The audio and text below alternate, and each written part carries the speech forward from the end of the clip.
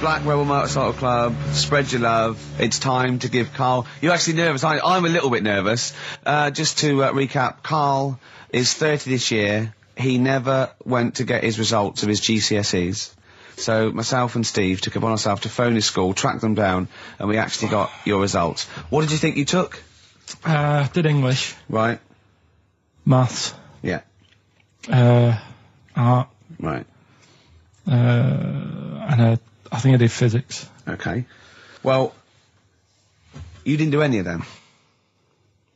Eh? You didn't do any of them. You didn't register. You registered for one exam and took one exam and got results for one exam. So I don't know what you thought you were turning up to, or you weren't registered, or you didn't. You're familiar with the notion of registering for an exam.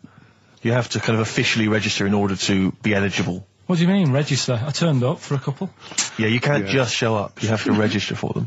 You have to pay this because it costs the school money, so they have had to have paid for you if they thought you were going to pass. You can't just turn up on the day and ask for some paper at the front. I never got a letter telling me that.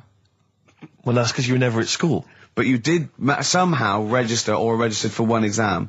You registered for history.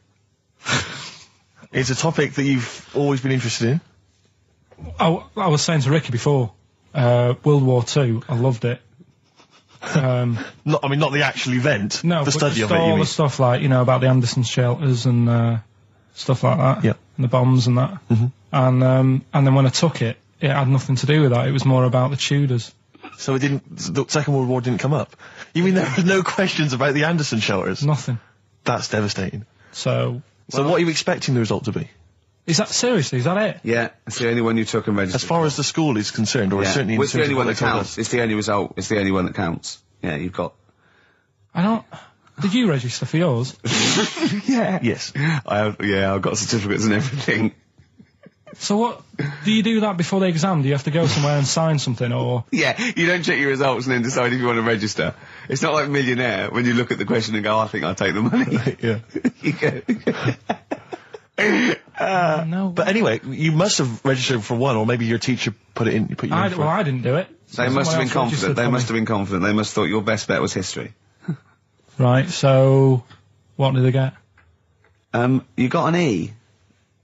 Which I think, I mean, technically, is a pass. E?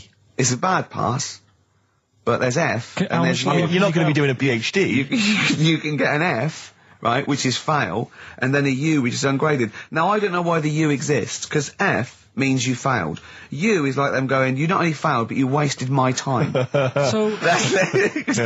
We're annoyed that you took this exam. So you thought they'd register me to get an E? Well, they didn't. Well, they didn't. I think they were hoping... It was rather like you with the lottery. They were hoping for something better than You nothing. see, I assume that the man who registered for that thought he can scrape an E if Anderson shelters come up. Yeah. Well, that's it. You've got... Now, what I'd like to do, Karl, is... I've started your re-education. You've read a book on Rasputin. I'll be asking you a few questions about that later. I've got another book for you to read next week. Next week, I'm not in the mood. What? Not in the mood. Oh, come on. Look, what's that? What does that say? It's that fella, it's the picture of the bloke that he used to use for Citizen Smith. Yeah? Che Guevara. Yeah. Yeah. He was quite happy, I think, when he found out that Robert Lindsay was involved. He went, yeah, of course you can. No worries, yeah. What are your feelings, Carl? What do you think? Are you depressed? I'm just a bit annoyed because I'm sure I turned up for more, so it just wasted me time. Listen, they don't matter. I'm sure you're doing very well. You know, you can educate yourself. GCSEs are merely a step on the ladder to help you, not just for education, but, you know, they're more vocational than anything else. You're doing very well, and you're reading books. Don't worry about it. But can I suggest something? But if you want, I'll pay for you to take history again. Carl, we'd love to see you get a C or above. And well, we're I'll pay for you, and I'll get you some books. Right, now listen. We can, let's get, I reckon, when are the exams? June? Something like that, yeah. We'll try and register next week, and I reckon you can get an A or B. In history. In history. No, don't worry about it, it's just easy. I get you Brody's notes. If Heat magazine, they love you, Carl. They could probably sort something out. They could probably pay for a tutor. They got a lot of money, they sell a lot of magazines. I mean, it is almost always, and you found that out, I discovered this, it's always the Tudors and Stuarts. There's no fear for them not coming up. Now, what do you already know about them? You must already know stuff about Henry VIII and Elizabeth. No, because it's too long ago to even get interested in. Do you know what I mean? You can't. Is that why you relate didn't? to it. Okay. The Anderson thing, it was like, God, you know, I bet my mum and dad were in an Anderson shelter. You know, this is interesting. What, when they? Oh, my granddad would have, like, had something to do with this. But the Tudors, it's like, I don't know even if they had a family back then. Play a record! As you know, I lent Karl, part of his education is historical education. I lent Karl Gladiator, the movie, on DVD, which he watched on his PlayStation 2, and Rasputin. Do you know last week when you gave me this, did you know my result for history? No. That's weird, isn't it? Yep. Now, right, okay, it's the film review. Karl, you just tell it from the heart. Tell us what you thought about the film, what you thought the... Can I just ask, is this the first time you'd seen Gladiator? You'd never seen it before? No. Okay. And what were your thoughts? Okay. The film review. Gladiator. It's alright. Nothing great. It's like an old, sort of an old version of Rocky done in the olden days, really. Right. A bloke fighting other people. Sure. How sort of well known is the story? Do you reckon people know the basics? Well, just very quickly, just do the plot. Quickly. There's a guy called Max. Maximus, yeah. Yeah. There's Caesar, and there's Caesar's kid, and Max goes to war, sort of wins it, comes back. Caesar says, you're good at what you do. I wish my son was as good as you. So I want you to be in charge when I die. His kid finds out, a bit annoyed about it, kills his dad, because he don't want anyone to hear that he said that he wants him to be in charge. Yeah. So his kid gets in charge and thinks, I'll show you. You're not going to be king, I am. You're going to be a slave or something. And then, next thing you see is... Sorry, can I just stop there? My only thought is the film's 3 hours long, so maybe we shouldn't go through the whole plot, right? We've done the first 10 minutes, but Yeah. go on. So, yeah, he's a slave and then... Yeah, but then, that was an interesting bit that I thought, right? I mean, I was watching this with a girlfriend, she was already annoyed because she wanted to watch Friends on E4. Okay. Yeah. It was a good episode as well this week. Was it? Yeah. Don't tell her that. Okay. Right, so she was annoyed and she said, come on then, put it on. And I got it wrong straight away because it says on the back 149, so I thought that was an hour and 49 minutes. It turned out it was 149. No, I thought it was 1 hour 49. Yeah. But it was 149 minutes. Sure. So it overran anyway. By 40 minutes. Yeah. So anyway, the interesting bit was where he was going across the desert on a horse. And I think to show you how long he'd been going across the desert on his horse, he's showing you a shot of the horse's knees and they were bleeding. And I just wondered whether that's what horses do if they run for a long time. Do you know? I don't. Good. Right, so anyway, so he goes on, he keeps going on like this. He's a slave, and then he has a fight at the end with the Caesar's kid, and he kills him. And that's how it ended. Okay, good. What did you think of it? Just generally, what bits... What do you think was wrong with it? Right, well, I've read up on it, and there's already a fact that is wrong. Right. Caesar's kid, he didn't actually kill his dad. His dad died of a natural death. Right, in real life, you mean? Yeah. Okay. And, what's Caesar's kid's name? Comedian or something? I think it's comedian, yeah. Yeah. That's where the name comes from. When a funny person is called a comedian. 'cause He their name didn't happens. actually get killed in real life by Max. No. He died by his sister poisoning him, and he didn't die. No. Are you saying that this is not a historical document? It's wrong. All over the place. Yeah. Well, next week I'm giving you Braveheart, and that is actually true. That is factually accurate. I can't handle it. It is. It was a little Australian fella that helped him out. Just for people who watched it, they know that the guy, Caesar's kid, Yeah. he died. His sister tried to poison him. That didn't work. Apparently, he was a gay fella, and his boyfriend, who was a wrestler, strangled him. Where did you get this information? On the internet. I thought I'd look it up to see how much of it I actually got right. Yes. And that's what I read. Okay, so out of 10? 5. Really? Yeah. Okay. It's no good. I wouldn't get it out. And it's annoying the way it says, like, you know, this film's got to be seen at the cinema, because I saw it at home and I don't think I missed out on anything. Very good point. I think that's probably the point they're making, but yours is valid too. We'll play a record, and after that I'm going to ask you about Rasputin, the Mad Monk. But anyway, Gladiator, just was going to add on the end of that. If you're into that sort of film, Jason and the Argonauts is probably a better bet. Is that factually accurate? Did you look that up or not? Did skeletons actually come out of the ground and fight? Yeah. I don't know, but it's a more enjoyable film. Okay. And it's shorter. Okay, now, just moving quickly on, just to the last item on Carl's re-education this week. Rasputin, you read a little book about Rasputin? What did you know about Rasputin before you read the book, Carl? Can I just tell you, when I handed him this book, it was my house, I said, right, he went, is he the one that lived under the bridge? And I went, what do you mean? He went, the fella that lived under the bridge, and you had to pass him with a, and Jane, went, you're thinking of, Rapunzel. And he went, yeah. And I went, well, that's not Rapunzel either. Rapunzel's, you had to say, isn't that, you know, you had to guess his The person name. who lived under the bridge was the troll in the 3 little brick graph. I'm a troll, foldy well. So, to answer your question, Steve, that's what he knew about Rasputin. Okay? So have you read this whole book? Can I just have a look at it, Rick? This whole book, it's about the size of a beer mat. Yeah, I'm just thinking. But did you read the whole thing? No. You didn't Well, manage you to read the didn't whole even thing? do that. Well, again, some of the names in there are so long and foreign sounding that I just thought, I can't remember all these. So I just got to the meat of the story. Go on, Okay, what what is did it you then? learn about Rasputin? Right. He was a monk, Yep. and Mad? he. Was he a mad monk? Hang on a minute.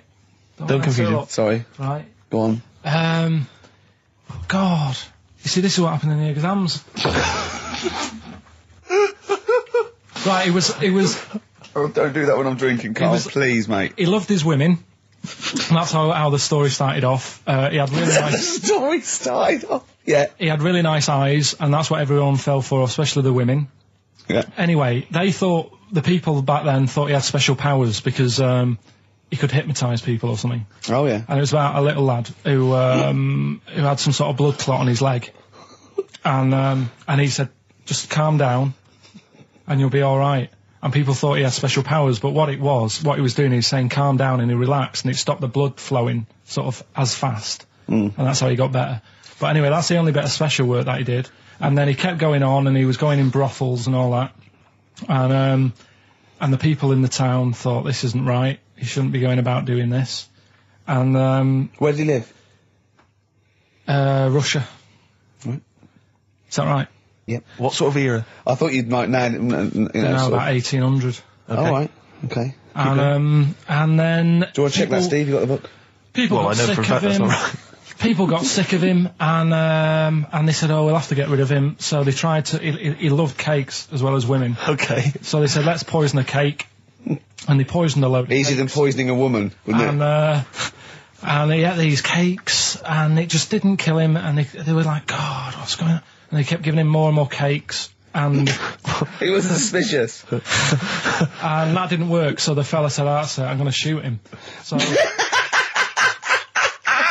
Well, I imagine it was the end of his tether. So- I mean, he was back and forth to Mr. Kipling's. He Go on. shot him once, and that didn't work, and the fella thought, oh my God. And he started running away, and Rasputin's running after him, and he shoots him like another, I think he took 4 Face bullets. full of Battenberg. Four bullets. Did It you took, swear then? 4 bullets it took to kill him, and then this fella who was after him chucked him in an icy lake, and that was the end of him. But I don't understand, sort of, What don't you understand, Carl? well, the fact that, you know, he's a bit of a name in history, and I don't understand why, because it just sounds a bit like my brother.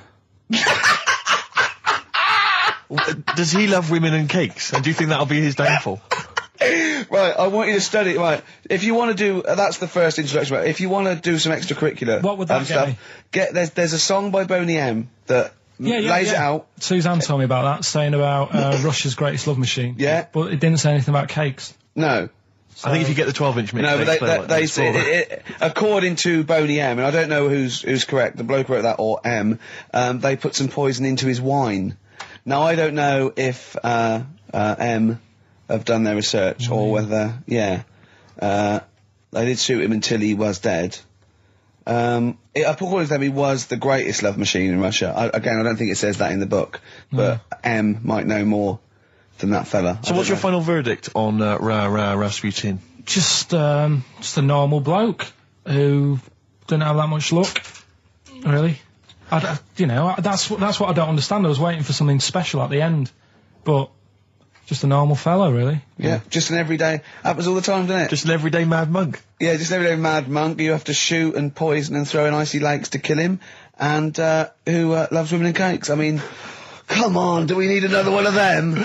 Boring. So what would you say about him then? How would you sum him up? I think you've done it. I think you've done it. There you go. So next week, Che Guevara, you going to read the book? I don't know. Come on. Next week, Che Guevara. Take it home. There he is. Give it to them. Anyway, okay then, well, you were tested on Che Guevara. Right, Carl. We should just remind people what happened, because This last is a week little series. I've got lots of these little books, right? They're about, like, 2.5 inches long by about, 2 inches wide. Those tiny little things you see in the, sort of on the front counter of Waterstones or Smiths, and it's the Life and Times, a series of all the greats in history. Last week you read about Rasputin. You wasn't impressed. No. This week... This book's a little bit thicker than the Rasputin one. No, it's the same, I think. Was it? Maybe the writing's Bigger writing or something. But, okay, Che Guevara. Who was Che Guevara? Just now, you learnt to pronounce it, right? And how do you remember? You told me the week how you remembered what his name was. Che is like shake, and his surname is like guitar. Right. Shavara. Okay. But anyway, right. Tell us what you know, and we'll ask. Right. First of all, his name isn't really Che. Right. It was something else, and Che means buddy in wherever he's from, Argentina. Mm-hmm. Right. That's right, isn't it? Yeah. Yep. Right. So anyway, he was born, and he was. By the way, Carl's not reading this from a book now. This is all out of his own head. This is not pre-planned notes. No, this is.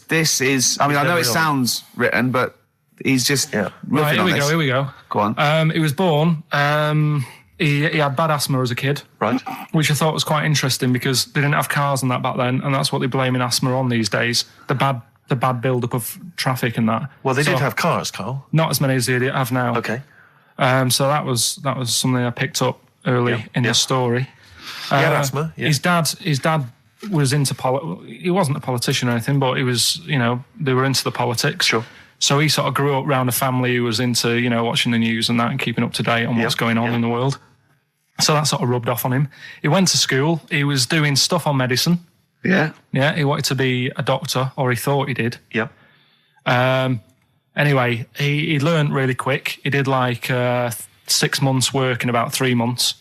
So he could have some time off school or something. Right. So he took that time off and went to travel South America with his mate. Okay. On a motorbike. Yeah. Yeah. And he saw all this bad going on in the world, and he thought, oh, this is bad, this. Yeah. I could do something here. I could change this, make it a nicer place to live.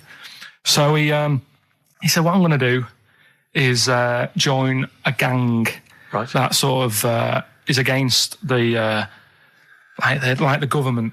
Yeah. Right. Right. Am I right so far? Yeah. You're doing very well. Right. And the woman who he met, who was running this gang, is a woman called Hilda, who he later married. All right. And Hilda introduced him to Castro.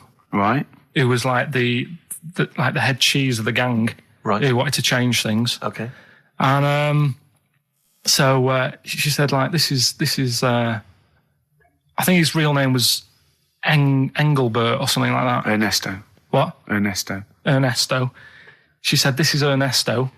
He does medicine. Should have him in our sort of army. So when there's injuries and that, he can make people better. Yeah. So he said, yeah, all right then. So he joined the gang, and they went went to sort of. I'm chopping it down a bit. No, sure. You're condensing it. It's not in real time. No. So anyway, so they go. It feels like it. You see, this is why I just wanted you to ask me questions. Well, listen, let's cut to the chase then. So obviously he made his name as part of the Cuban Revolution. Yeah. Yeah. Do you know what date that was? About. No, I don't. Okay. And obviously, so he was a big involvement in that. Yeah. In which country was he caught? It was caught in Bolivia. Yeah. How did he die? They executed him. Yeah. He shot him, and his last words before he died, right? The guy's there with the gun, and he wasn't scared. He wasn't like crying or anything. He said to the bloke with the gun, he said, "Go on, shoot me. Be a man." Yeah. He said, Yeah. and they shot him. And did it tell you what happened to him after that? His dead body? No, but Suzanne was telling me about this the other night. She said there's more to it than that. They stuck it in a glass coffin, didn't they? Well, no, but before that, they cut off his hands and his feet and sent them to the... no, and because they buried him in different places, and then they buried the body. I think they might have sent the hands to Fidel, but they buried him in an unmarked grave because they didn't want anyone to start using his grave or his tomb as a place of martyrdom. But of course, that just made him even more of a martyr because no one knew where he was buried. So it just meant that he was even more of a... But that wouldn't work anyway, because if they did find out, that's more places people can go and sort of grieve. Do you know what I mean? If you've got all these different graves... What, with different parts of his body? Oh, you've got a foot over there, and it's like, well, you know, oh, God. His head over there. Thanks for what you're doing. He's a genius. Yeah. So all in all... essentially, what's your summary of Che? Yeah, you like him more than Rasputin, don't you? A lot better bloke than Rasputin. I can understand why he gets one of those little books. Well worth knowing about, and good bloke. Did a lot, you know. Crammed a lot into his short life. Yeah. But, interesting bloke. But just on the subject of Che Guevara, Steve called me up in the week because he was going through the duty log. We love the complaints on the BBC duty log, and someone had written in because one of the Blue Peter presenters was wearing a Che Guevara T-shirt. And what did the bloke say? Yeah, this is a series of people can phone in and write and complain to the BBC about different things. Why would you complain about wearing something? Well, this was the thing. Is you complain about the best. I mean, there's been some amazing complaints. Oh, there's some great ones. The best one, my favourite one that wasn't a complaint, but was actually just someone had to phone in, was what an excellent edition of Kilroy this morning. Yeah, but there's lots of that. There's things like Esther was superb. Woman. Woman called. There was a brilliant one I remember once, which was Robbie Williams was wearing a Nike T-shirt on Top of the Pops last night. Product placement on the BBC. It's just all things like that. Yeah. But anyway, this was one phone call. There was a presenter on Blue Peter. She was wearing a T-shirt with Che Guevara's face on it. Right. And someone had written in and said, or someone had phoned in and said, very worried to see a presenter wearing Che Guevara's face on a T-shirt. Are you trying to turn my children into communist revolutionaries? Yeah. Imagine that. Imagine who's thinking that, who's bothering to phone up with that information, Carl. Yeah. Who knows what they're going to say about this show? Yeah. I mean, you've been championing the work of communist revolution. Luckily, no one listening to this show can either write or operate a phone. So I think we're pretty safe. So thumbs up for Che Guevara. Yeah. Well done to Carl there. Yeah, no, I thought it was I did brilliant. all right, didn't I? But the thing is, you keep saying to us you don't understand why history is interesting, and yet you're clearly interested by that. You remembered that Carl, information. I've got another. Yeah. I've got a few in the series. Can I give you your next week's homework? Go on. There you go. Oh. Read it out. Hitler, the life and times of Hitler. 1889 to 1945. Yeah. Do you know much about him? What was the significance of that last date? Why did he? What was that last date, Carl? Why do you think he died in 1945? End of the war. Yeah. Which I'm interested in. So this will have stuff about Anderson shelters and that. It might not be covered in the Hitler biography, the Anderson shelter, but check if there's a special Anderson chapter, Anderson shelter chapter. Well, I'll look forward to this. Be interesting. Powdered Egg is page 4. Yeah. Excellent. Well, we're going to play a hip-hop. Yeah, it's time for a hip-hop hooray. People are absolutely in love with this feature, Rick, as you well know, and I know you're somewhat jealous of it. Yeah. This week, I know that Outkast are currently on the playlist, aren't they, with their new single, Whole of the World? Is that The Whole World? Anyway, this is a track from the big compilation, Outkast. It's just a sort of compilation of all their greatest hits. And this is a good one. It's called Rosa Parks. Play it, Carl. From their greatest hits album, that's Outkast, and a track called Rosa Parks. Like it. Yeah, enjoy it. Now, we just had a call from someone impressed by Carl, and Carl's very pleased because this guy has actually done a PhD on Che Guevara. So in theory, whatever subject he chose, in theory, he's probably one of the experts in the world on this particular field. Now, hello, are you there? Yeah, I'm here. Hello, what's your name? My name's David. David, now where did you do your PhD? Did it at UCL. Did it at UCL, mild college. And what was the actual title of the PhD? It was Che Guevara's influence on class struggle in Europe in the 60s. And what did you think of Carl's performance? I thought he did really, really well. The only thing, I'd never heard those last words before. So Carl actually knows something you don't know. Yeah, possibly. Although you presumably not take that as verified information. You probably wouldn't take everything Carl said as gospel. You'd probably look it up yourself, would you? I probably would have a look, yeah. Did you know about babies' eyes? Sorry? Did you know that babies' eyes don't grow? I didn't know that. You see, that's why you shouldn't take things Karl says as gospel, because it'll come out with something, vaguely intelligent, and then say, did you know about babies' eyes don't grow? Any questions that you'd want to test Karl on? Any thoughts, any things he missed there on the history of Che Guevara? I think he did really well, and I think he should be congratulated. Because Karl has problems with understanding why people are interested in history, and even though he's been reading these books, he keeps saying, "Why does anyone care about history? Why is it important?" What would you say to Karl? I think he should maybe then look at who Che Guevara did influence and why he still influences people today. Yeah. Well, he knows that he influenced Citizen Smith, and he knows that if McDonald's ever wanted to swap Ronald McDonald for Che Guevara, it would cost him an awful lot of money. So he is trying to apply it to the modern world. He is having a go. Well, maybe you should think like why Rage Against the Machine have him on their T-shirts. Good point, Karl. Why do you think of that? Why do you think they have him on the T-shirts, Karl? I don't know, maybe that was the design of the T-shirt. Maybe they wanted another T-shirt. Maybe they wanted Ronald McDonald. But didn't have any in. Sure. And they said, we'll have that one there then. Well, thanks very much. Just before you go, do you think Karl would be an interesting subject for a PhD? Yeah, very much so, yeah. Okay, well, if you're not... Well, hopefully one day you'll become a professor and you can maybe set that as some coursework. I could do, yeah. Karl Pilkington. Imagine that. Cheers, Dave. I'm having an MA in Karl Pilkington. Thanks very much, Dave. Okay, bye. Cheers, bye. That's good. My teachers never did that. What, encouraged you in that way? Never said well done. So, Really? Yeah. But you never showed up. Yeah, you had to be in the same room, They were really. too busy saying, "Who are you?" yeah. No, but Mrs. Matthews, me head teacher. Oh, let's not lay into Matthews again. She's always getting us. Not Well, Matty she Matthews. said Not I'd never- Grimble Matty Matthews. we I'd used to call never her. be a high flyer. If she could see you now. What did she say? You'll never be a high flyer? She said that to me, mum and dad. Really? On a parents' evening. And that was after I'd played the drums in Little Donkey. She clearly didn't know what she was talking about. Table 60. Lisa Tarbuck. That's Corner Shop. Lessons learned from Rocky 1 to Rocky. I love that guitar. That's great. It's real glam rock. That's T-Rex and Bowie. I was going to play some from Ziggy Stardust today, but instead I brought in a different album. I want to play a bit of Bowie. Is that all right? Oh, of course, yeah, always. Yeah, bit of Beatles. Still to come up, by the way.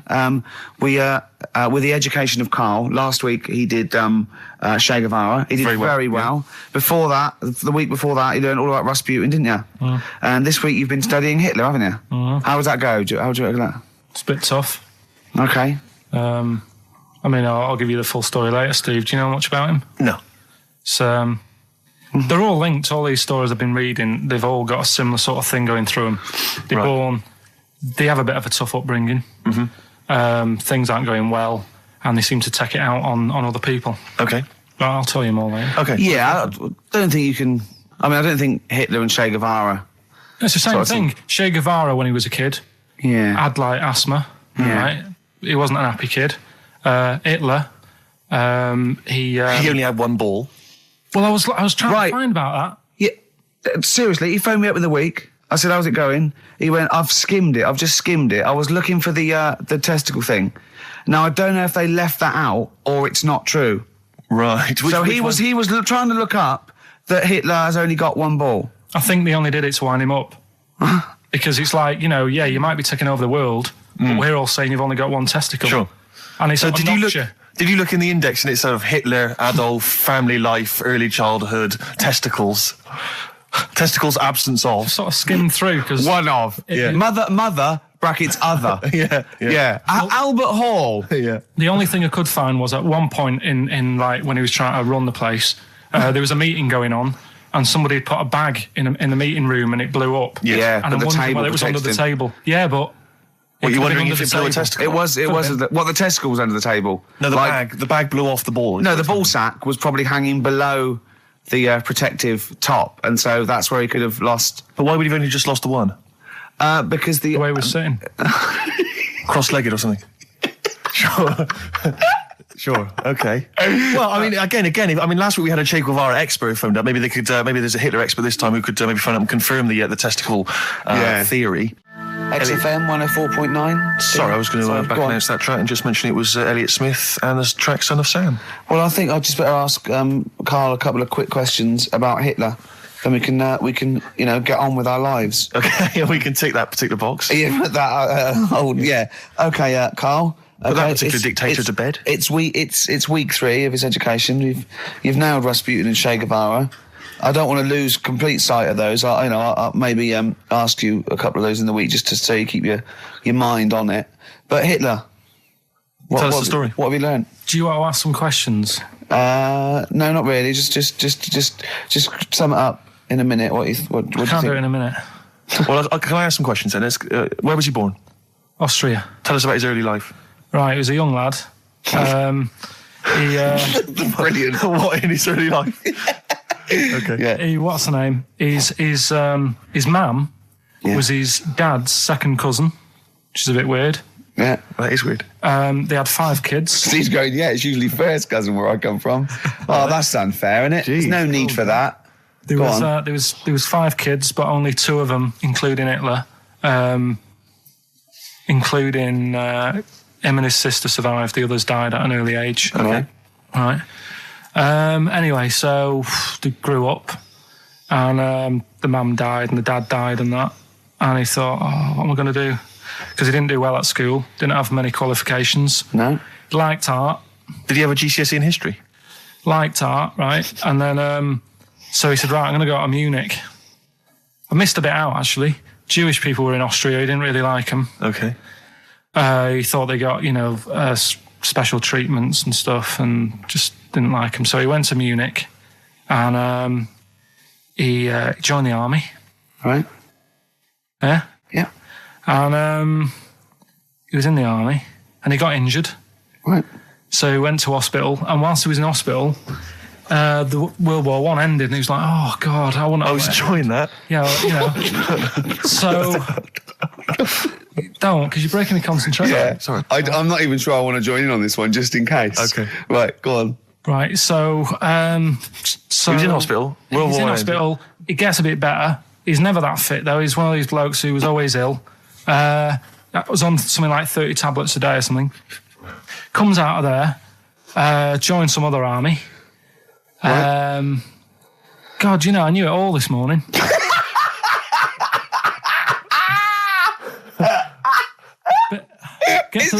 I can see it running to ground. I just see his face going, I'm not nailing the fact, am I? And joined another army, and he was... Listen, let's try and help you. Here's a good bit. I remember this bit. He thought that war to men, right, was like childbirth is to women. That's how important he thought he was. All right. Right? So it's like, you fight for 9 months, and at the end of it, you own something, right? Yeah. So, he goes on and all that. He's in Berlin. Yeah. And he's fighting his way through, trying to take over countries and that. And he does he do Berlin? Does he? Sorry, wait a minute. Is he Chancellor yet? What year is it? 35? So where are you? Let's skip the kind of climb to power then. He's now the dictator of Germany. Right, he's in charge, yeah. And this is when, he gets his own back on the Jewish people and that, and he's got his own little armies, and he's setting fire to Jewish businesses and all this. And anyway, cut a long story short, Please do. When he came to fighting Britain, Yeah. came a bit sort of unstuck, Yeah. right? Started fighting Not back. so easy, is it, this world domination, Adolf? Britain was there. France was helping out. Yeah. Americans were helping out. Yeah. So I thought, oh, God. So a bit late, but yeah, go on. He goes into a bunker in Berlin, Yeah. and it's all kicking off. Yeah. And apparently, Germany sort of surrenders. Yeah. Says it's all over, forget it, we can't beat you. He was really annoyed with this, and he thought, I can't show my face around here. So because it would be embarrassing. he's with his missus, who nobody knew was his wife, Right. Eva, in this bunker. Yeah. And so he said, I've had enough of this. He shoots himself. Yeah. She poisons herself, and the chauffeur buries him or something, or burns him. Right. And in all the time he was in charge, 50 million people died. So that's 1918 to 1945. Yeah. Between It felt like that. Between Travis and the Red Hot Chili Peppers. Next week, That's fantastic. That's remarkable. I have to say that you sort of lost your grasp somewhere along the line because you started off confidently, but you lost your I've had a really busy week, and last night I was like whizzing through it. Sure. And then this morning I woke up, and you know, Suzanne had been away for about 3 days, right? Yeah. I hardly spoke to her. She's been busy. I've been busy. First thing to say when I wake up, oh, just ask me some stuff on Hitler. You are romantic. Oh, that's great. That's how stressful it's getting. But I knew it all this morning, honestly. No, but that's fine. I think you've summed up you've done that. Right, captured it in essence. just for a bit of balance, I've got your next week's homework. It's the same series. There's little books. There's tiny little books, just 3 inches long by 2 inches wide. Crammed with so much information there. Winston Churchill. There you go. You'll enjoy that. Yeah? I'm getting a bit bored now, though. This is what happened in school. Think of the listeners. Did really well in infants. Once I got to secondary, lost interest. Was it the breakup between you and Harris? And Zoe. I'm wondering if you spiralled into something there. Yeah, because it's like all these other, these men of history. They always had sort of things happen in their early childhood, didn't they? Maybe yours is the Zoe Harris dress incident. Well, let's just refer to it as the Zoe incident. Yeah. From now on. Yeah. Winston Churchill, the bit I left out in the Hitler story, Hitler was scared of this man. Yeah. And I can tell you something else about Winston Churchill. Go on. He said he can remember being in the womb. And he was born in a public toilet. Play a record. He texted me yesterday about Hitler. He went, stop making me read this heavy shit. He said, I've seen in the back of this book, there's one on Elvis. No, I mean, it is interesting, but not when you have to read it. Do you know what I mean? Right. But do you think you'd have read it in your leisure time? To be honest? No, you wouldn't have. I wouldn't. No. So do you want a week off? Do you not want to learn about Winston Churchill? Why don't you read it if you want to, and just if you get interested, then read on. I think that's because that's what I did with school, and it didn't work. No, you decided you didn't want to. Yeah. Yeah. Okay. So but hasn't that taught you something? Can't we just do it like a TV series? It doesn't go on forever. We've done 3 weeks. Give it a rest now for the summer. Yeah, because most series last for 3 weeks. Well, Yeah. I'll be testing Karl on the new re-education of Karl, as you know. He got a GCSE. It's the last one, isn't it? In history. It was the last heavy sort of one, yeah. No. So Winston Churchill. Well, yeah, because I thought we're going on to more sort of metaphorical and metaphysical pursuits, aren't we? Not that book. Yeah, that's the Aesop's I can't Fables. read that in a week. You don't have to read it. Right, Just choose the ones about the foxes eating penguins. You'll like that. It's time for the re-education of Karl Pilkington. This week, Karl was studying the life and times of Winston Churchill. What did you make of it, Karl? What did Churchill do for Right. you? Last week I made a bit of an error with Hitler. Yeah, you just tried to remember too much, and it was way too much for me. Sure. So what I've done this week, sort of flicked through, got a few of them basic facts. Yeah. And what I've learned, right? Bit weird the way all these people have something in common, that they're all a bit weird when they're younger. Okay. They've got some sort of illness. Go on. Well, Rasputin, he wasn't well as a kid. Yeah. Che Guevara. Oh, this is Rasputin, the mad monk, wasn't well. Yeah. Yeah. Che Guevara. Yeah. Asthma, really bad asthma. Yeah. Hitler, he was Only a one ball. bit mental. Yeah. Only his mother. He was a bit mental. That could be libelous. Yeah. And who have we done? And Churchill. Yeah. Very weak child. Was he? He only spoke to his dad 4 times in his whole lifetime. Really? Yeah, didn't get on with his dad. Right. And I think one of the times when his dad spoke to him, he was having a go, saying he didn't do as well in the army as he wanted him to. Right. So that's pretty sad bit I picked up of it. Yeah. Anyway, So that spurred him on anyway. yeah. I'm not going in all the ins and outs. Very important bloke. Okay. No, seriously. I mean, your dad bought the tapes, didn't he? Yes. And I can understand why. Because he did change a lot for us. You know what I mean? We wouldn't be sat here now talking like this. Why? We could have been German. Yep. He didn't let that happen. No. Everyone had a go at him, right? When I think it was Chamberlain who was in power. Yeah. And he was like saying, don't be trusting that Hitler. Yeah. And everyone was like, look, stop causing trouble. Chamberlain sorted it out. He sorted out a peace agreement. Yeah. And he was like, no, I don't trust him. And everyone's like, oh, you're just causing trouble. Everyone else is happy. Then it turned out that Hitler did actually do the dirty and try and come over. I remember, didn't he do something? He started a war or There was something, a conflict of some kind. Yeah. Started a problem. And everyone went, hang on a minute, that Churchill knew what he was talking about. Yeah. Get him back in charge. Sure. And they got him in, and Hitler was scared of him because he knew that he wasn't going to be having any lies or anything. He couldn't try it on with Churchill. Yeah, especially when he was a little bit pissed up and coked and with a big cigar. Churchill. He wasn't He wasn't doing that. I think a lot were during the war, in the war cabinet. I think they had to have things to keep him awake all night and stuff. And he certainly liked a brandy. Rick, Winston Churchill was coked up, was he? I mean, sorry, this is something I wasn't aware of. If there are any historians listening, if I'm wrong, I'm Was that very in the sorry. World at War? No, I don't Winston think Churchill so. was Any historians or experts on war? Did Churchill and not some of the other people during I think the First and Second World War take a little bit of cocaine? So when he said that, Doctors certainly used to. Hitler liked cakes. Would they be like the funny sort of cakes? No, he probably did like a little bit of Madeira cake. Right. Yeah, that's probably nothing like that. Sorry, carry on. So anyway, He beat the Bosch. yeah, did all that. Oh, that's steady on. His personal life's nothing to do with it. And the most amazing bit is, right, he wasn't fit, and he had a couple of Well, strokes. he's a good-looking bloke in many ways. Well, he had a couple of strokes, but he had a stroke on, say... We've had that. He beat the Bosch. He we've liked to talked have a about couple of beating the strokes. Bosch, yeah. Let's not get into innuendo, Carl. It's stupid. Right, say he had like a stroke on a Tuesday. He was up and fighting again on a Wednesday. Really? He was a strong bloke. Yeah. And then he died at about the age of 86 or something. He's a good lad, wasn't he? He was really good. Yeah. Is he the one you favour most of all the I'd ones say you've out of all... I mean, Rasputin, I don't understand why he got... Like I said, I don't know why they made a book on him. No. He just didn't deserve it. No.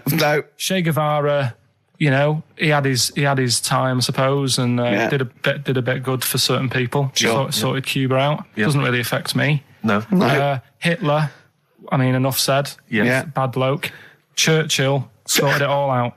Yeah. And like I So said, your favourite out of the four of them, the of all those four, is Churchill. yeah. I think he's Brilliant. Brilliant. I agree. I agree with you, I think. What I love with your kind of sort of summary of these people's incredible lives is the way that it's almost like I remember in Lookin' magazine. I don't remember Lookin'. It was the Junior I TV remember Times. Lookin'. They used to have half a page, which was a comic strip, summarising someone's life. You might have, say, 5 Star, the story of 5 Star. Yeah. Johnny Mango called in again. He's become our sort of official researcher on this show. There is evidence that Queen Victoria in Balmoral, with a young house guest, Winston Churchill, used to consume cocaine-filled lozenges. So there you go. Also, MDMA was a precursor of sort of ecstasy, a derivative, and that was big in the day, giving soldiers, a little pick-me-up. So it's not so mad, is it? It sort of Winston makes Churchill sense taking cocaine, because he is it? was into his speeches and that, and they say that coke gives you sort of, the balls to stand up and say like... Not that that's a good thing. And No, you it's should- not. No. Definitely not. No. Right? But apparently it makes you confident, doesn't it? So you can stand up and say, we're going to fight them on the beaches. Yeah. And all that, and sound like you mean it. It's exactly, yeah. When he was sort of like, a little bit pissed up with his cigar on, coked off his tits, he wanted to fight. He didn't care where it was. He'd fight on a beach. He didn't care. He didn't care if he got sand in his new trainers. Exactly. He was boozed up. Yeah. You want to fight? yeah, that's why he was coming hard. He was very much... you got to think of him as the Liam Gallagher of his day. Yeah. Oh dear. Bad. Do you know what a fable is? I tried to explain briefly. Do you know what a fable is? I've got a Carl? rough idea. Okay, it's a thing that uses sort of metaphor, analogy, just to explain sort of morals. I mean, they're very very old for a start, and it's all. I'll give you an example of one. A quick one. Oh, the one about the dog with 2 bones. He goes to a dog's got a bone. He sees its reflection in the lake, and he thinks, "Oh, that dog's got a nice bone. I'll have that." And as he goes to get that one in the reflection, he drops the one he's got, and that's one about I think Be I happy with your I lot. was told one when I was younger. Go on. I think it was one. This young lad, he's got a dog, right, and he's about 8 years old, and this dog, he's had it since he was about 4, and it's a bit tired now, and he chucks sticks for it, and it doesn't go for it, and he's saying to his mum, "Oh, I want a new dog because this one's useless. It doesn't do what it doesn't have any fun with me." So they say, oh no, but Rover's a good little dog, you should look after it. And he's like, oh, I don't like it, I want a new one. So they buy him a new puppy, and it's running around, yapping about, and he's loving it, and he's playing around with it in the grass. And then one day he goes to the park, and he's messing about and rolling about with it, and he falls into the lake, right? And the little puppy's like yapping at him, and he's going, help me, little dog's yapping. And then the old dog comes and gets his collar, and it pulls him out of the lake. And he goes, oh, God, why did I forget about you? You're the better dog. And he loved that one again rather than the puppy. I got a feeling that was Lassie. Well, yeah, that was an episode of Lassie. What's the moral? What's the moral there, Carl? What's that telling? What's that explaining through analogy? Sort of, don't forget the old. Look after old people.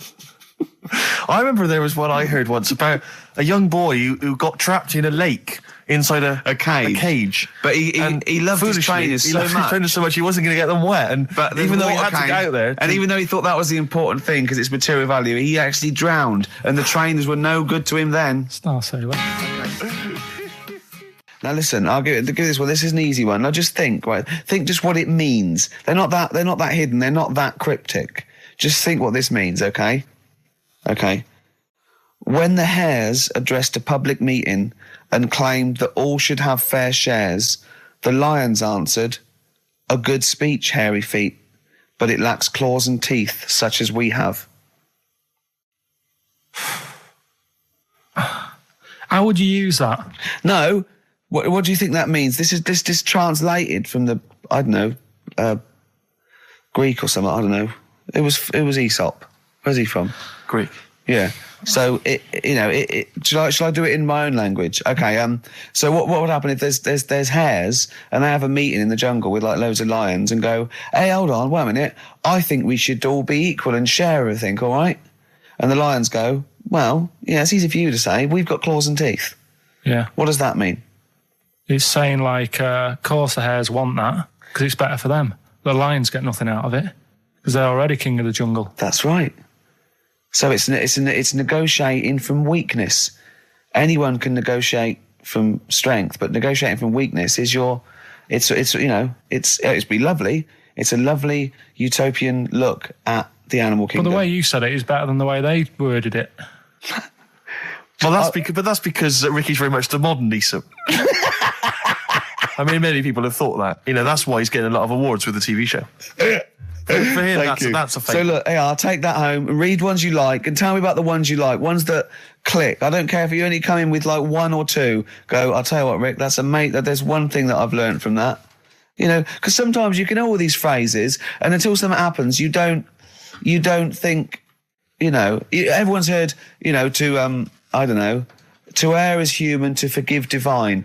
And then something, might happen. Do you go, oh, that's what that means. That's amazing.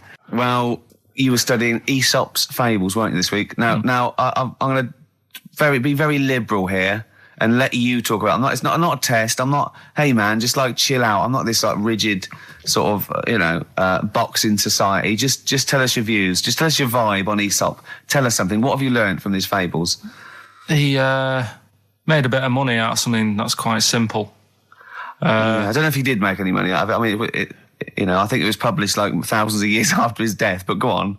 Yeah, they're just little stories. I mean, enjoyed them. Yeah. Didn't learn anything from them. Okay. Or did you see? Because it's teaching through sort of like metaphor and analogy, and maybe it all seeps in and it's all subliminal, and maybe in a way your subconscious is teaching you. No, it's silly, Ricky, it's silly. If the stories were done in like a real way, that there's like a man and a woman, and it's a little story that something happened to them in life, then you learn something. But it's all about, a gorilla and a fox are walking through the woods. How often does that happen?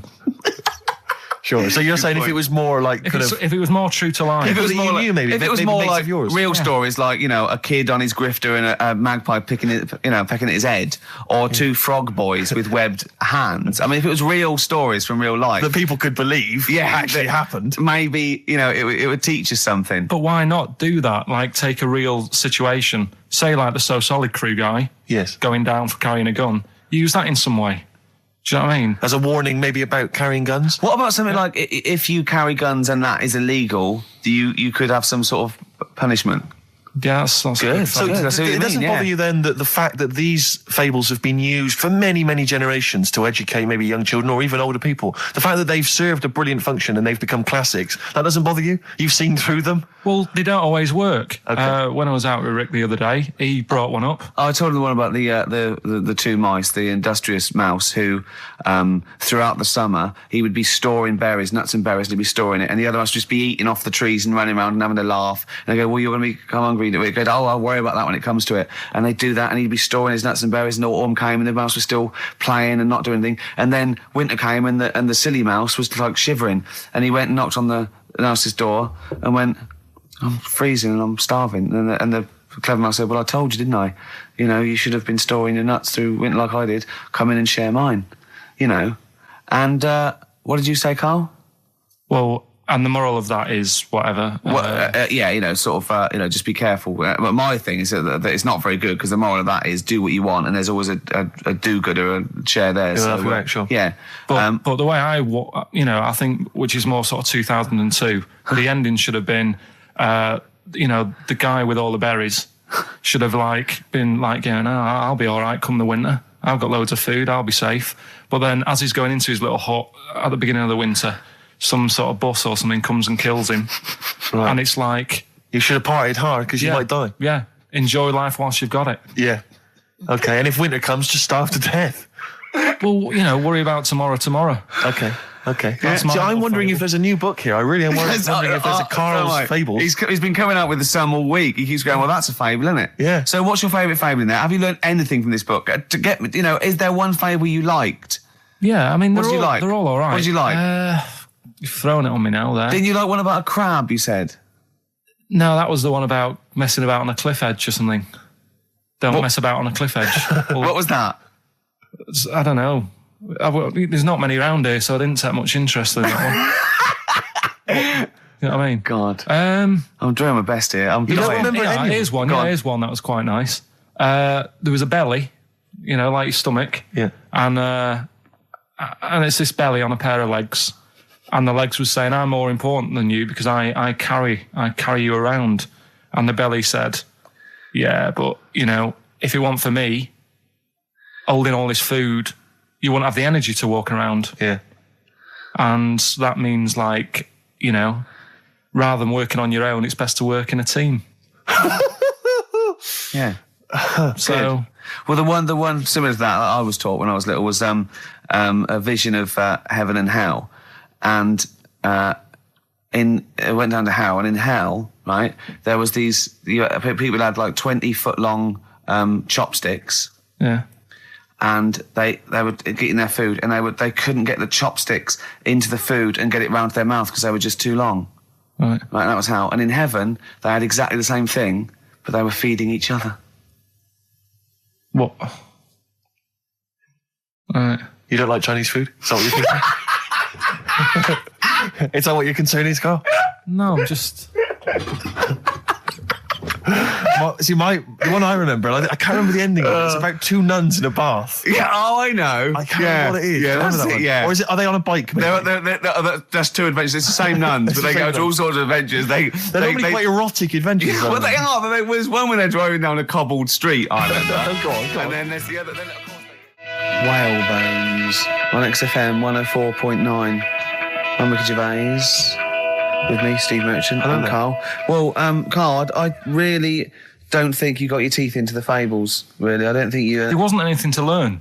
I read a couple, thought, yeah, that's all right, and put it down again. There wasn't anything to learn. It was all stuff I knew already, but made up with nice little foxes and bears and stuff. So, Yeah. But that one about, that one we spoke about, when the hares are going, we should share all our food, and the lion said, that's a good argument, but it hasn't got the teeth and claws that we've got. That's lovely, because it's sort of that's an indictment on sort of, you could say it's an anti-equality almost. You could get really sort of deep into that. You know what I mean? You could... No? Big All right. philosophical ideas in a nutshell. Not interesting? no, not really. Okay. Okay, then. Well, you're going to hate this then. I've brought in the concise Oxford Dictionary of Quotations. Now, just look at some of your favourites. I'd suggest going straight to things like Wilde or Newton or Churchill or You're a big fan of Keats. Churchill. Yeah. like- Oh he's well, alright. he's the boy. Yeah. Like, well, okay. Let's go through that old Kramer. Blah, blah. Newton. Right. Right. Here's a famous one. Okay. This is Isaac Newton. If I have seen further, it is by standing on the shoulders of giants. Do you like that one? So there's a meaning in it. Yeah. Yeah. Well, he hasn't actually stood on the shoulders of giants. So remember, he's an amazing inventor and mathematician, and he discovered the incredible laws of the universe. And he's saying, yeah, If you want a good view, move into a multi-story. he's saying, right? He's saying, if I have seen further than the people, and he's being modest here, it's because I've stood on the shoulders of giants to get that view. If it weren't for all the people that have come before him with their great insight and knowledge, he wouldn't have seen what he's seen. He's taken his learnings, and those people have given Why him just say that instead of making up? That's what I've got a problem with. People don't say what they mean. poetry, art, and In life, though, people never say what they actually mean, and there's loads of books on it. I don't know. But the point is that he's just summarised quite a tricky idea beautifully. It's in a sentence. beautiful. That gets into you much deeper than just the words, just the literal words. You know what I mean? One of my favourites is from an American novelist, and the quote is talking about the subject of fame and being famous. Yeah. Fame is a mask that eats into the face. Don't you think that's amazing? Meaning, Well, meaning that fame is something that is artificial, that you wear initially, you become famous, but it's ethereal, it's nothing, it's intangible, it's just an artifice. But if you stay famous long enough, you begin to think that mask you're wearing is really your real face, so that you begin to, think that you are more than you perhaps are. Do you see what I mean? In the way that fame and power can corrupt. I know who said that. It's an American novelist, I forget his name. Yeah, it's all right. Yeah, there's something in that. Yeah. Okay. Pick another one, right? Let's have a look. Bernard Shaw, he's no slouch. I think maybe when you take this book of quotations home, Carl, you should maybe just draw up maybe a list of 3 or 4 of your favourites and tell them next week. I want to do Shaw and Wilde. I look at Shakespeare as well. He's. What, are you a fan of Shakespeare? No. Go on. What's your problem with it? Just the way they speak. I can't follow it. Yeah.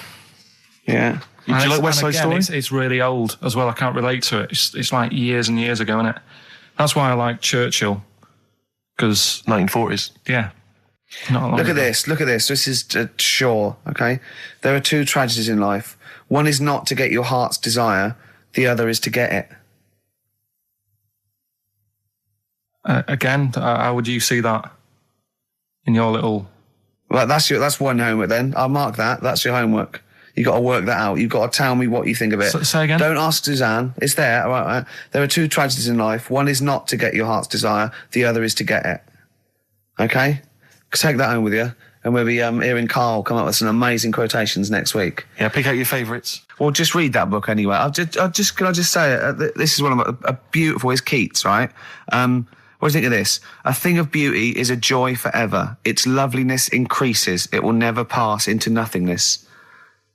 See, this is just like how it was at school now. The last couple of weeks have been quite interested in what you've been giving me. Now it's really like, Okay. I really don't care. Now, what about this? Now, I'm not I did interested. philosophy, and philosophy is obviously the quest for knowledge. And look, listen to this though. This is what Keats came out with. Philosophy will clip an angel's wings. Isn't that beautiful? Yeah. Don't be constrained by what's, dream a little. You know what I mean? Just go beyond. I don't agree with it, but it's a lovely bit of poetry. Yes. Yeah? So you're going to read that for me, are you, Carl? Yeah? Just pick out 5 of your favourites. Yeah. The ones that mean something to you. And then next week I'll bring you in pictures of animals. Brilliant. Okay? We'll do it. Okay, and some sweets. Black Rebel Marks out of whatever happened to my rock and roll. Well, near the end of the show, just time for the re-education of Karl Revisited. Mm-hmm. Still got Nick Cave to come, haven't we? Absolutely. Now, Karl, you read a quote book. What did you learn from it? What? Tell us some pearls of wisdom. Just keep it down to 1 or 2, your favourite things and why you like them. Right. Well, you said just pick a couple. Yeah. Right. So I wrote a couple down last night. And what I did, so they weren't boring, right? I've sort of. Don't think you can ever be boring. No. Go on. But what I've done, I've took like different ones. So I've took a good one that I think, that's a good quote. That was worth putting in a book. I've put one that isn't really a quote, so I don't understand it. Oh, yeah. One that isn't clever, and a funny one. So a bit of variation all out of one book. Oh, how long did this take you? What did you do? Did you sort of like sit? About half an hour last night. And did you sit sort of like quietly at a desk or something? No, just in the lounge with the telly turned down. Oh, right. Just to give a bit of light to the room. Just had it on, but turned down. Have you figured out lights yet? So, so the first one, never heard of him. This guy called Dean Axon. Right.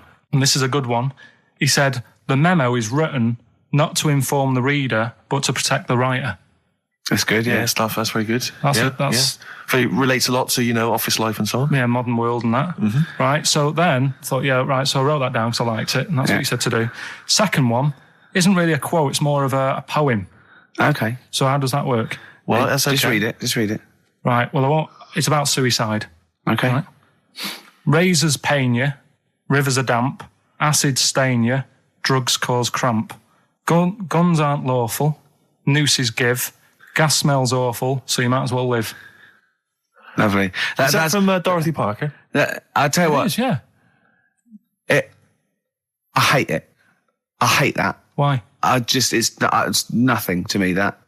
I think it's just a sort of weak, shallow piece of mock comedy. This is why I did it in that order, because that's what I thought. It's sort of like a zany vicar would write from living in Frome when he's about 55 and get it published in I hate it. All right, so you're saying you're not a fan of Dorothy Parker's work, right? Right. Now the next one, Oscar Wilde. Yeah. Right, he's known, isn't he? Yes. Look what he comes up with. All art is quite useless. Well, that's what's up with that? Well, it isn't added art. No, I know, but it's go on next. But how has art helped you? How has it been useful to you? It was a bit of it's one of the only things I like doing at school. Right. Do you know what I mean? When I made that little clay man, fixing a car. Yeah. You made a clay man fixing a car. I'd forgotten about that. How can he? I think that's stupid, and especially that it's gone in a book. Sure. Do you know what I mean? Okay. It's easy to diss things. Yeah. It's harder to do things out. You're right. I don't think art is useless, by the way. But then you don't have to agree or disagree with some of these things. Some of them are, sometimes it's just their thoughts put eloquently or poetically, isn't it? And it's just, to provoke a reaction as much as anything. Yeah. Well, and the good one, Ozzy Osbourne. I mean, sorry, but just go back there. The irony is that is art. That he was an artist, wasn't he? So, but so you don't like Oscar Wilde, but you prefer Ozzy Osbourne. Yeah, go on. Ozzy Osbourne, cracking one. This funny and educational. I bit a head off a bat the other night. It was like eating a crunchy wrapped in a chamois leather. Genius. You're right, Carl. Yeah. So there's. What do you like about that? The way he's described what it is like. I think, if someone, you can imagine what it's like, because I like crunchies. Yeah. And, it's like and a chamois leather is really chewy, so you can imagine that's like the skin. So you like his descriptive writing. The crunchy bit is like the bones and that. Yeah. It's perfect. But Carl, it's interesting because you've analysed Ozzy there, and in a way, that is the first step on maybe doing a new English GCSE. Yeah, being able to study you said why you liked it. You said because it describes what you've never eaten about yourself. Yeah, but my teacher, Mrs. Kane, if I would have come into school with, a quote by Ozzy Osbourne, she wouldn't have been happy. Really? Do you know what I mean? And that's the difference between. She'd go, right, Carl, get your horse and go home. Well, listen, though, we were talking about other quotes. Yeah. Neil Armstrong. Yeah. Do you know his one? Yeah. What one? Giant leap for mankind. Do you know it wasn't meant to be that? It says it's one small step for man, one giant leap for mankind, right? Yep. It was meant to be, this is one small step for a man. Right.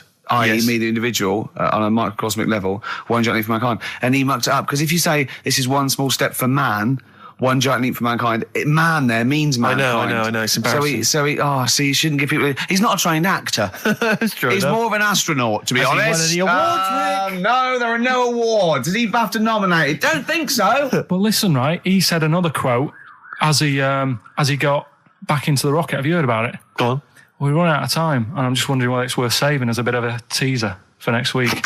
What did Neil Armstrong say as he got back into the rocket? Yeah. Is it going to be away? Something like, that was boring, wasn't it? The mic's not still on, is it? Yeah. They're not still listening. Well, that's what I was saying to you. He could have said that, and it would have That's still not gone down. cheese. it would have still gone down as an amazing quote, wouldn't it? Well, listen, I think you should save it, Carl. So I was meant to go first. No, I'll tell you what we'll do, Carl. We'll squeeze it in before the end of the show, because, Ricky, you got to play your song for the lovers. Oh, you should play this. I don't think we'll fit it in. We might have to save it. Don't worry, we'll see what we can do. Well, Let's next play, week, by the way, you've got happiness quotations, a collection of thoughtful words and beautiful paintings. I'll just give you an example of one. Happiness is a perfume you can pour on others you cannot pour on others without getting a few drops on yourself. Lovely that, isn't it? Brilliant. You can't be happy with that. This is Nick Cave and the Bad Seed from the Boatman's Call. It's a beautiful song. Any song that starts off, I don't believe in an interventionist God is all right by me. And this is Into My Arms. Nick Cave and the Bad Seeds, Into My Arms. Well, that's it. We've run out of time. We have indeed. So no time for Carl's quote. That'll have to come next week. Yeah, we'll save that for next time. Armstrong. Well, I hope you enjoyed it. Goodbye. All right, Rick. Come on, I'm sounding a bit chirpier. It's not that depressing. Well, yeah. Sports next. You know how excited you are? Go on. You love the sport, do you?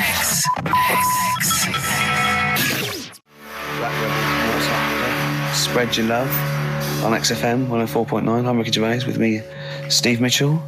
And now it's Carl's bit. It's the re-education of Carl. He's like Liza Doolittle. And now he's coming to, or Lawnmower Man, if you've seen that film. More like Lawnmower Man, if you've seen the film. You'll know what I mean. And his homework was to just study quotes, really, on happiness and stuff and general well-being. He's not a big happiness quote fan, are you, Carl? Not really. So what have you done? You've come up with something, haven't you? Right, yeah, I told you, right? Because a lot of these are just things you say every day. They're nothing special. So what I'm doing... Well, you say them every day. Well, the sort of things you come out with and you don't even think about it. Do you know what I mean? Yeah. They're on the TV all the time. People on the radio are saying these sort of little quotes. Sure. And what I've done is, remember that programme on Channel 4, Faking It? Yeah. Where they got some, like, posh kid to be on a door and all that. What I've done, I've... Imagine if that was the pitch for the show. Dear Channel 4. Just going to get a posh kid on a door or something? Yeah. Yours Come sincerely, in. Carl. Come in. Yeah. TV producer. Yeah, go on. So what I've done, this little book of quotes, happiness quotes, I've picked two that are real. Okay. And I've made one up. Right? And we've got a guess. And you got to guess. Okay, then. Go on. Well, I'll tell you what, Rick, why don't we, when we've heard them, we won't confer. No. You'll write down yours, A, B, or C, and I'll write down mine, and we'll see how it Okay, works. Carl, off you go. Right, and just because I'm looking at this book, it doesn't mean I'm actually reading. No, I know. Don't worry, no. we're clever. No, we know. We can't see yet. Can I call my bluff? Yeah, go on then. Nothing is worth more than this day. Okay. Yeah. Yeah? All right. Yeah. The way I see it.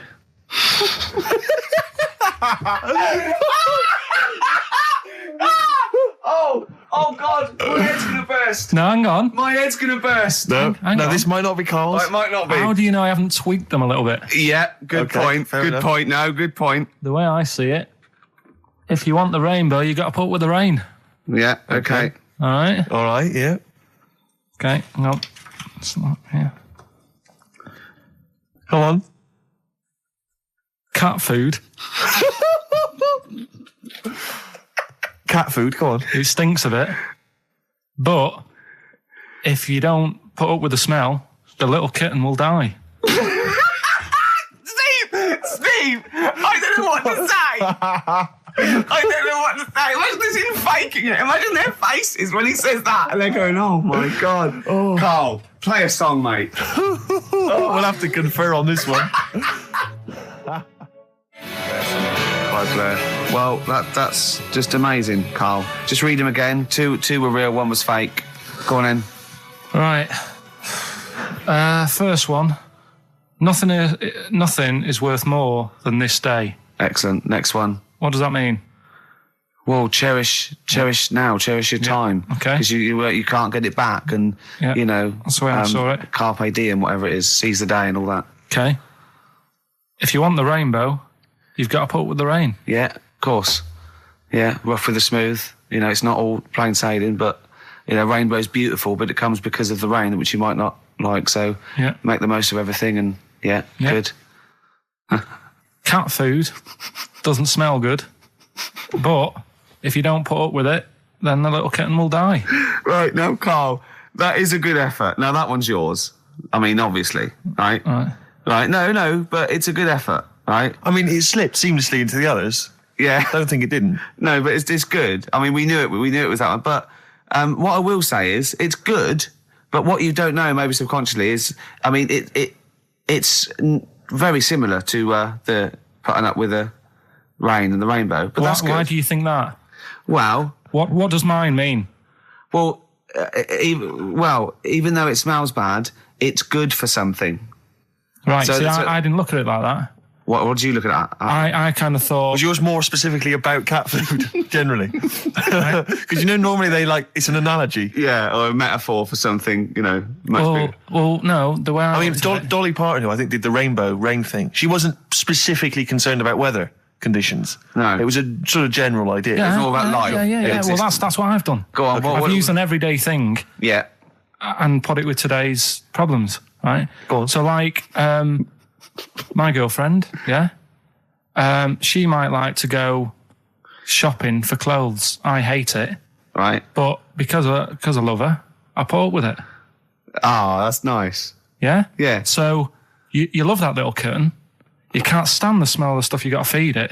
But because you love it, you go, well, I'll put up with this just for a few minutes and then I can, squeeze its head later and give it a little... Sorry. Can we go back? Stroke its head and stuff. Oh, right. Yeah. Sorry, it was a bit of a slip, was it? Squeeze its little head. No, Yeah. Well, that's just the thing that I do with cats. Put it in a bag and drown it in a lake. I can feed it and then I can throw it against the wall. Exactly. So you didn't see it like that, did you? No, that's very good. So it's about love, is it? It's about putting up with the bad things for something you love. Yeah. Well, that's nice. But Carl, you seem now to be convinced and rather smug that you've tricked us and that you've fooled us and that we didn't understand it. Well, I say that's your fault, not ours. No, it's not, though. I mean, look, that man in Forrest Gump, he was a bit of a nutter. And he came up with the life as a box of chocolates thing. Yeah. Now, if that was in this book, you say, oh, yeah, brilliant, good bit of work. But if he was sat here doing the show with you, you'd be taking the mickey out of him. Sometimes I feel he is.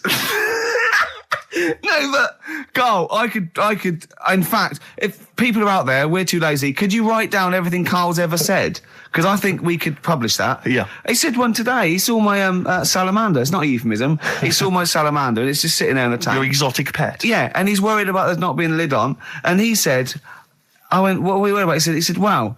He said it sits there for 24 hours a day, obviously planning to get out. Well, he's got nothing else on its mind, and the daft thing is, he has actually got the lid ripped up a little bit. It's got nothing else to think about.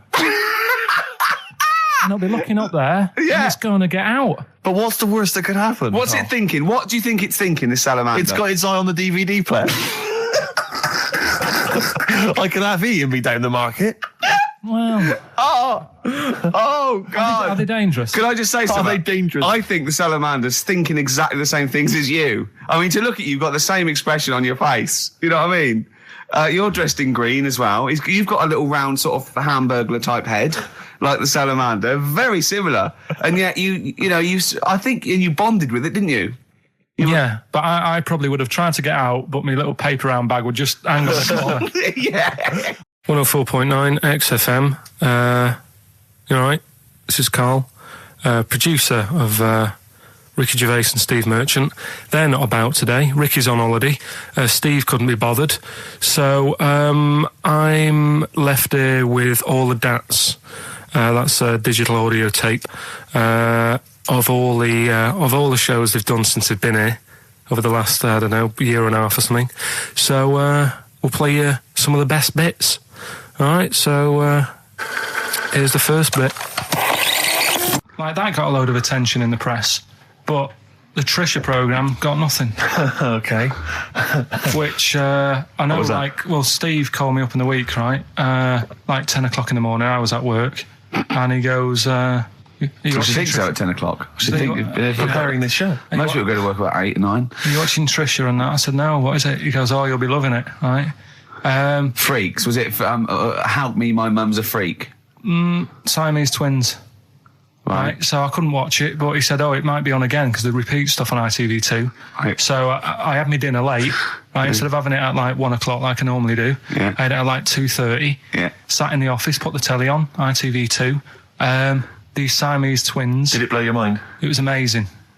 We talk about a lot of things on the show quite a lot. The Airy kids crop up a lot.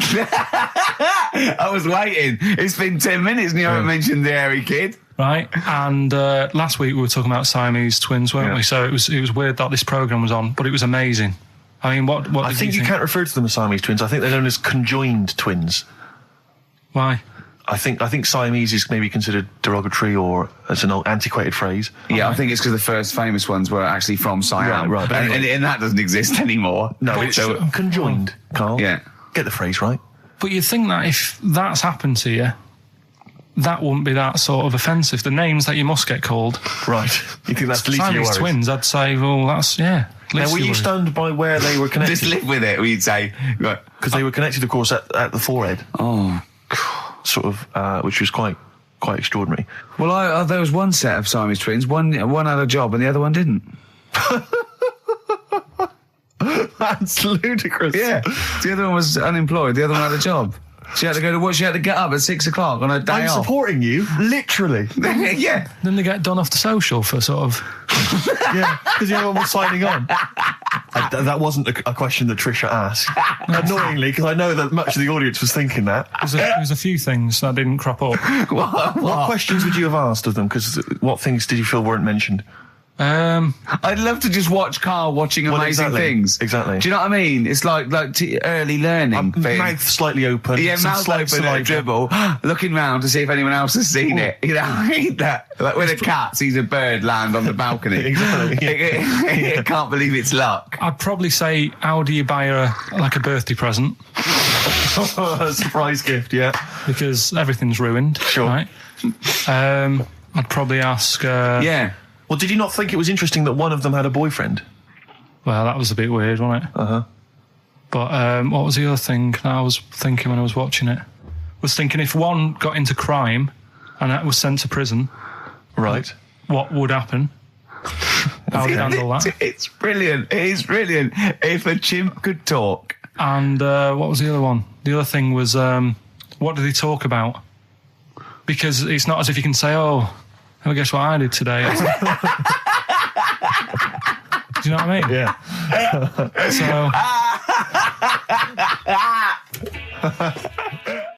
taking the mickey. The really weird thing about all this, right? And it's annoying because you were saying about, what should have Trisha have asked and all that. Yeah. But one of them mentioned that one of them was adopted and the other one wasn't. Don't talk rubbish. No, seriously. I didn't understand it, right? Of course you didn't. And then Trisha sort of said, well, let's have a chat. And they were like, no, I don't want to go into that. What do you mean one was adopted? That's what he said. One of them... don't quiz me on it, but that's what was said. Hello there, I'm a multi-millionaire, and I've just seen your orphanage. I'd love to adopt one of your children. You'd like to adopt one? I'd love to adopt a children, because I've got loads from around the world, so I'd love to adopt one. I'd give you $10,000 towards your orphanage. We'll speed it through then, yeah. Okay. We've actually got 2 left. I only need one. I'm only interested in one. Yeah, I don't need any more. Don't need any more. They're sisters. I know it would be tragedy to break them up, but I really only need one. Now, break up. There's the rub, you see. Sure. You just need the one. It's $10,000 now. You can have that. I'll sign it now, but I don't want to discuss it further. I'll bring you around. Brilliant. Okay. Ding dong. Hi, yeah, brilliant. You brought my kid, right? Yeah, there she is there. That's a joy. Yeah. Okay. Just standing next to a bush. Yeah, can you bring her out to me? It's there's nothing behind the bush, so you just want... I just want to be able to walk 360 degrees round her. Do you want her or not? Yes, I can't believe it! What's that little trolley? She's talented. Oh, dear. You're talking nonsense, Carl. Well, whatever. I'm a little bit concerned about your toilet discussion. What exactly is your point again? I was just a bit bemused. You see, it's a tricky one. All I'm saying is, right, there I was at the pub quiz. I go to the toilet, not thinking about anything. I try to go, right? There's a little gay fella next to me. I love this little gay fella. Now, the weird thing is, there's nothing stopping him having a little glance, right? Because he's allowed in the fella's toilet. Yeah. Now, I'm not allowed to go into the woman's toilet and have a little look round. Right.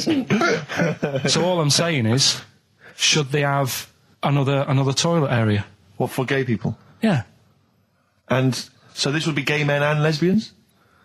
Is that going to complicate things? Well, I can only assume. To what point? I'll ask you a question, right? If you're intimidated, that that's a shame. But, you know, most gay men aren't looking at your knob. You know that? What do you mean? I can only say that 99.9% of gay men who use a urinal standing next to what they assume is a heterosexual man aren't looking at his knob. And what they're doing then? They're emptying their bladder. No, but the thing is, I can't talk politics, Carl. you're saying, like, you know, about would you have one toilet for lesbian women and gay fellas, right? What does that mean? Yeah, would it be mixed? Would it just be? Well, would it have a man on one? That's heterosexual man. One little picture of a woman, and then what? What would the little icon be? A man and a woman. A man and a woman. Just having a chat. Yeah.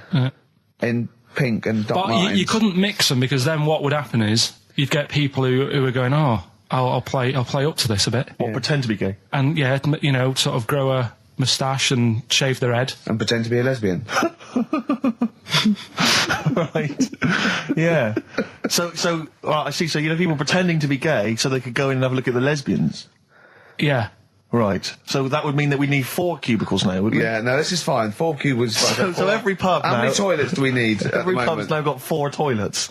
Oh, Carl, bisexuals. Yeah. Now, interesting. Bisexuals. How many toilets do we need now? Call the council. Do you use any? Huh? No. No, because they're interested in everything, aren't they? Because the little bisexual fella will be looking at your knob. Right, with them, Yeah. what you do, you just have a door, you open it, and there's one urinal there, so you can't get a queue. They have to sort of wait. I just thought that, well, why can't there just be a thing between the urinals so no one can look at anyone else's knob? Wait a minute. Just to go back to Ricky's point, what stops, even if we've got the toilet for gay men, what stops the gay men who want to have a look at your willy going in the regular toilet and pretending that they're straight? Most men don't wear gay across their No, head. exactly. They don't have a tattoo. There's no branding yet in the British house where they have to declare. So we're going to have to expand this. What so we've do all you- got to carry identity Do you know cards. you can see a gay, can you? Coming a mile off. No? No, I'll just hold it in next time. No. Can you tell gay men? Do you know a gay man? I'd say probably if you did if you lined some people up Yeah. and said point them out, I reckon I'd get. But hold on, we're not talking about people dressed in leather with the arse cut out and an handlebar moustache. Yeah. We're talking about, the everyday, No, non-seen... of course, no. well, yeah, but I mean, suppose I put you in a room and there was 10 naked men, right? Yeah. And there's 5 gay men and 5 hetero. Could you walk along that line looking at those gay... Am I naked No, you don't have to be naked. Why would you have to be to naked? catch them out? Play a record! How would you catch them out? Don't go into it. Don't go into it. Play a record. And then the other thing is the one that I was reading, the world record with the fellow who's pulling a train with his teeth. Does that make any difference that he's done it with his teeth? What do you mean? Well, what difference does it make? Well, isn't it? It's quite hard to pull a train with your teeth, I imagine. Well, it's pretty hard to pull a train. All I'm saying is it because he couldn't beat the fella who's pulling it with his hands? Well, so you tweak this it a is bit? my point. I think there was one bloke with a record for running backwards 100 metres was sort of like 11 and a half seconds. And I was thinking, turn around, you'd probably have a really good go at that. Do you know what I mean? Yeah. It's sort of like doing a marathon with a milk bottle on your head. Take the milk bottle off and see how fast you can go, you twat. But you can just tweak it, like the fella who has done the pegs on the face, right? Yeah. His name's Gary Stretch Turner, right? Right. So you're sort of cheating already if he's got a stretchy head, right? but You are, right, you are one of the most stupid humans I've ever met. well, get me in the book. Yeah. Right? Well, listen. So Gary Stretch Turner, right? His record is 153 pegs. Yeah. He did it again, and he only got 150 on. So he hasn't broke his own record. Right. But what I'm saying is, if he tweaked it a bit more, would that make a new record? What? Well, if he said, I've got 150 pegs on, but at the same time as eating a burger. I see what you mean, yeah. He'd be the world record breaker for pegs and eating burgers at the same time. Yeah, just change it a bit. If you know you're not going to make it, just do something else. I'm assuming the rules are set at the beginning, Carl. That's it. That's where they say, right, you're just going to do the pegs thing. You're not going to introduce burgers halfway through, are you? Definitely not. And then they have a go. I was on one leg, not interested. How many pegs? 150. Can I just ask very briefly, I was quite interested by the family had to move because they lived on Butthole Road. Yeah, I quite like that one. Now, I don't know if I've told you before, Rick, where I used to live. I'm not going to tell you the name of the street that I used to live on, not on air, because my parents still live there and I don't want to, But I'm going to write it for you now. This is the genuine name of the street I used to live on. Just imagine when you're at school. Yeah. And like in class, for instance, in French, you've got to say, you've got to answer where you live. Yeah. J'habite, wherever. Yeah. That's the name. This is actually the name of the street we lived on. No, it's not. I swear to God. That is... Absolute right. I could phone my father now and he could confirm that for you. I swear because he doesn't want to God. And I'd tell you that... But listen, do you know what worries me? It's the apostrophe S. I know. Because that's blatant. Yes. Amazing, isn't it? That is incredible. But imagine how embarrassing that was. So if I look that up in the Bristol... You will find that in the Bristol A to Z. I swear to God. That is really... Why have you never told me that before? I can't believe I haven't. That's I'm incredible. still embarrassed now. Do you know, whenever I have to phone up, if I have to give that address, I always spell it instantly. Really? Like, somehow that'll hide it, that'll disguise the name. But I can't get over that. Anyway, if you perhaps live in Tits Avenue, or... Wankling Drive. Wankling Drive, just get in touch. Let us know. We're not really interested. This is XFM 104.9. I'm Ricky Gervais, with me, Stephen Merchant. You're listening to the best of, basically, Karl Pilkington. This is a bit easier, but I still think it's a good one. So this is, we should explain what this is if you've just tuned in. It's one of those stupid lateral thinking problems. That Karl himself has created. Yeah, that was his homework. Right, this one. It's a fella. He has a normal day doing stuff. Nothing wrong with him.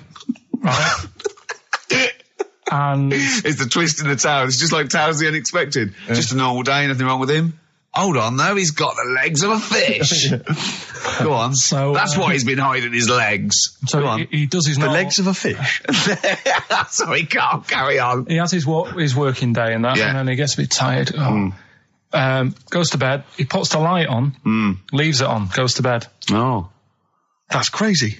That's mental. I can't think what's happened. Anyway, here's Radiohead.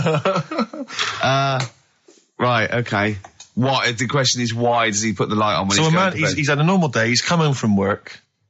Is that right? He's come home from work, or he's not been working? Yeah, he's just been out? No, he's been working and stuff, I think. You think? You've made it up, Carl, you can decide. So the question is, why has he put the light on when he's asleep? There's a reason that he's put the light on when he's asleep. Has he gone to sleep? No, Carl, don't shrug. You're meant to answer these questions. He put the light on before he went to bed. Yeah, and the question you're asking me is why? What's the scenario? And the light's on and that, but he's gone to sleep. Yeah. He started reading and then he fell asleep. No. Did he intentionally, for some reason, put the light on? Every night. It's mad. Sounds mad. That's Carl, doesn't it? Every night he does it. Yeah. He puts the light on when he goes to sleep. Carl, is the point of this, he puts the light on for a very good reason. Not for us, but for some people. He's blind and it's always been on and he thinks he's turning it off, but it was on in the day and he thinks he's turning it off, but he's turning it on because he's blind. That'd be stupid. That works. No, that works great, Rick. Yeah. Thank you, Carl. So you've got to come up with... Hang on. If you're blind, why would you put a light on? No, he thinks it's off. Yeah. But why would he turn it on anyway? Just think so he doesn't get burgled, so people know he's in because he can't see him. So he just he puts the light on when he's there, then he turns the light off when he goes to bed, so people think it's fine. But he's got it out of kilter, and actually he's walking around in the dark all day. I don't believe that if you're blind, you turn your light on. I don't think you'd be living on your own, would you? I'm not having that for a second. Do blind people live on their own? I'm not having that for a second. Well, some people do. Lonely blind people live on their own. No, if you got bad eyes. Any even women? Are there any blind women who are living on their own? No, I mean, if you know of some blind women. 08700 800 1234. We've gone through this. If you are a blind woman with no standards and you don't care annoying voices and smell, then get in touch with you. Yeah, I mean, you've got to be within the ages of, say, 25 to 65. You know, right. Well, call it 75. You fussy, you fussy all of a sudden. I know. Yeah, go on. If you were blind, would you live in London? Because someone said yesterday there was one struggling outside in Leicester Square, and I don't understand. If you would, I mean, you know, That might have been a tourist. but why come to London if you're blind? It's the worst place in the world to come if you're blind. To hear the sights. To hear the sights. It's a bit mad, isn't it? They do the same job. They have tourist needs like anyone else. Yeah. No, but it sort of stinks, and you'd go away going, "Oh, it's not that good." I just thought that I thought it was a bit weird. Well, never mind your concern for the partially sighted or sight impaired people coming to London. Get on with this. Yeah. So there he is. Yeah. It's like, oh, a bit tired. Yeah. Just put the light on. Get to bed. Yeah. So he turns the light on and he goes to bed. Yeah. Oh. Should we play a track? He's not sleeping on the job. He's a lighthouse keeper. Well done. Is he a lighthouse That's keeper? not it, Carl. He's a lighthouse keeper. Right. Why wasn't the light on all the time? It's light in the day. You idiot. Play a record. What? Play a record. You're a buffoon. No, actually, the light isn't on in the day, is it? No, it's not. I think you're the buffoon. Oh, yeah. Carl has won! It's a long time since we've had any white van Carl. For those that don't remember this particular hot feature, we basically ask Carl some of the questions that are asked of a white van driver in the Sun. They always have this on Saturday afternoons. Anyway, here's the first one. They're not fascinating, Carl, but I'm just interested on your take, really. Yeah. What do you make of Cilla Black quitting Blind Date after her husband sent a message from beyond the grave? Are you familiar with this I didn't story? know that. What's that? She went to see a medium, and supposedly her husband passed on information through the medium, which was incredibly vague, but persuaded her to quit live on air. Well, it's about time, isn't it? If even dead people are saying, enough's enough. But I'll tell you what, though, talking about ghosts and that, do you know how I'm into them? Yeah. Right? How weird do you think this is, right? Well, it's not true. Before you say it, play a record. No, go on. Go on. Right, it's this woman. I don't even know if it's ghost, really. It's just a bit weird. Sure. Yeah, sure. There's this woman, and she's not a woman, she's a kid. Sure. Okay. Sure. She's walking down like a street in her area. It's a nice day and everything. Everything's normal. She's walking down, and a woman comes up cycling past, right? The woman on the bike looks at the kid, absolutely terrified, right? Got a really scary face on her. Yeah. The kid's thinking, why is she doing that? Yeah. Right? So anyway, she thinks nothing of it, goes, I think she was playing in the park or whatever, goes and has a nice day. About 15 years later... Oh, right, yeah. She's, I don't know, I think she was going to work, right, on a bike. She was riding her own bike. Riding her own bike, cycling down the road. Oh, yeah. Looks at the kid. That's the thing that happened, like, 15, 20 years ago. Right. It's her on the bike looking at her as a kid. Right. Not another child. No. So it's her. She's seen herself. Carl? I mean, I don't know where to start. Firstly, where's this information come from? But I mean, why do you ever? I mean, I don't know what part of that you think can be true. I'm honest. I'm speechless. I don't know what to say. What are you talking about? Bit weird, though, isn't it? But it's not true. It didn't happen. Nothing happened like that. She said it did. Well, then she's wrong. She said she saw herself. She saw herself as a kid, didn't she? Did she carry on riding and as an cars? adult when she was a kid. Did she stop and talk to herself, or did she ride on by and think that's a bit weird? There's me as an 8-year-old. I won't stop. I'll be late for work. Yeah. If I'm late again, the boss said he'd be in trouble. Yeah.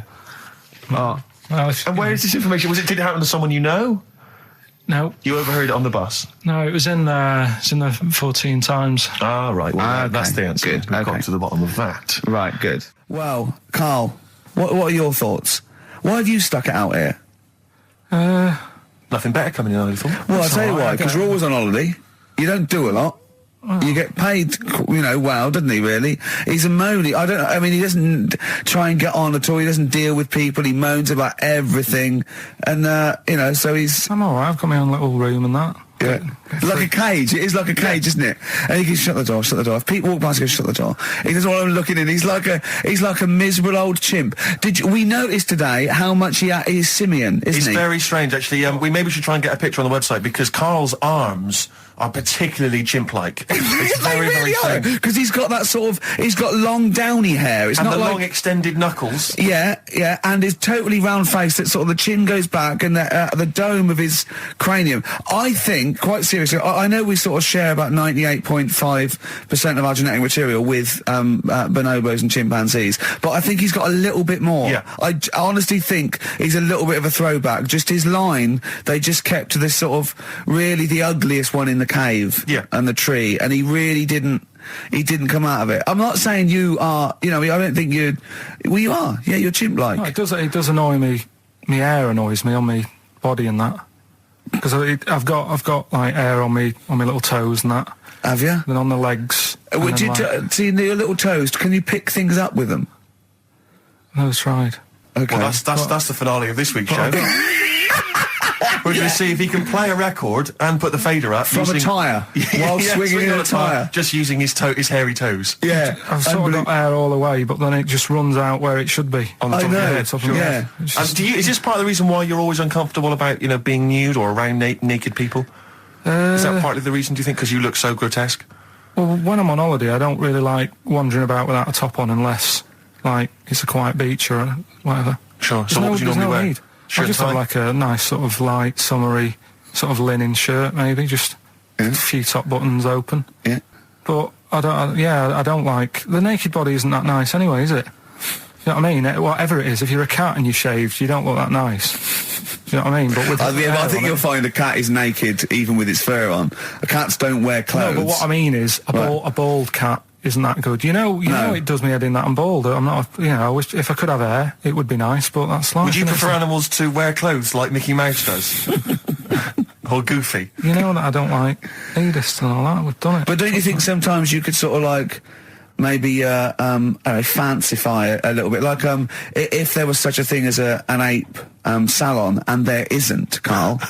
There isn't, right? Would you give a orangutan a trim, maybe sort of his hair? Because some of those look like they're going bald, but they've got a comb over, they don't should they? just have a shave. When it's like that. That's what I did. Just take it back. And the underarms as well. Yeah, they've really got a lot of underarm hair. Even the women ones. Really? Yeah. That's disgusting. I know. I don't know. I don't even know why they breed. I don't know how they laid some of those horrible old hairy ginger orangutans. Yeah, they are particularly grim, some of those. I know, yeah. The big ones. I know. Ginger ones. Yeah. You can't be happy, can they? What is that? Where did that happen, the ginger thing? Why do people give them, like, a hard time and that? Well, you just gave them a hard time then, so why did you do it? You were just buying in, were you, to people do sort of give... I don't understand why, but ginger people get quite a bit of stick, and I've never understood it. No, it's just, I don't know why. They do, though, don't they? I don't know, it might be historical, it might have been because...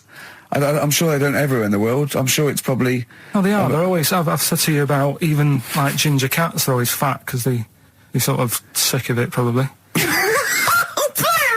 what do you mean? Ginger cats, what do you mean? When you see a ginger cat... They've been eating, like, because they're upset, fed up and they've been bullied. You never see, like, a thin, happy ginger cat running about. It's always overweight and looking a bit fed up. It's just a good point, isn't it? I wouldn't say it's a good point, Carl. It's a point. So last week, the Chinese don't age well. Now, anything ginger, including cats, are sick of it. No, but I'm just saying... Are you ginger? Would you like to take issue with any of Carl's points? 83 XFM is the text. You can text us. Maybe you've seen a thin ginger cat. I'm not having a go, though. That's what I'm saying. I'm just saying it's weird how people give him a hard time. And it's if I could have hair, I'd go for ginger hair rather than being bald. Really?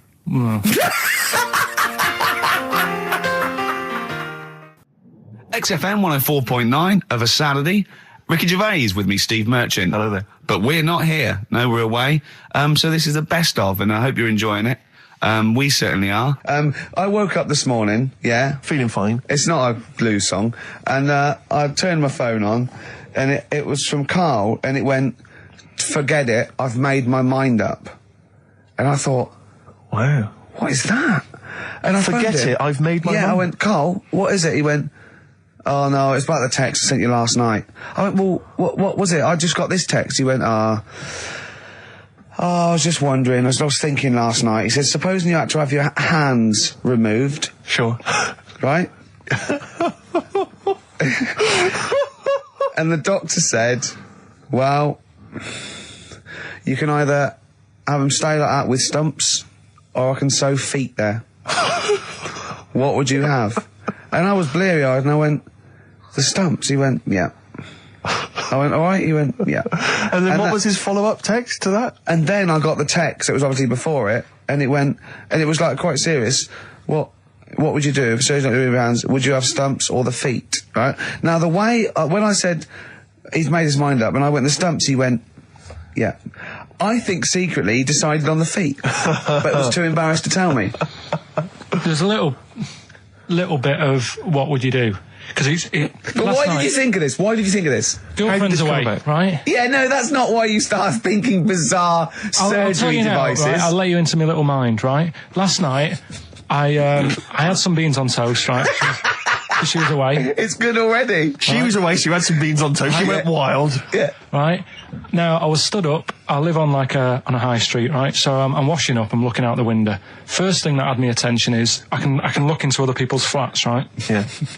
And it was weird how all these different lives were going on, I was watching them, and everybody had the telly on and was watching Volcano, right? Which was on last night. Right. And I thought, oh, that's weird, right? I can see them all watching it. And it was like a little Chinese lad who was dancing around in some underpants.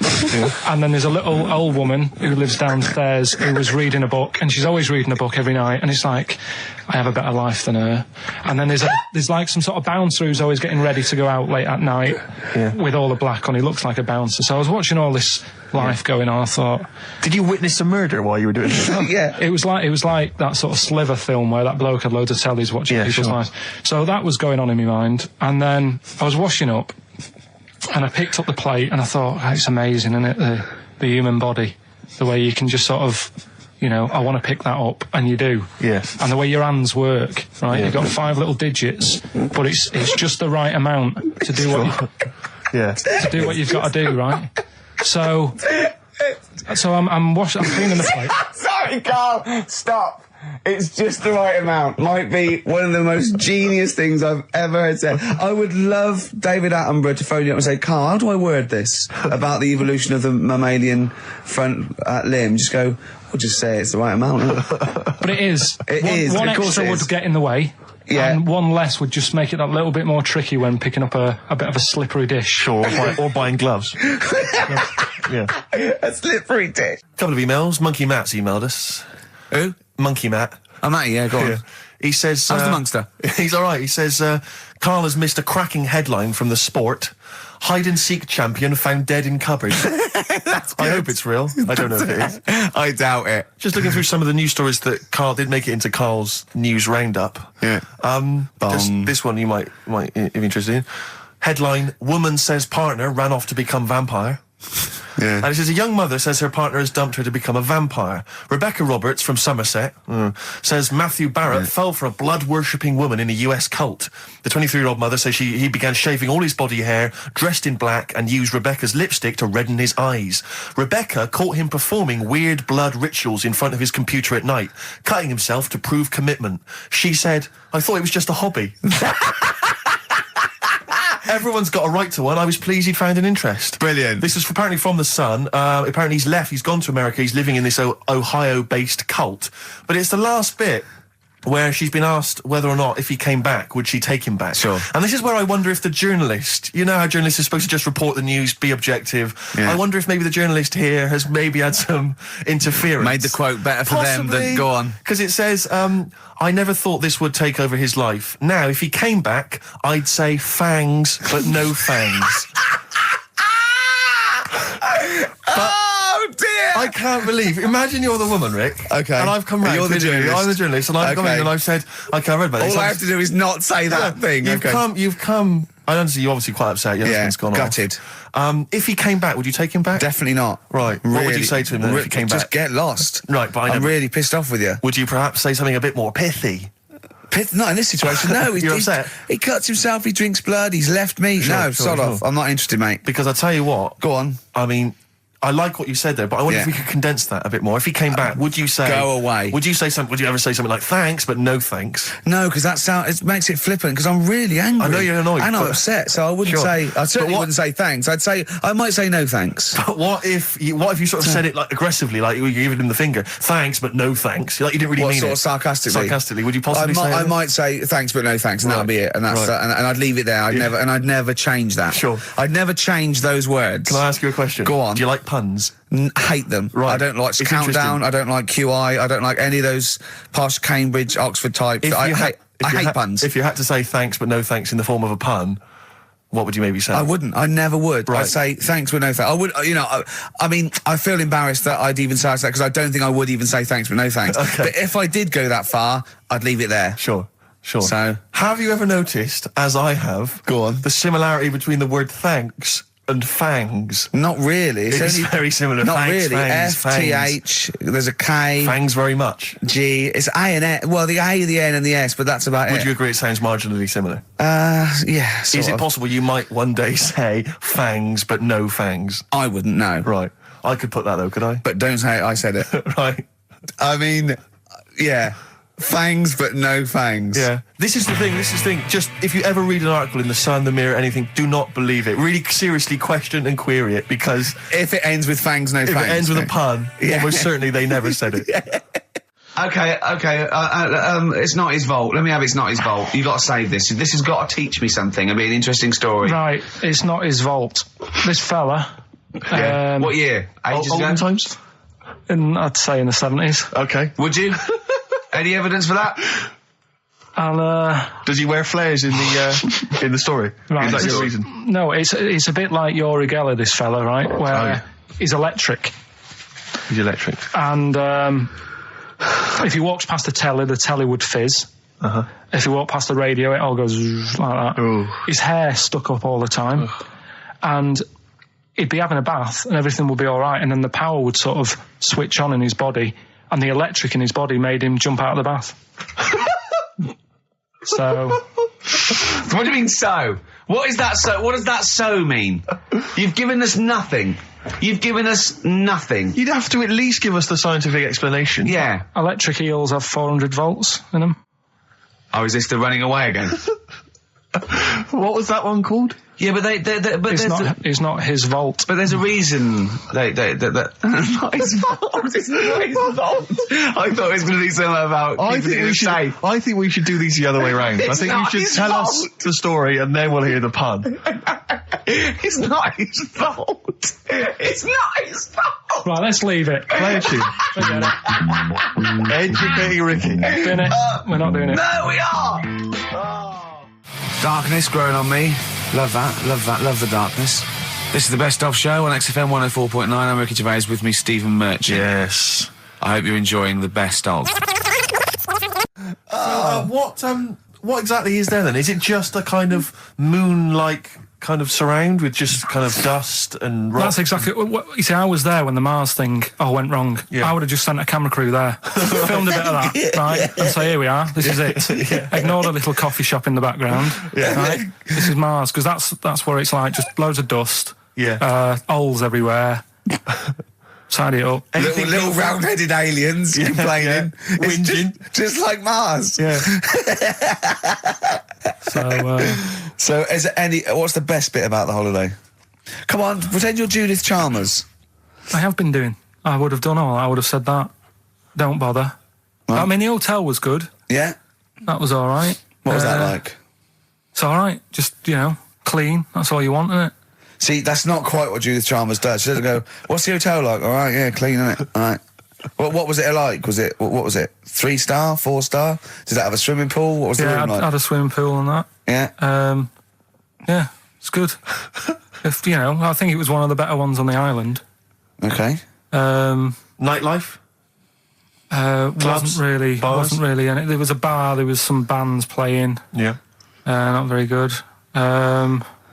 Food got a bit boring. Yeah. It was always the same food every night, but they sort of themed it and made out as if it was different. So, like, on Mexican night, it'd be chicken with a nacho on it. Right. And Chinese night, sort of chicken with a little prawn cracker on it and stuff. Sure. But that got a bit boring. That's me just turning on my phone, because I want to read to you a text Right. that I got from Karl. I think you sort of sum up the holiday in this text, don't you? Do you remember I it? can't remember. Let's have a look. Let's have a little look. Let's go Instantly, through what it. did Suzanne, your girlfriend, make of it? Similar view to you, that they should fill in the holes? Yeah, it's just that thing. You see, I went on a coach trip, right? And you go and see the volcanoes. Like I say, there's 36 of them. Yeah. Which, how many do you need? And when we're on the coach going round all these volcanoes, the fella on the front's going and look out your left window at the moment, and there's a volcano. And if you quickly look out of the right-hand side there's another one. Right. And on the left, it's just like, all right, we've seen it. Sure. Do you know what I mean? Yeah. And that trip, we'll talk about that trip in a bit. Right, this is the text I got from Karl, right? All right. Been up to a volcano. Been in some dead artist's house who built his house in the lava. They said they would show me science with volcanoes, but all they did was chuck some water in a hole and it shot up in the air. No dwarves in the canteen, no scousers here, but there is a Swede woman with a big head. She looks effing gormless with a cap on. All right? So a little reference there to... A Swede woman? What's that mean? Do you mean Swedish? Yeah. Or she looked like a vegetable? No, the Swedish woman. But they've all got sort of quite big bill, aren't they? And I sent him a text. Oh, well, it's just good to be on holiday because, I'm working. He sent back, so am I. Just been watching Sky News. There is a school for monkeys who want to get a band together. Is that monkey news for later?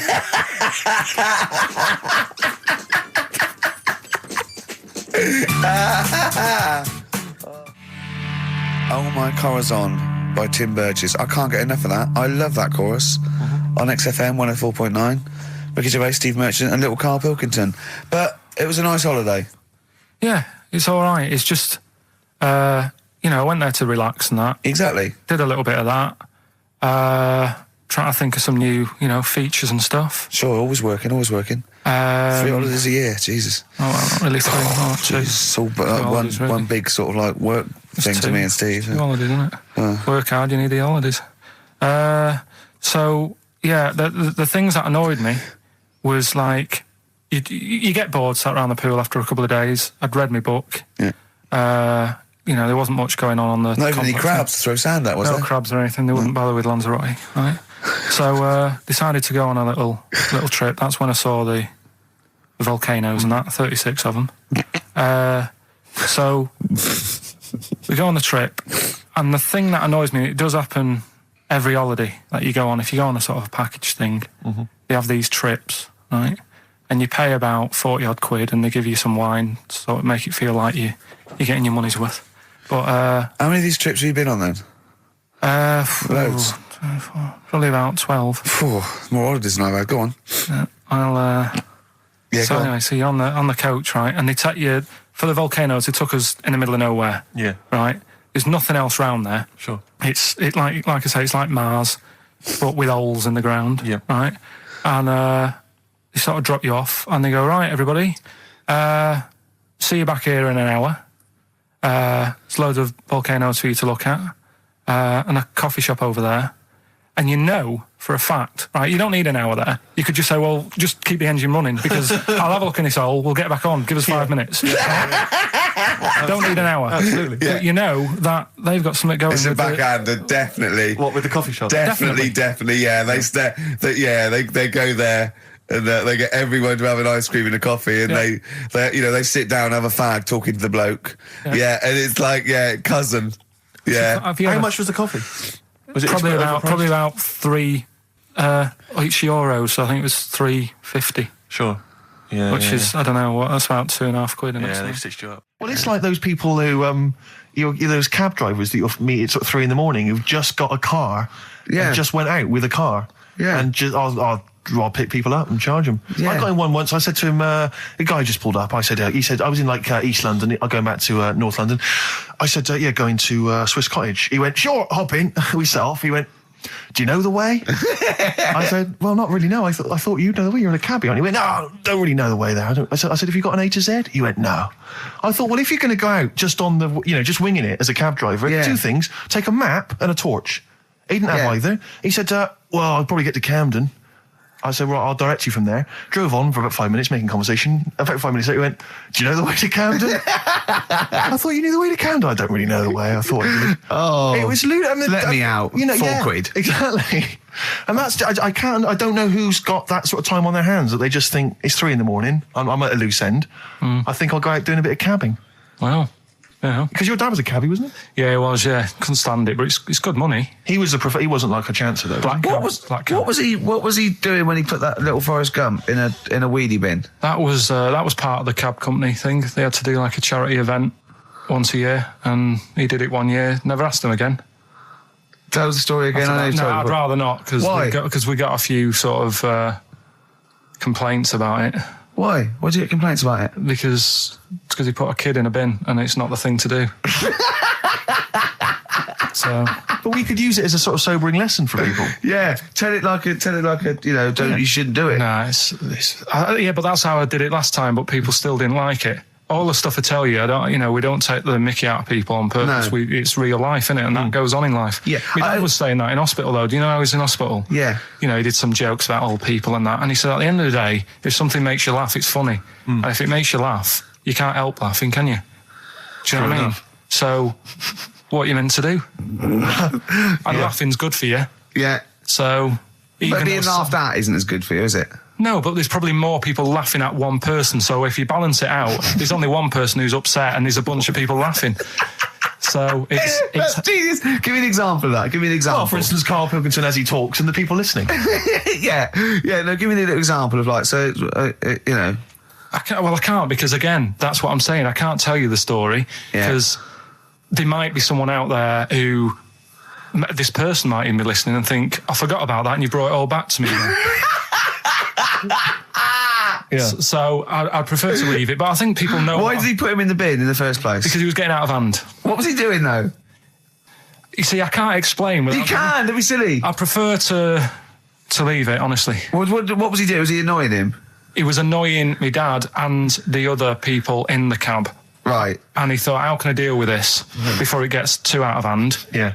He pulled over and put the lad in a wheelie bin. I'm going to burst. So we'll leave that. So then I was thinking, imagine like going to the doctors and he's saying, yeah, everything's all right, your heart's good and everything, but... Your heart's good? What, your Larry's or...? Yeah, your heart, you're in good form and whatever. Sure. Yeah, it's good news. I had Giano in earlier. He's not looking good. Yeah. Fat swaller. But you're all right, but your hands need to come off. Right. Blimey. But... That's bad. Like, I get a second opinion initially. God! But I better good news. I've got a nice pair of feet I can sort you out with. Yeah. And he puts them on, and then I was thinking, right, first of all, washing up, what would that be like? Thought, Steve! That'd be tricky. Yeah. And then the second thing was, it'd probably ruin the sort of the shape of your jumper. Because you have to keep putting the feet through there. Yeah. And then I thought, but I could still cycle in. Okay. To work. You could run in. Well, that's the thing. You'd be really fast. Well, that's what I was thinking. I thought I could still cycle because I could balance, and then I thought, but the only thing is I probably couldn't pull the brakes. Because of the little short things. Yeah. And then, like you, I thought, but then again, you'd run in half the time. So that's what was going on in last night. Right. That's what I was thinking about. Sure. Did you? How long did this take? Well, how long does it take to wash up? Right, because I imagine you just being there for, like, all night. Probably 25 minutes. How long did the little Chinese fella dance for in his pants? He's always doing it. Last night he was at it for, like, 10 minutes. And his girlfriend never sits in the same room as him. She's always sat in the bedroom. She's going, you dance in pants again, I go in next door. Well, she was in the bedroom. She's always in the bedroom, sat on the floor, on the mobile phone. Right. All the time, yeah. It's weird how people's lives are just like, it is like that Groundhog Day thing. It's like, he's jumping about in his underpants. The old woman sat there reading a book. Yeah. And that's what got me thinking about my life. Do you think she ever goes... Are you sure she's not dead? Every time you look down there, she's just flicking through it. She's just reading this book. The pages never turn. She never seems to finish it. She never moves from her chair. Are you sure the Chinese Her girl's cats going? are dead around her. I'm going into next door again. That little round-headed the fella's smell. looking in. He's looking in at me. The bouncer goes, "Don't worry, love. I'll go and beat him up." But he's always true. getting ready. That's true. They see you staring at him, washing up, going, "I could have feet here," and they get scared. The old woman's dead. Oh, Carl, dear. can you tell us roughly which neighbourhood you live in, so that we know? It's central. Central, is it? Yeah. Yeah. Wow, imagine if that little... Was he a Chinese fella, did you say? Yeah. Imagine if he was listening now. I'd love him to call in and explain his actions. Well, he might be on some other radio station talking about a lad who's always washing up and looking at his hands in a mysterious way. But do we know this doctor that would go, "Well, all right, Carl, you can either leave them as stumps or I've got a lovely little pair of feet." Why? I mean, I told Jane this, and Jane went, "Is that the only choice?" Could you say, "Could I have some dead man's hands?" Have you got any? Where do you get the feet from? Where do you get the feet from? Can I have? What would you rather have then? Human feet or monkey paws? Well, I mean, that wasn't an option last night. That if the doctors said... No, it wasn't an option last night, but don't forget, it's in your head, Carl. This didn't happen. No, but I'm just saying, at the time, that's all the doctor had to offer. But you know, it's your head. You can go anywhere. No. It wasn't a real doctor to offer. It's in your head. You can go anywhere. You're not trapped. Yeah, but if you can do anything, then you'd say, "We'll sort us out some other hands." Fair point. That's fair record. We gotta come back to this. Travis, Level come through on XFM 104.9, Ricky Gervais, Steve Merchant, Karl Pilkington, etc. Got some great tunes actually lined up. Excellent. I've brought in some Amy Mann, some Neil Young. I play my favourite Clash track. What have you got for us, Steve? I got a dynamite hip-hop tune by Yeah. The Roots, which I think you'll enjoy. Love it. Got a little bit of Joni Mitchell, maybe swing that on later. Oh, excellent. I nearly brought in some Joni Mitchell. Good job I didn't. Yeah, exactly. It wouldn't have made any difference. It wouldn't have made any difference. No, you'd have probably played yours, and then I'd have been told to... Go away. With a flea in my ear. Carl, what have you got lined up for us as the producer? Right, well, Rockbusters. Been off this week again. Has he? Yeah. Another week off? Another week off, yeah. Yeah. No, I didn't have a full week off. I had 3 days off Yeah. because I was working all over Christmas. Yeah. And still didn't stop working, preparing stuff. You've got a nice load of prizes there that I've sorted out. I had to come in especially to sort that out. Yeah.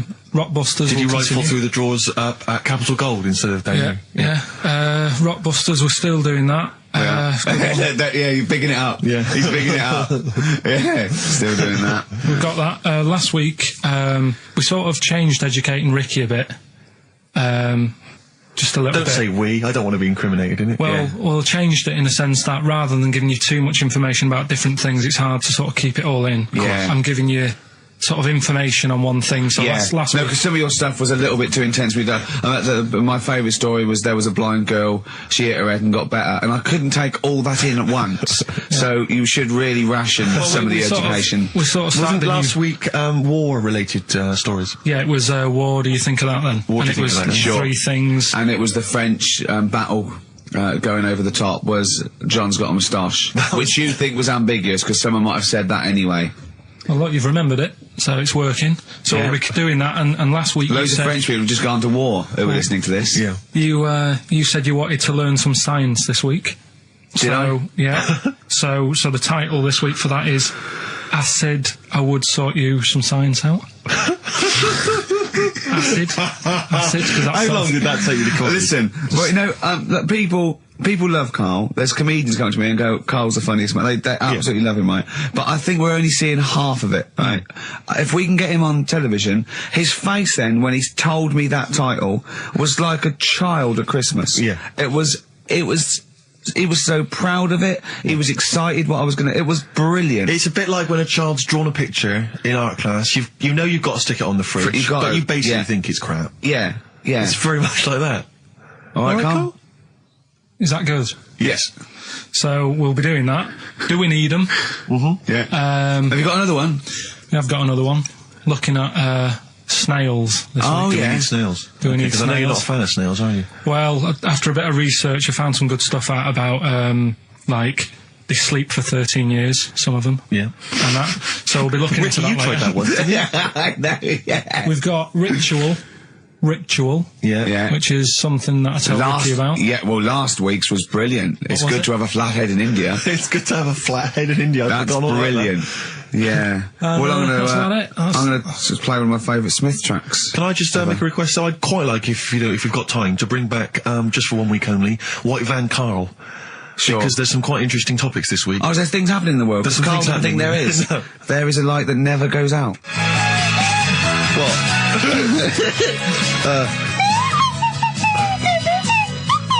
Someone's left one of those little things in here. It's brilliant, It's isn't it? amazing. What are they called, those things? I'm just there. I was thinking of being in the front row at a Morrissey concert and going, can I just play along? They are brilliant. I don't know what kind of sound that is. I don't know. It's only used for when Kenneth Williams Yeah, exactly. sees someone undressing. Yeah. That's the only time that is used, that noise. Exactly. That is But brilliant. it's like it was specially created for the Carry On films. Yeah, we need, I don't know what it is, but we need something when I walk in and see someone changing. Well, what about this? There is a light that never goes out by the Smiths.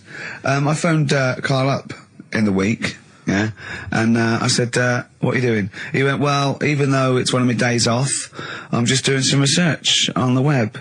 Found anything and said, yeah, I'm doing science. And then he said, you can get wigs for dogs in Tokyo. That's his scientific fact.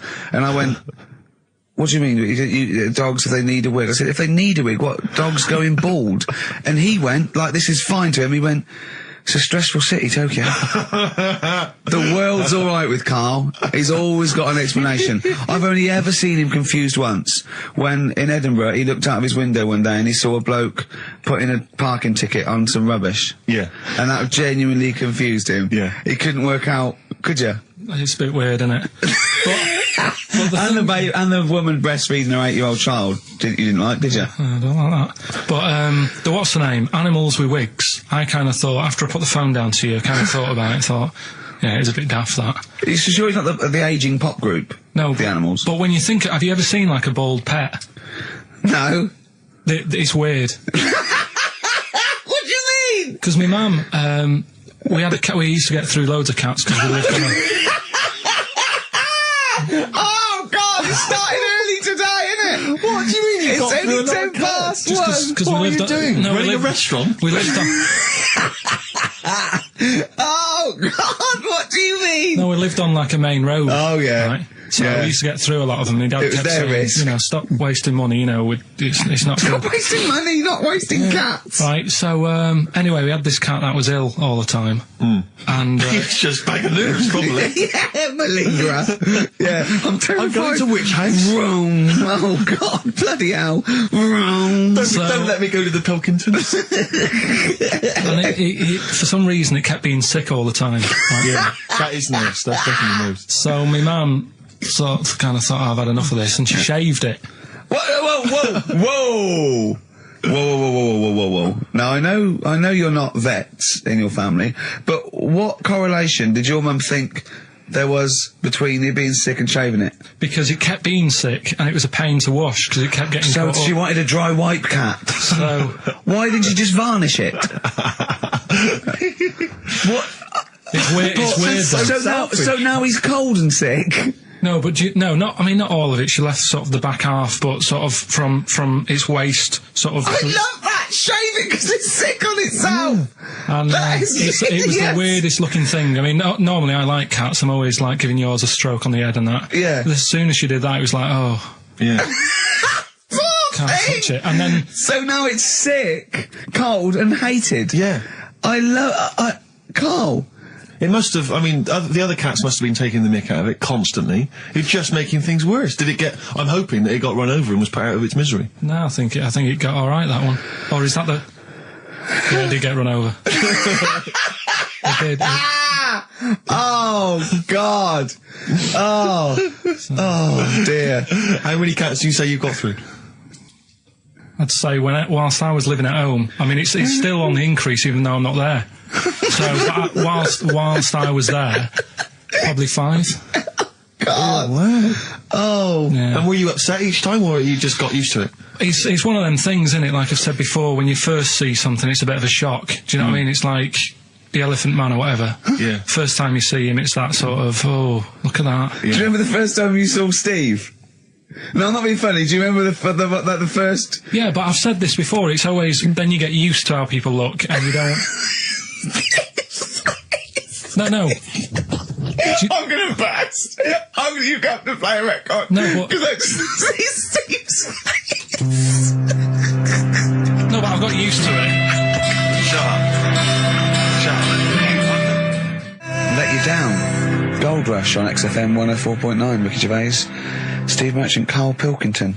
Brilliant. Rick, I was in, I don't know whether I should tell you this because it might rock you to the very core. Go on. But I was in an Indian restaurant the other night, and you've not seen the film. Have you seen the film Notting Hill? I haven't, no. Right, in the film Notting Hill, have you seen that, Carl? Yeah. Do you remember the bit, Julia Roberts plays a movie star, rather like Julia She's the Roberts. most famous. Yeah, I know and she's her. in a restaurant having dinner with Hugh Grant, and she overhears some people in the restaurant slagging her off. And saying, you know, she's a slapper, probably all actresses are. And she's sort of stewing on it, and Hugh Grant wants to say something, and she says, no, I won't let you. And then as she's walking out, she goes and says something to them, and of course their faces drop, they can't believe it's her. Anyway, I was in Indian restaurant the other night, and they were slagging you off, Rick. Well, they were what they were saying is they were going, oh, Ricky Gervais, the thing about Ricky Gervais is he's just like the character he plays. Right. He's just like David Brent in real life. And I was listening in, and I was thinking, well, I want to say something. I want to go over and have a word and say, you know, you're partially right, but I couldn't. I didn't know what to do. I didn't know what to say. I couldn't. What could I do? I couldn't really go over there and get into a rumble. I want to say, what do you mean that I'm like him? I use his face and his vocal cords, but I mean, I can't help that. But it's that thing as well of I don't know where they've got this information from. But no. Because you're not. It's so received. they're wrong. Well, so it's they've received it from somewhere, or they read it, or something. It's just. But I don't know. I mean, I can't really be annoyed that they're just wrong. But it was very weird. It's like being annoyed at a vicar believing in God. I can't get annoyed with him. I just don't believe. But because obviously they didn't recognise me, it's rather like, you know, when they talk about that idea that if you could go to your funeral, what would people be saying about you? It's the closest you could get to that. Well, that you can hear what people are saying about your friends. But why don't you to get him around to that? You go, he is, yeah. What do you think of the other fella? Sometimes with him, that tall fella, he's good, isn't he? Yeah. I know. Yeah. It's a shame actually because on the occasions I do get recognised from minor appearances, I never get any cool fans. I just get the nerds. I get the real nerdlingers. I don't get, you know, beautiful women coming out. You're putting them off, though. You're putting them off. You've got to take what you can. Well, but you'll have nothing. No, I know, but this girl came up the other day and she said, hey, are you that guy who's involved with The Office? I went, oh, yes, I am. She went, my boyfriend loves you, he's over here. And she pointed him out. I was devastated. I thought, I'm in here. Yeah. There was nothing going on. But there was a guy who was in HMV and he was working with the till. He'd been working with the till and he saw me. He said, would you sign this DVD? I went, oh, no problem, me. I said, and I was trying to make conversation. I was trying to be frothy. And I said to him, oh, selling well, is it? And he went, it is. Although we've had quite a lot of returns. I said, well, don't tell me that. I don't want to know that. What did he mean? That they didn't like it? And I said, what? You would have been bringing it back? No, I think it's glitches. He said, they've been bringing it back. I said, what was the problem? He said, they didn't really like it. No! Yeah, some of them didn't really like it. You can get it back if you don't like it. No, I mean, I don't know whether they gave him the money back, but certainly that's what he dealt with. That's what he'd encountered. And he said, we didn't give the money back, they just wanted to drop it off. What, they didn't even want the money back? Yeah, they just wanted to get rid of it. Yeah, they just didn't want it in the house. It's like, I don't want this rubbish in their house. Oh, but we still get the money for it, do we? We still get the money. But do you know, I told you that other time. Again, because people don't recognise me, again, I was in a record shop, there was a stack of Office videos, and this guy went by, and I sort of heard them as they went by, he went, oh, Office, yeah, a lot of people like that. I think it's shit, he's mate, well, I agree. Really? And of course, again, I was like, what could I do? I couldn't say anything. I couldn't pipe up and go, well, that's sort of... I like the fact that you're always hearing these loud vocals. Yeah. What's the chance of that? That's brilliant. Maybe everyone's always slagging it off. But it is partly, that's it. Yeah, that's partly it, but also because I keep hanging out by stacks of Office DVDs. Oh, dear. Wearing a t-shirt with a picture of you and me on it. Yeah, that'd do it. What we got to play, Carl? Something Steve wants. Well, actually, I must dedicate this to someone who's emailed in. I mentioned earlier that I was going to play some of the Roots, and Joe from Peterborough is very excited about that. So, this is not from the current Roots album, sadly, which I've not fully absorbed yet, and therefore don't feel I can make a decision on which track to play, but maybe that'll come. That's the sort of sometime in the future. And thought we put into our... picking music. Exactly. I had these cassettes still in my bag from last week. Sure. Anyway, this is from the album Things Fall Apart. It's The Roots featuring Erykah Badu, You Got Me. Let's play it. Featuring Erykah Badu, that's The Roots, and You Got Me. Good. I like that one. Yeah, you've enjoyed that. Yeah, I love it. Yeah. Well, it's coming up to 1:30. And so it's time for Rockbusters. It's a structured show. It's a new leaf. This show in the new year is going to be structured. Set pieces, hitting our marks. Do you know what I mean? There'll be time checks, weather checks. A bit cold out. If you're driving, careful on that. So do the prizes. Check for traffic, if it's bad. Yeah. Okay, well, again, an arbitrary selection of goodies. What are those politicians doing? Was that XFM News? Yeah. Right, what have we got? So we've got, for those that are a fan of the movie Donnie Darko, which a lot of people rave about this year, a sort of weird teenage movie, then there's a sort of sweatshirt there. It is actually quite nice. It's not bad at all. It's medium, so if you're a bit of a bloater, don't bother to apply unless you've got a friend already. We've also got here a Graham Norton video. Certificate 18. So please don't phone up don't email in unless you're above the age of 18. Yeah. And that's, I think, the best of his TV show. Yeah. Look forward to that. It's a big stiff video, that, isn't it? It's a big stiff cock of a video. Thanks very much. I meant you meant the bird. Yeah. There's also a fairly mediocre British wartime thriller, Enigma, which a lot of people, it was hyped for a while, but it's actually interminable. I've seen it. The first series here of The Kumars at number 42 on DVD. I think that's award-winning, so that's available as well. We've got 2 CDs by the look of it. We've got Pulp's Greatest Hits, which I don't think sold very well, and so presumably they are giving that away. And Johnny Cash's current album, American For the Man Comes Around. There's some good cover versions there. Again, another big sell. A big sell. We're really pushing this. It's quite kooky. Johnny Cash here does covers of things including Personal Jesus. Oh, right. By Depeche Mode. Yeah. We've got Bridge Over Troubled Water, his version of that, Desperado. And anyway, it's not bad. That's probably the best treat in that bunch. Right. And, I'm assuming there's some questions there, Carl. Yeah. Right, here we go. If you're a new listener, the way it works, I'll give you a cryptic clue and some initials, and it sort of makes up a band. Yeah. Makes more sense when you hear it, I reckon. Not particularly. Well, not really. Although people do get it. I just worry about the state of our listeners. Go on. Right, so there's 3 of them. You email in ricky.gervais@xfm.co.uk. It's email only. I repeat, it is email only. We are too lazy to answer the phone. Yeah. Okay, here we go then. Number 1. There's normally 2 easy ones and a difficult one. Sure. So here we go. Number 1. Don't argue with him. He ain't going to change his mind. Don't argue with him. He ain't going to change his mind. Yeah, that's AA. AA. Yeah. So that's the first one. He's not going to change his mind. What do you mean, You've got them written out, haven't you? Yeah, I'm just thinking about what the answer is, so I don't write the answer down to this one. Don't worry, they get it. Yeah, don't worry. Well, you can't remember it? You came up with it. There's only 3. I know, it's weird, isn't it? No, it's not weird. It's incompetent. Right, the second one, anyway. I hope you get this. I hope you get this. You don't even tell us the answer. This is a shambles, isn't it? Hang on a minute. Keep going. Go on. He always gets what he wants and doesn't worry about anyone else. P. And you don't know You don't know answer. that is? I'm sure it'll come to me once I see it on email. What do you mean? I get it, you'll agree with them. I'll know if it's the one I had down as the answer. This is brilliant. Imagine Jeremy Paxman doing that going, yeah, University Challenge. Is that right? Go on. Right, so that's that one. Give us that one again. He always gets what he wants and doesn't worry about anyone else. P. But you're confused. I don't understand how you can be confused. Yeah. The third one, I'll have to put that woman in the oven. And that's AB.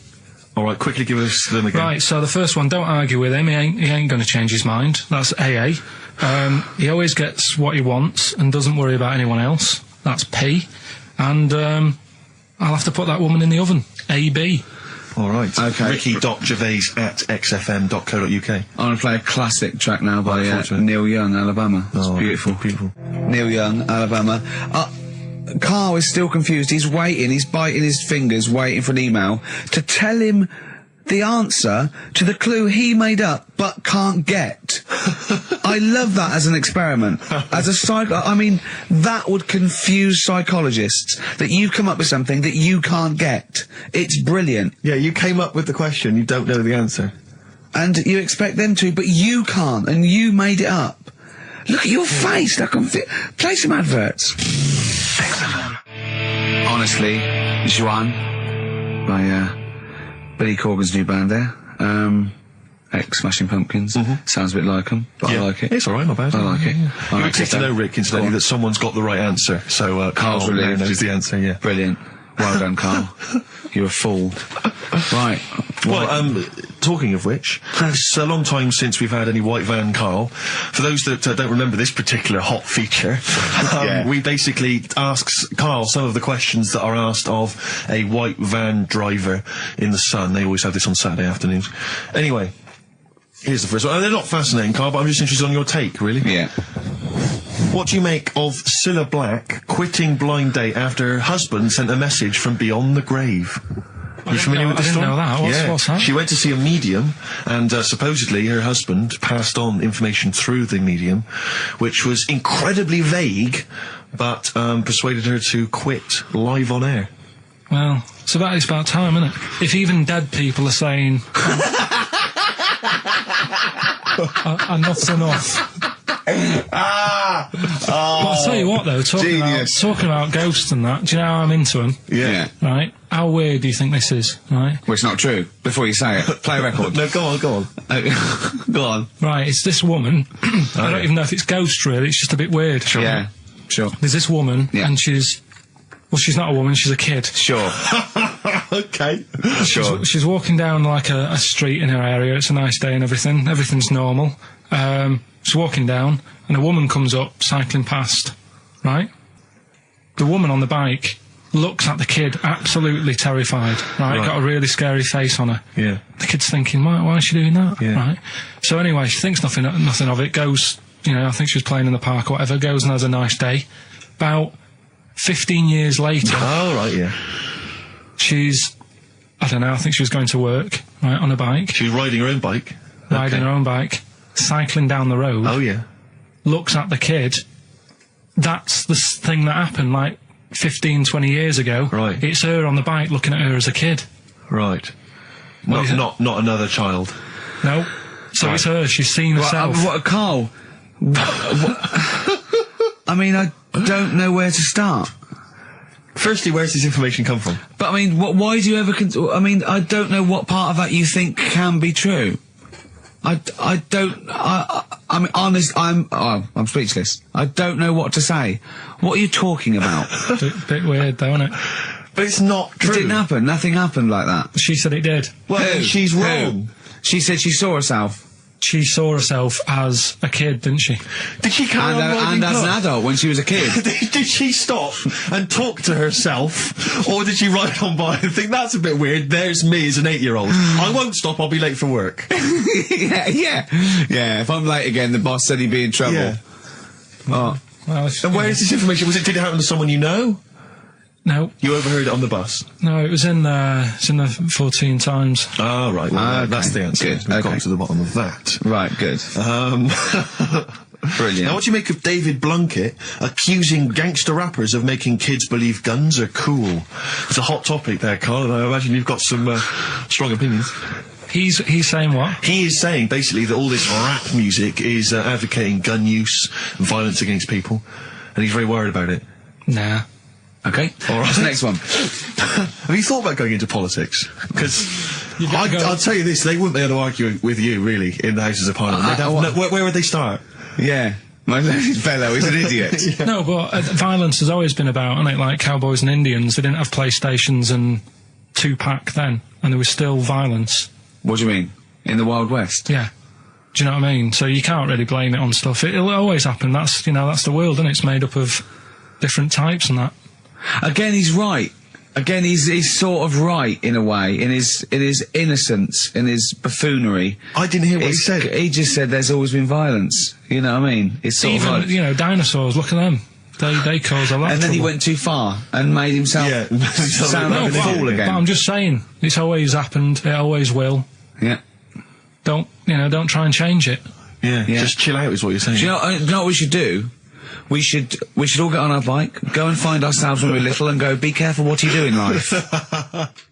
Oasis, Supersonic, Still good. Still as good as ever. Still good. On XFM 104.9. Ricky Gervais, Steve Merchant, Karl Pilkington. You'll be pleased, Rick. Go on. Ricky Anderson has emailed in. Dickers! Danderson. Oh, Yeah, what are you he's, doing, Dindo? He's probably our biggest fan. Diddler, you little diddler. Exactly. He has emailed in, as ever. Ricky, your show fascinates me. How do you maintain such levels of senseless drivel? That's from Randers, from Randy Anders. as I Little call him. diddle dodders! Oh! So, thanks again, Dudley. for that, yep. Well done. He's, yeah, that's great. I Nice get a nice. buzz. I was disappointed last week where he didn't. What? Ask him why he's didn't He email us didn't last. respond last week. No, it's a shame. Probably that. busy. I don't believe he had something better to do. Well, I would have thought so. I can't believe that of anyone when No, on you've a got this Saturday sort of afternoon. level, Exactly. intense chat. What have you done this week, Carl? Well, I've had a few days off, haven't I? Yeah. Still, doing stuff for this show and that, but managed to Well, get not a few really. hours in. Yeah, not really. Just doing nothing, and bought a place. So I was looking at kitchens, Yeah. weighing some of them up, and Yeah. Checking them out. checking them out, and also ordered a sofa. Yeah. Nice sort of comfy, sort of leatherish sofa. Oh, a leatherish. Oh, I don't like leather sofas. No, yeah, but what are you picturing? A leather sofa. A leather sofa. Yeah, I just but don't, like it's what? squeaky and it's. No, this isn't. This isn't isn't. it? No, this isn't like that. But I want a really old, sinky Yeah. into fabric. I want a sofa that is as comfortable as a bed. Do you know what I mean? Well, if it was acceptable, you'd have a bed in your lounge, wouldn't you? If that was allowed, Yeah. without seeming like you were sort of like elderly, or That would be just, good. And I'd have a drip going in. Yeah. Sort of like with nutrients. I can't be bothered to chew. No, you can't, lager, sort of lager with sort of vitamins. Vitamins and pumped then in, yeah. and then one going from the knob down to the toilet. To the lavatory, yeah. And with all the remote controls. And that would be amazing. To be fair, you're almost there, Rick. I've certainly seen the toilet tubing when I've been round in the past. My dad's bed, right? My dad would never change his chair. Mine would try and get rid of it because it would just fit to him and it'd just be absolutely dilapidated, right? And What, same with his bed. he had like his own chair in the lane. Yeah, his own chair, right? And then, and his bed, right? When, they had separate rooms towards the end. And his bed, right? It was just, it had it for years. And it was a big dip. It was Really? just like a spoon in the middle where it was concaved. Where it said it. And my mum used to just vacuum it out. Oh. Where all the little bits are like, he'd have a fag in bed or he'd do his roll-ups in bed. Yeah. And, Oh, he that's said to grotesque. us, why do you like that bed? It's curved. He goes, it means I can't fall out. I did. It was like in a hammock. That's great. That can't be good for his back. Well, I don't think it mattered towards the end. Yeah, so, yeah, a hammock would be, I really would love a hammock. I think a big beanbag would be good, wouldn't it? With a telly. A beanbag as big as a bed would be amazing. Yeah, but this is still the telly thing, because do you prop yourself up a little bit to watch it? Do you watch it on the side, which is annoying? Do you turn the telly on the side? I've always wondered about that. The weird thing is, right, I've mentioned before about certain things that are just right, like your hand, 5 fingers is just enough, right? One more, The sex tips. it ruins stuff. Yeah, one less. One less, and I was saying about drying your pots and that'd be really slippery and that. Yeah. Right? And the weird thing is, right, I think that's what nature had in its mind. no, Yeah. but like, my mum and dad, right, they moved to this little house, right? And, they had loads of furniture that they've collected over the years without chucking out, and they've moved to this small house. So they just had too much furniture, right? And they had this double bed, and that was for when friends come round and that, they can stay there. But the problem was he wanted to sort of put these wardrobes in the bedroom, right? Right. That went on either side of the bed. Sort of wrapped around Because, the bed. yeah, but because the room was so small, he thought, I can sort that out. Yeah. Right? And he sawed the bed. He sawed the bed. He sawed the whole thing, so you've got your mattress, your bed, and everything. And What, he sort just sliced some off? Like a big sandwich, just cut a bit off the just edge. cut the crust off. But how much is that, would you say? About 8 inches, 6 About 8 inches. inches. But hold on, but that Well, he won't cut work. Because it'll all fall out the side, and then what happened to the springs and all the supports and stuff? He It'll just sorted it collapse. out. It didn't all come out and that. I mean, it's not the comfiest bed. but the weird thing is, he did it, and even though it's only like that 8 inches or whatever, it totally ruined it. It's Yeah. like- Well, of course it would. no, but what do you think I mean? I don't mean it ruined it as in it looks a mess. No, it would have been uncomfortable.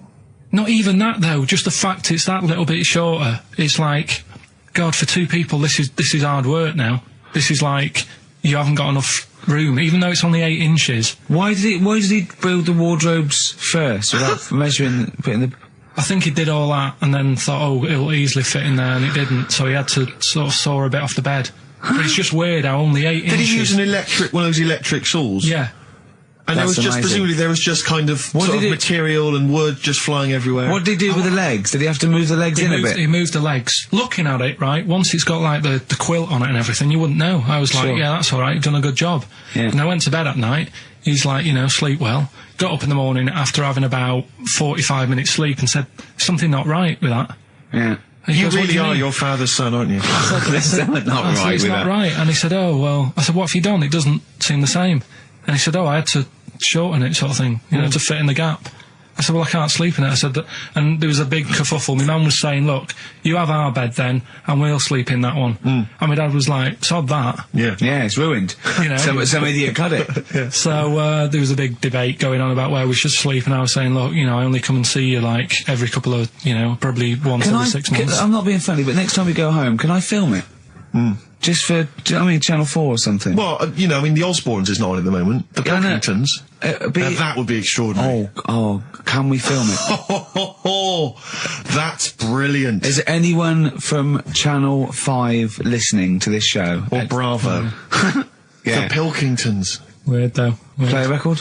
What do you want to play? Do you want to play, do you fancy playing something of yours? What, have we got anything? I don't know, something that was sent in to you, maybe? Oh, yeah, no, I'll tell you, I'd like to play this. Yeah, Bronze Age Fox, band from Bristol, my neck of the woods. Always working, play the tune, Carl, play the always tune. working. He's always working. He's on the ball. He's on the ball. He's on the Bobby ball.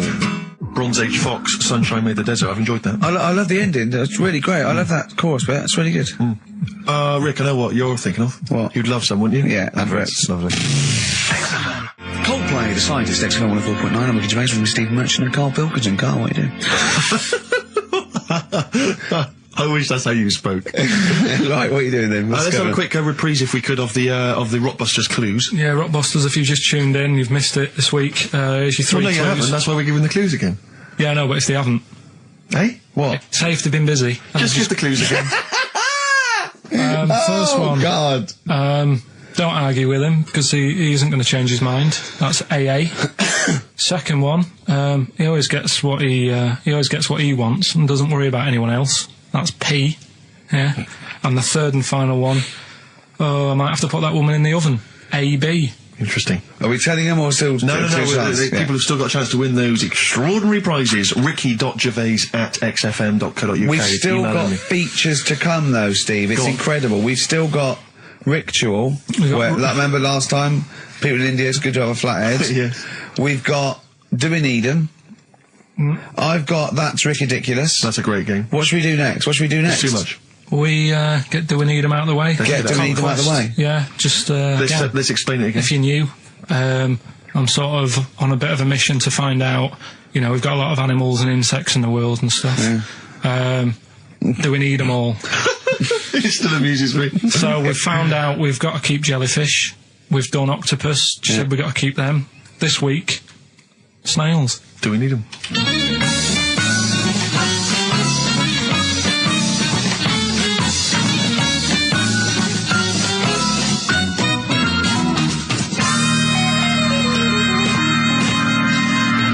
Just doing some research, right? I'm sort of working my way through different creatures and insects and stuff that's on the planet. Yeah. Right? And finding out if we need them or not. Right? Yeah. Do you know much about snails? Sea snails? Well, yeah. Snails in general. Don't know much about snails, land snails. I know a bit about sea snails, like whelks, top shells, that sort of thing. Would you say they're important? What sort of sense do you mean by important? Say if we had to sort of get rid of some animals and insects and that because we're running out of room. Right. Do you know what I mean? Because I'll tell you what I know about some snails. I don't know if this applies to sea snails as well. I mean, I called you today because a lot of other places are shut. Yeah. Right? So, I know they like to eat stamps, apparently. The glue on stamps. They love it. Right? Right.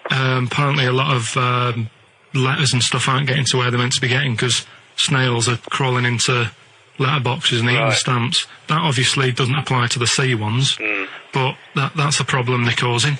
All right. Were you aware of that? No, I didn't Well, know that. bet you're glad you answered the phone today. Right? They love beer, Beer, yeah, who doesn't? and also, I don't know if this is right, but I heard that they sleep for 13 years, or can do. Right, I wouldn't know if they can sleep for 13 years or not, but... I mean, sea snails are pretty important, yeah, they do quite a good job in the sea, they graze on algae and But they provide food for other animals. I mean, you can say that about any fish, you know, or any animal, why do they exist? would you be upset if, someone said, we're getting rid of them? Oh, yeah. You would be? They're an animal, I wouldn't... Forget being like favouritism and all that I get for them, right? There'll be other things knocking around you can sort of spend your time looking after. You'll still have a job, don't be worrying about that. Because I'm not going to get rid of all the fish. Jellyfish need looking after, so you're safe. Yeah. But do we need them? Come on, there's loads of people saying, come on, we've got to move on through the animals, and you're holding them up saying, well, I want to keep them. Well, who's saying we need to... That just sounds a bit crazy to me. Just imagine. Do you know what I mean? And they would come to you because you're working in an aquarium, so they'd be asking for your advice. Right. And you're slowing it down. Well, they asked for my advice and I'm giving it to them, so, that's what I think, anyway. Yeah, but snails, I mean, like I say, they drink beer and that, What did they do apart from some food for a whelk? They were around, their descendants were around a lot longer than we have been. Yeah, they've been around a long time, but what have they done? Well, they've survived that long, so they must be doing something pretty good. Well, apparently they sleep for 13 years, so really, even though they've been around for ages... I think that sounds a bit... I don't think they sleep for 13 years. Not all of them, just the tired ones. So, snails, do we need them? Well, yeah, I just think they've got to... it's not for us to say, do we need them or not, we can't... So you think we should keep them? Yeah, definitely.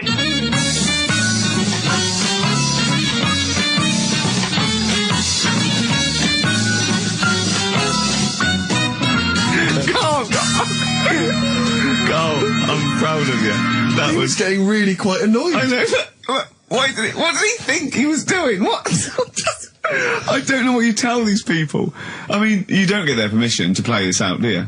You just don't tell the them. thing is, right, I sort of told him what it was about, but we won't say who he is or where he works, because it doesn't matter. I just needed to speak to someone who knows.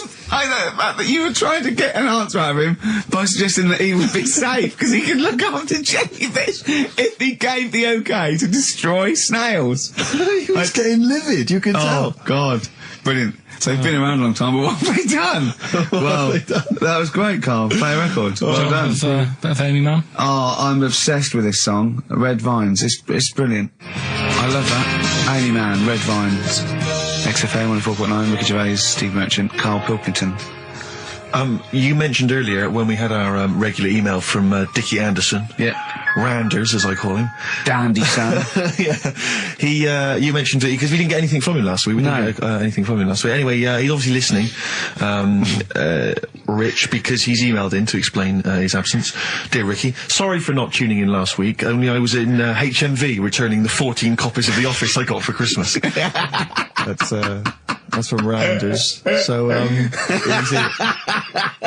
he's explained himself. Oh, he's dear. excused himself. Oh, Anders, we should get him on one day. Yeah. Right, okay, Carl. That's ridiculous. 3 amazing scientific facts, one of which is spurious. Okay? Okay, 1. Girls can't throw because the part of their brain that allow men to throw properly in a girl is used up in emotion. 2. Gravity isn't instantaneous, it works at the speed of light. The force of gravity. 3. Statistically, you're more likely to be trampled by a donkey than die in a plane crash. No, even though the last one sounds daft, I think I've read that. About the donkey thing. Okay. So, girls... What's the first one? Girls can't throw properly because the part of the brain that allow men to throw is used up in emotion in a woman. Yeah. Gravity isn't instantaneous, it works at the speed of light. So when you drop something, the force kicks in at the speed of light. What do you reckon, Steve? Well, it's not for me to say. Is this a trick one where none of them are ridiculous? Or one of them's one of those three. One of those three is not true. Right, well, it's definitely not the donkey, right? So, I reckon the girl one, throwing stuff. Is ridiculous. Yeah. Correct. Well done. Very well done indeed. Yeah. Very well done indeed. That's 2 out of 2 he's got so far. Well, there you go. Well, I'll teach you some stuff now.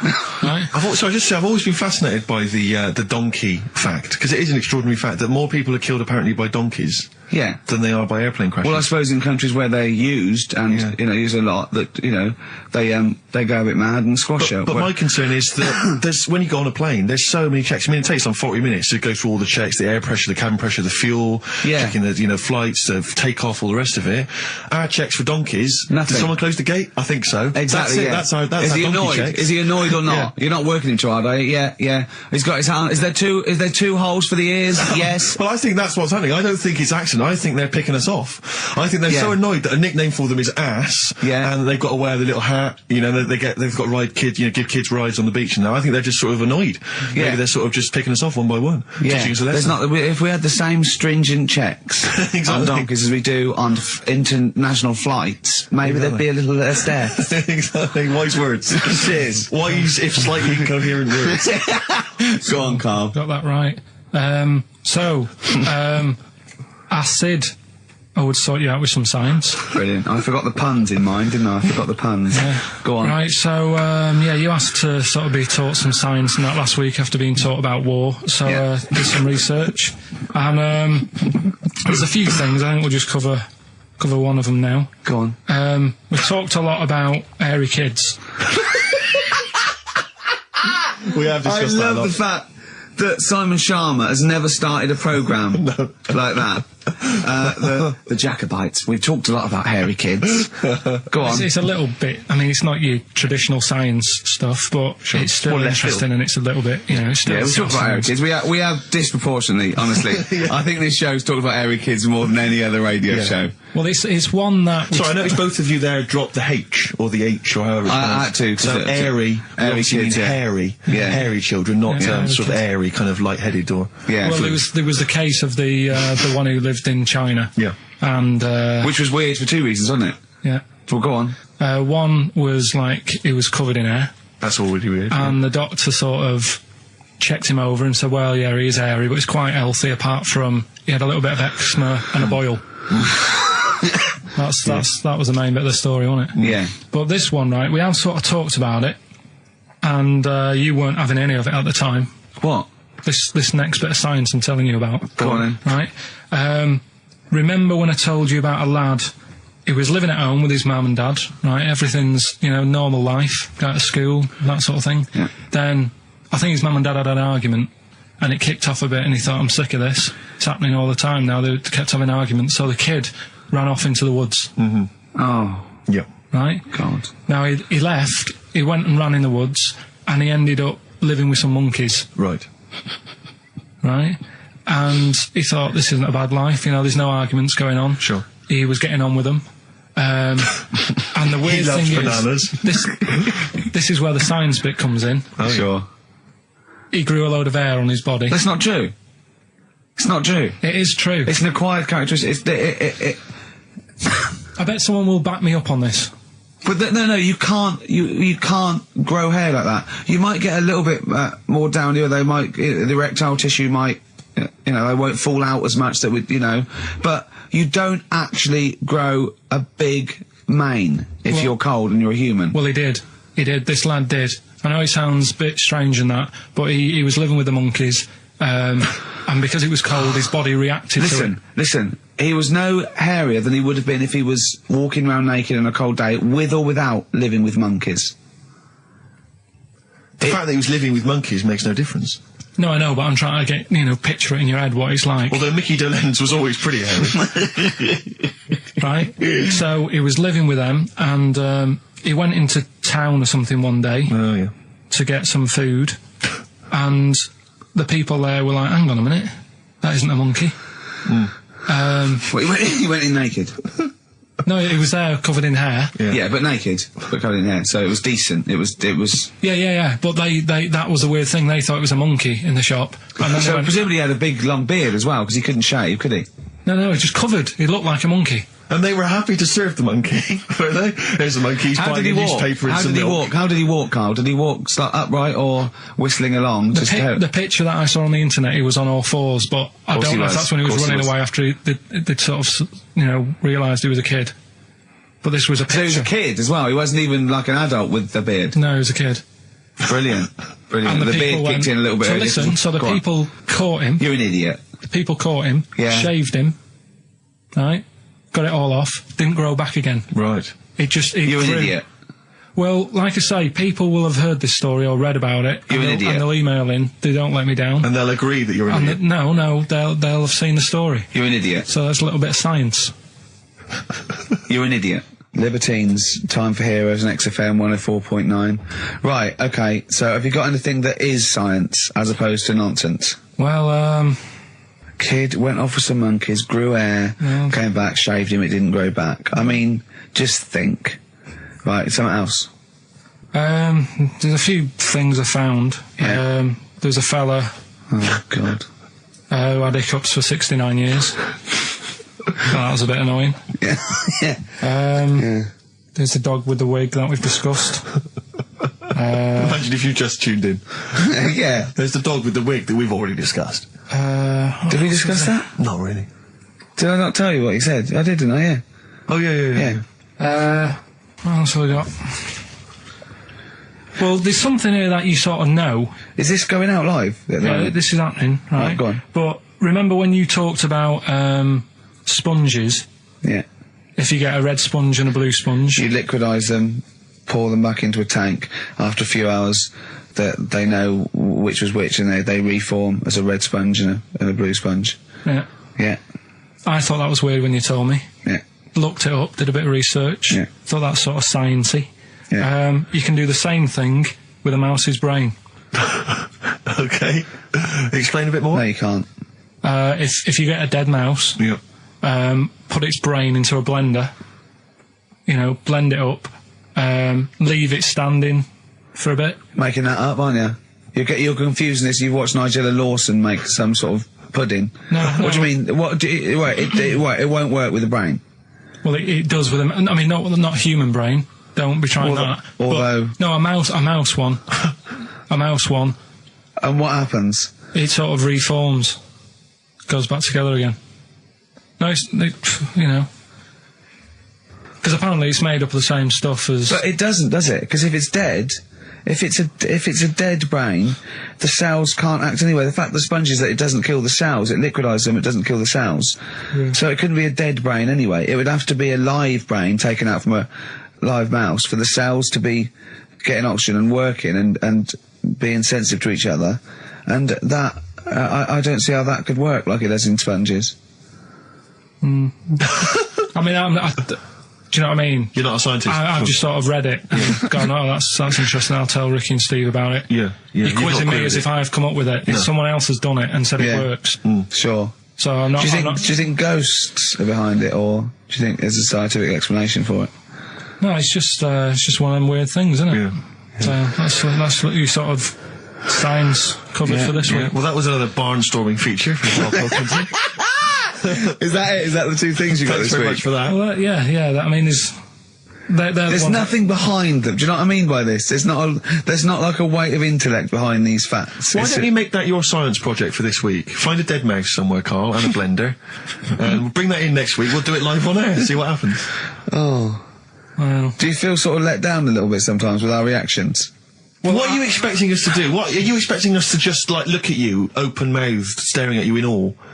just like go, oh God, yeah, where did you find that out? And like, Yeah, but if we know. never tell us. We know where you found it out. You looked on the internet and a strange homemade website by a maniac somewhere, who puts on stupid things that he heard through Chinese whispers. That's where you get your information from. I doubt that anything you've ever come up with is verified. If it is, it's luck. But what do you expect me to do for you? Do you know what I mean? I'm just...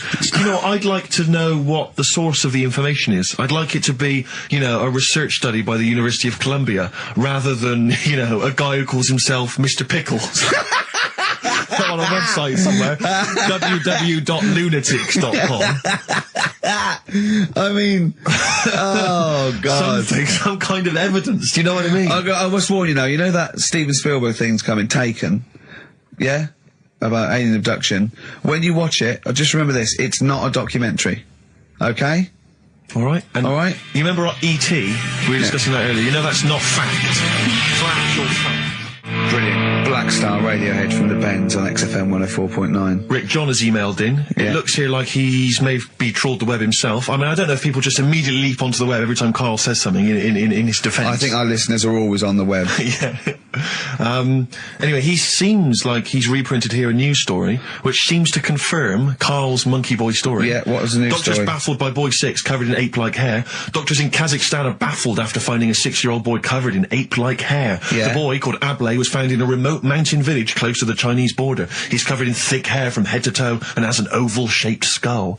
Doctors suspect nuclear radiation or a genetic disorder may be responsible. Fine. But there's an interesting bit here. But sorry, it's not that you could have genetic defects. I've seen lots of people born with long noses, 5 feet, etc. I'm saying You've that been he to wasn't Bristol, normal. he wasn't normal, and then went to live with monkeys and grew the hair. Well, that's no, my true. point. But it says his mother and father are distant relatives. Such marriages are common in the Kazakhstan mountain hamlets. Now, the village elders were consulted as to what to do with him, right? Now, these are the village elders. These are the wise men of the village. These are people, presumably, that all year long are telling the village how to live, how to survive. Yeah, you're what in to charge do. because you've lived longest. Yeah, exactly. You presumably are solving any kind of moral conundrums, Yeah. any sort of awkward things. Do you know what they suggested that they do with their hairy son? Go on. Send him to the circus. The Carl's nodding. Put him in the circus. That was what they suggested, and the mother actually wanted him to go to school. Instead, there's a, I don't know, school or circus, I don't know. We don't know what's better for him. Exactly. I'm not sure. We must consult the elders. What do you think, Carl? It's not a bad life, is it? What, the circus? Yeah. Well, you ran Kids will away love from it. it. Yeah. Love it. But remember that thing that I saw about that fella who, I don't know if you should talk about it really, it's a bit... Go on. Tell us now. You've hooked me. Come on. You can say it. It's okay. What, are you worried that it might be insulting to someone? Well, it's not nice, but... Well, you're not taking the mickey out of it. You're telling us... Go on. It's just, it was in that book again that you got me. You know, the book full of weird people. Go on. And things that are wrong with them, and hairy people, and Yeah. lad with 3 legs and that. There's a fella, basically just a head and a little body on a skateboard, Yeah. right? Picture of him having a shave. And he was shaving with his mouth bit. With his tongue. Like that on the radio. Yeah. Carl is now doing an impression of a man shaving with his mouth. Yeah. Well, it's just a head, bear in mind. He's doing an impression. Imagine a head with a very tiny body on a skateboard shaving with its tongue. That's what Carl was doing. And he was depressed because he kept getting hats for Christmas. But if you were him, you would just grow a beard, wouldn't you, rather than... Oh, Well, rather than go through all But that he get hassle. it caught in the wheels of his skateboard. Clash. Rock the Casbah on XFM 104.9. Nearly it. Ricky Gervais, Steve Merchant, Karl Pilkington. So the answers to this week's Rockbusters. Yeah. Do you want to give us the clues again in the answers? Yeah, the first one was, don't argue with him, he ain't going to change his mind. The initials there were AA. That's adamant. Yeah. Alright? That's good. That's a good one. Second one, he always gets what he wants and doesn't worry about anyone else. That was P. That was Pixies. Picks his, it kind of works, yeah. And the third one, I'll let you have that one. I'll have to put that woman in an oven. That was AB. That was Anita Baker. Anita Baker. It's good. Anita Baker. Anita Yeah, I'll Baker. let you have all 3 today. So You've done well. So do you want to pick a winner, Steve? Well done to Mark Leder from Bow. He wins those fairly mediocre prizes. Enjoy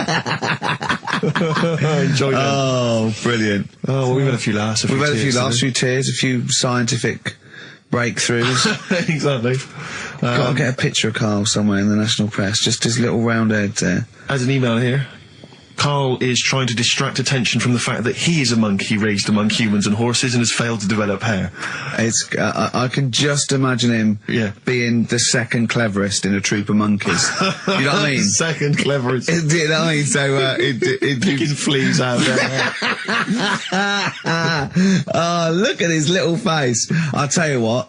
Heat, I'm gonna get a picture of you. Just put it in the radio section of Heat. This is what Karl looks like. Oh, another email. Someone said, when the monkey boy went to the shops, he was naked. Where did he keep his money? Good point. Didn't happen then. Right.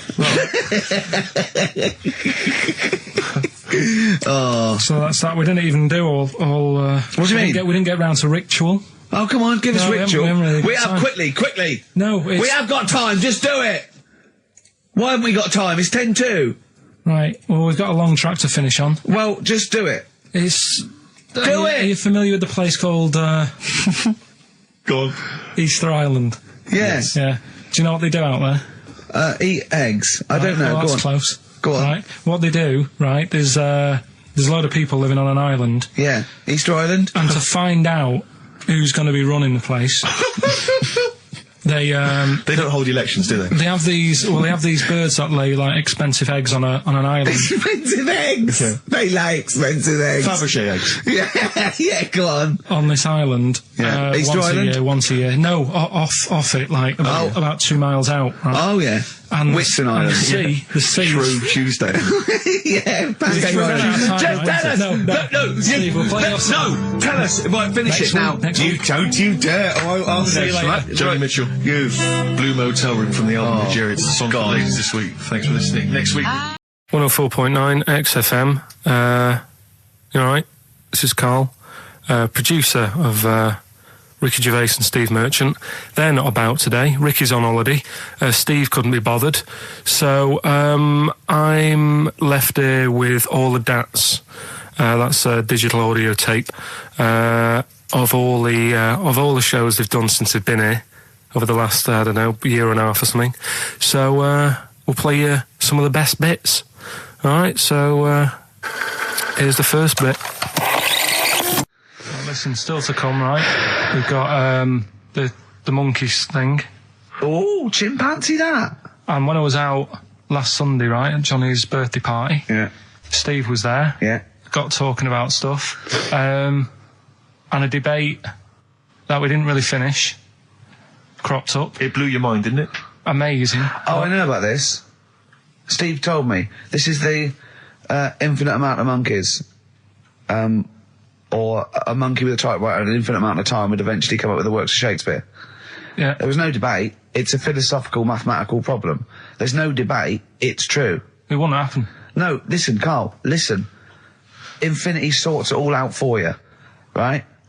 An infinite amount of monkeys at a typewriter, right? They do everything. They type everything. Infinity just sorts it all out for you. There's no getting to it and they're going, oh, well, let's have a look what they've done. This one's come close. Did Romeo and Juliet. It would do it all. It would type everything ever possible, conceivable. Yeah, but it's a mathematical... Well, we've heard your side of the argument, Rick. And I'll be honest with you, it's a persuasive one. But let's hear Karl, because he heard about this in a pub last week. Yeah, so he's got some strong What's your problem with it? What's your problem with it? Well, first of all, right, you're saying it's a load of monkeys. It's not just one monkey. It depends. That can live forever. No, wait. It's either a chimpanzee with a typewriter with an infinite amount of time. He would eventually, by definition, mathematically, type everything ever possible, okay? Or it's an infinite amount of chimps with typewriters, and one of them will type it first time. But already that's not right. You either need to have what one do you mean? monkey. What? You mean let's employment laws? What do you mean it's not right? Let's hear him out, please. Okay. If it's one monkey with a typewriter that's got loads of ink in it and that, right? At least it knows what it's done in the past. It's not... Keep going. Crime. If you've got a load of monkeys, it's like if you have too many, what's that saying about too many chefs? Too many chimps spoil the soup. Right, well it's the same thing. It's like, well, I didn't tell you to put salt in it. I was going to put salt in it, and it messes it up. Whereas if it's just one, they know what's gone on. So what I'm saying is... Honestly, just leave him go. I can't be bothered, I want to hear the rest. This blows my mind. He doesn't know what this does to me. It's a mathematical problem. I want to hear the rest. Well, it's just I just don't think it will happen. What do you mean you don't think it'll happen? Infinity works it out for you, by definition. Well, what's stopping them typing the same thing again? They would. In fact, the problem should be, if you had an infinite amount of time, that it would type, it works for Shakespeare an infinite amount of times, and everything else an infinite amount of times. But, you know, that's not as... But not Shakespeare. Oh! Shut up! You idiot! Rick, do you know what he said to me? I said to him, I explained it to him, I said, you've got an infinite number of monkeys, infinite number of typewriters, they will type the complete works of Shakespeare. He said, have they read Shakespeare? You're an idiot! Play a record. said, no, I'm not having this conversation. Not doing it from I'm not having it, because it really, really winds me up. But you're saying they'll do it with no spelling errors. Well, they do it an infinite amount of times. And they do it wrong an infinite amount of times. And they spell the last full stop wrong an infinite amount of times. And they get one thing wrong in Hamlet wrong an infinite amount of times. They do everything an infinite amount of times. But are they going off a story that they've... Play a record, Carl, because I'm going to knock you out. I'm just saying... Shut up! Do they know the story? Oh, They're monkeys! Oh, Christ. No, right, but- okay. Right. The Cure, obviously, Yeah. that song. Right, Carl's been taking phone calls for these clues. Right, and so everyone's been saying the same thing for the last one. He's been going, no, and I'm worried, I'm always worried. FD, I just overheard him on a call there going, what have I been saying? Oh, no, it's FP. Dickhead. Right, give me the clues out. It's a rollover. Right, tell people, we're really sorry to anyone who would have got that right. Okay, right, do the clues quickly. Tell them it'll be a rollover, so we have to do 3 new ones. Do you not write these You're down, such Carl? a... I don't write the answers down in case Ricky looks over the thing and sees the answer. Why would I cheat? I'd rather you do something right with your life. Right, well, the clues were I've got 3 other jumpers like this one. Yeah. That was FT. Yeah. They got that. 4 tops. Yeah, that's all right. Good, well done. That bunch of people can't make up their minds if they want to sit in the sun or not. That was C. They were getting that. That was charlatans. Charlatan, right? A bunch of them charlatans, right? What? What's Charlie? No. It's like, shall I go out? Shall we? Charlatans. They got it, right? Where I went wrong with this one, the Jamaican fella, he had to have some aspirin. Why? It's my fault, you know, I'm not cutting, there's no point passing the book or anything. I said FD. A lot of people were saying, Fred Durst, like, forehead hurts, which is a good one. Yeah, which would have been as good as any of yours. But I made an error, so we'll roll it over. No. What is the answer? We'll roll the what is the prizes answer? over. Jamaican fella what? Add some aspirin, why do that? What's the thing? FP. FP, it was Frida Payne. Frida Payne. Frida Payne. Frida Payne. Frida Payne. That's awful. Carl, you've got to write these down next week. No, This is I'm right. sorry, You're the producer. I know, but I've had a busy week, haven't I? Just doing That's stuff not with an it. excuse. That isn't an excuse. Our excuse is we don't care. Yeah. You do put care. the work in and then make a mistake. Yeah. It's better not to try than try your hardest and be rubbish. Do you see what the point? We don't care. But you've got standards. Yeah, and you're not meeting them. Think of that. You're not even reaching your standards. God. Right, well, that's that, I guess. Well, the prizes will be giving those away next week. Bollocks again. Just completely... Song for the ladies to end the show with. It's from Nick Cave's new album, Nocturama. This is a track called He Wants You. Back next week. Remember, Frida Payne. An email from Suzanne talking about your tea that night. Was Suzanne out on Wednesday night? Was the an England game or something? Yeah. So you were alone. You were home alone, were you, Wednesday night? Yeah. Did you enjoy your meal? Was it a quiche? Go on. Right. From Suzanne to Carl. Take the quiche and put it on the baking tray. Cook for 30 minutes on 190. Take lettuce and put on plate. Take 3 tomatoes, wash and chop into quarters. Place on lettuce. Take an avocado, chop in half. Remove the stone. Peel skin and slice. Place on salad. Put salt and pepper on and a dribble of olive and balsamic vinegar dressing. right? In brackets, small bottle behind the cafetiere. Right, in case he's reaching for bleach. Yeah. That's it. She had to put everything else away. Right? Then sprinkle a smidge of parmesan on top. Remove quiche from oven, cut into quarters and put on plate. Eat. Oh, wow. Does she have to do that every single time? She's like... No, it's just that I'm not that good at cooking, right? And to be honest, that was a lot of hard work. I didn't bother warming it up. And I did without the avocado. Why? Too much messing about. He didn't even do that with instructions. It was too much. But yeah, I'm not that good at cooking. And That's not cooking though, is it, Carl? That's heating up a slicing. quiche. That's cooking. It is making the quiche. Yeah, but I'm just. Could you have figured that out if she hadn't left that note for you? Why does she have to tell you what the olive oil and balsamic vinegar was? Because I've put sort of cooking oil on my food once, and I said, it's a bit. He's ever since, right? Years ago. I'm gonna die. Years ago, leaving Mr. Magoo at home. It was ever since I put sausages in the toaster that. What do you mean? I nearly set the flat on fire. Because do you know, like when you're grilling food in a pan and all that? Yeah. Sort of sausages spit and it goes everywhere, doesn't it? And it makes everywhere greasy. In the toaster. So I thought, well, just want to warm them up. Yeah. Bung them in the toaster. Yeah. What happened? And she sort of caught. Well, they got stuck and they sort of caught on fire. I imagine. She came in just as I was sort of plunging it, and Marty came in from work. Said, "What are you doing? I said, I'm in sausages." Well, the oven isn't on. I know they're in here. What? You turn it off? Panicking and that. But I've never been into it. I've never been into cooking and that. At school and stuff, I didn't bother doing it. Oh, every time Suzanne comes home, she must think, please be the house still there. Yeah. Please not let me hear a fire engine as I come round this corner. Oh, God. She comes and goes, oh, God, thank God. I bet she's always happy to see you when she gets home and you haven't burned the place down or introduced some howler monkeys or something. Unbelievable. What I find extraordinary is there are people who are in sort of care in the community who don't need instructions on how to prepare food. Oh, they do. They can do it. Yeah, you show them once. Yeah, they do. Whatever you do, don't put sausages in the toaster, Johnny. Do you know what I mean? Yeah, and they've learnt it. They don't put sausages in the toaster. Yeah. What did they put their fingers in? But, yeah.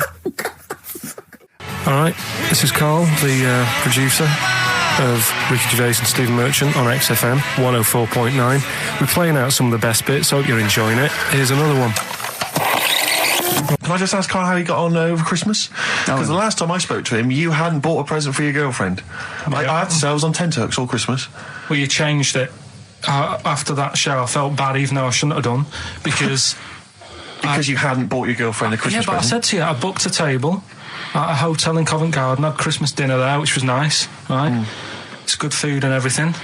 Didn't feel like enough to me. Well, then I went out and treated some stuff, and then... No. A couple of days before Christmas, he went, I took Suzanne to that hotel we're going to go to for Christmas dinner. We had tea and cakes. And I went, oh, you treated her? He went, no, she paid for it, but I was just showing her what it was going to be like. That was her extra treat. She paid for it. I love that. Brilliant. Yeah. Well, it was like 150 quid for a meal for two, which is pretty dear. So I'm not going to buy her cakes as well. All right, love, have anything you want. You pay for your own pudding. I'm not mental. Yeah. So you treated her to some other stuff. Yeah, some bits and bobs. What, and then she chose them and you paid for them. What, the presents? Yeah. No, you chose them and she paid for them, but you know it's the thought that counts. I got them on the way home that Saturday. Well done. And what did you buy? Shops. Well, just some bits. It might be personal, Steve. Well, I don't care. Just some bits. Yeah, but bits and pieces. leave out the personal bits. What bits? Just little things. And then yesterday, right? A monkey wrench and a new washer for the shower. Yeah. Some recordable CDs that you need for your job. Oh, dear. Now, when you gave those presents to her, did her face light up? Right. I don't want to tell you what they were, right? But she wasn't that impressed. You're going to tell us what they were now, tell us what they are. You even know what they are. She told you on Christmas Day. Hold on, wait a minute. But it doesn't matter what they are. It does matter what they are. It doesn't. It does, Carl. It's you, mate. Of course it doesn't matter. Oh, God! Have you just remembered? Yeah! Right, but there's no need. I've got to tell him, Carl. I really want your permission because I don't want to be I know it's not, but we know it's not that embarrassing. It's really quite sweet. Yeah, but in a way, right, the way I look at it is, right, Christmas, even when I was a little kid, right, is not... Please let me tell him, Carl. Well, let me just tell you first, though. Let me tell you why I didn't go all out on the old present front. All right. Justify yourself. Right? First of all, I've covered it up since then anyway, right, with that present, because I bought her some shoes yesterday, and she did say, I'll give you the money for them, but when I get home, I said, it's all right. I said, you can have them, right? So not only did I buy her some food on Christmas Day, I got her shoes. She's probably had a total... And they feel like a horse. Yeah. It's sort of like, yeah, there you go, there's your shoes, there's your food, right, bed down, see you later. Yeah, but what I'm saying is she's done... fed and clothed Yeah, her. did you comb her hair? She's done well this year, right? So... The thing She's done well this year. It's like you're a single parent living on a council estate with a smack problem, and you still managed to buy them some Lego. When I was a kid, right, it wasn't about what you got. I remember one year when I was about 8, right? It's going to make me cry, isn't it, this? No, it's not. I'm just saying the way it is, right? I woke up at about 4 in the morning. And I was like, oh, what have I got? And I couldn't sleep. I was that on edge. It's the excitement of Christmas, isn't it? It's like, oh, what's wrapped up? I need to know. Yeah. And it's the fact that people are saying, no, you won't know until tomorrow. Yes, sure. That annoys you and winds you up. Okay. So I got up at 4 in the morning, opened my presents, and then went, right, I know now, went back to bed, had a great sleep. Yes. Right? So it's nothing to do with the excitement of what you get. It's the excitement of not knowing what you've got. And then what happened when you got up to go down with the presents? What you're saying to me is that you could wrap up a brick because the thrill of Christmas is in hoping and being excited about what it is, not the actual gift itself. Yeah. Is that what you did? That's did she get a brick? No, let me tell you now what he got. He got her a present, right? And she said, she came. I said, yeah, he got me.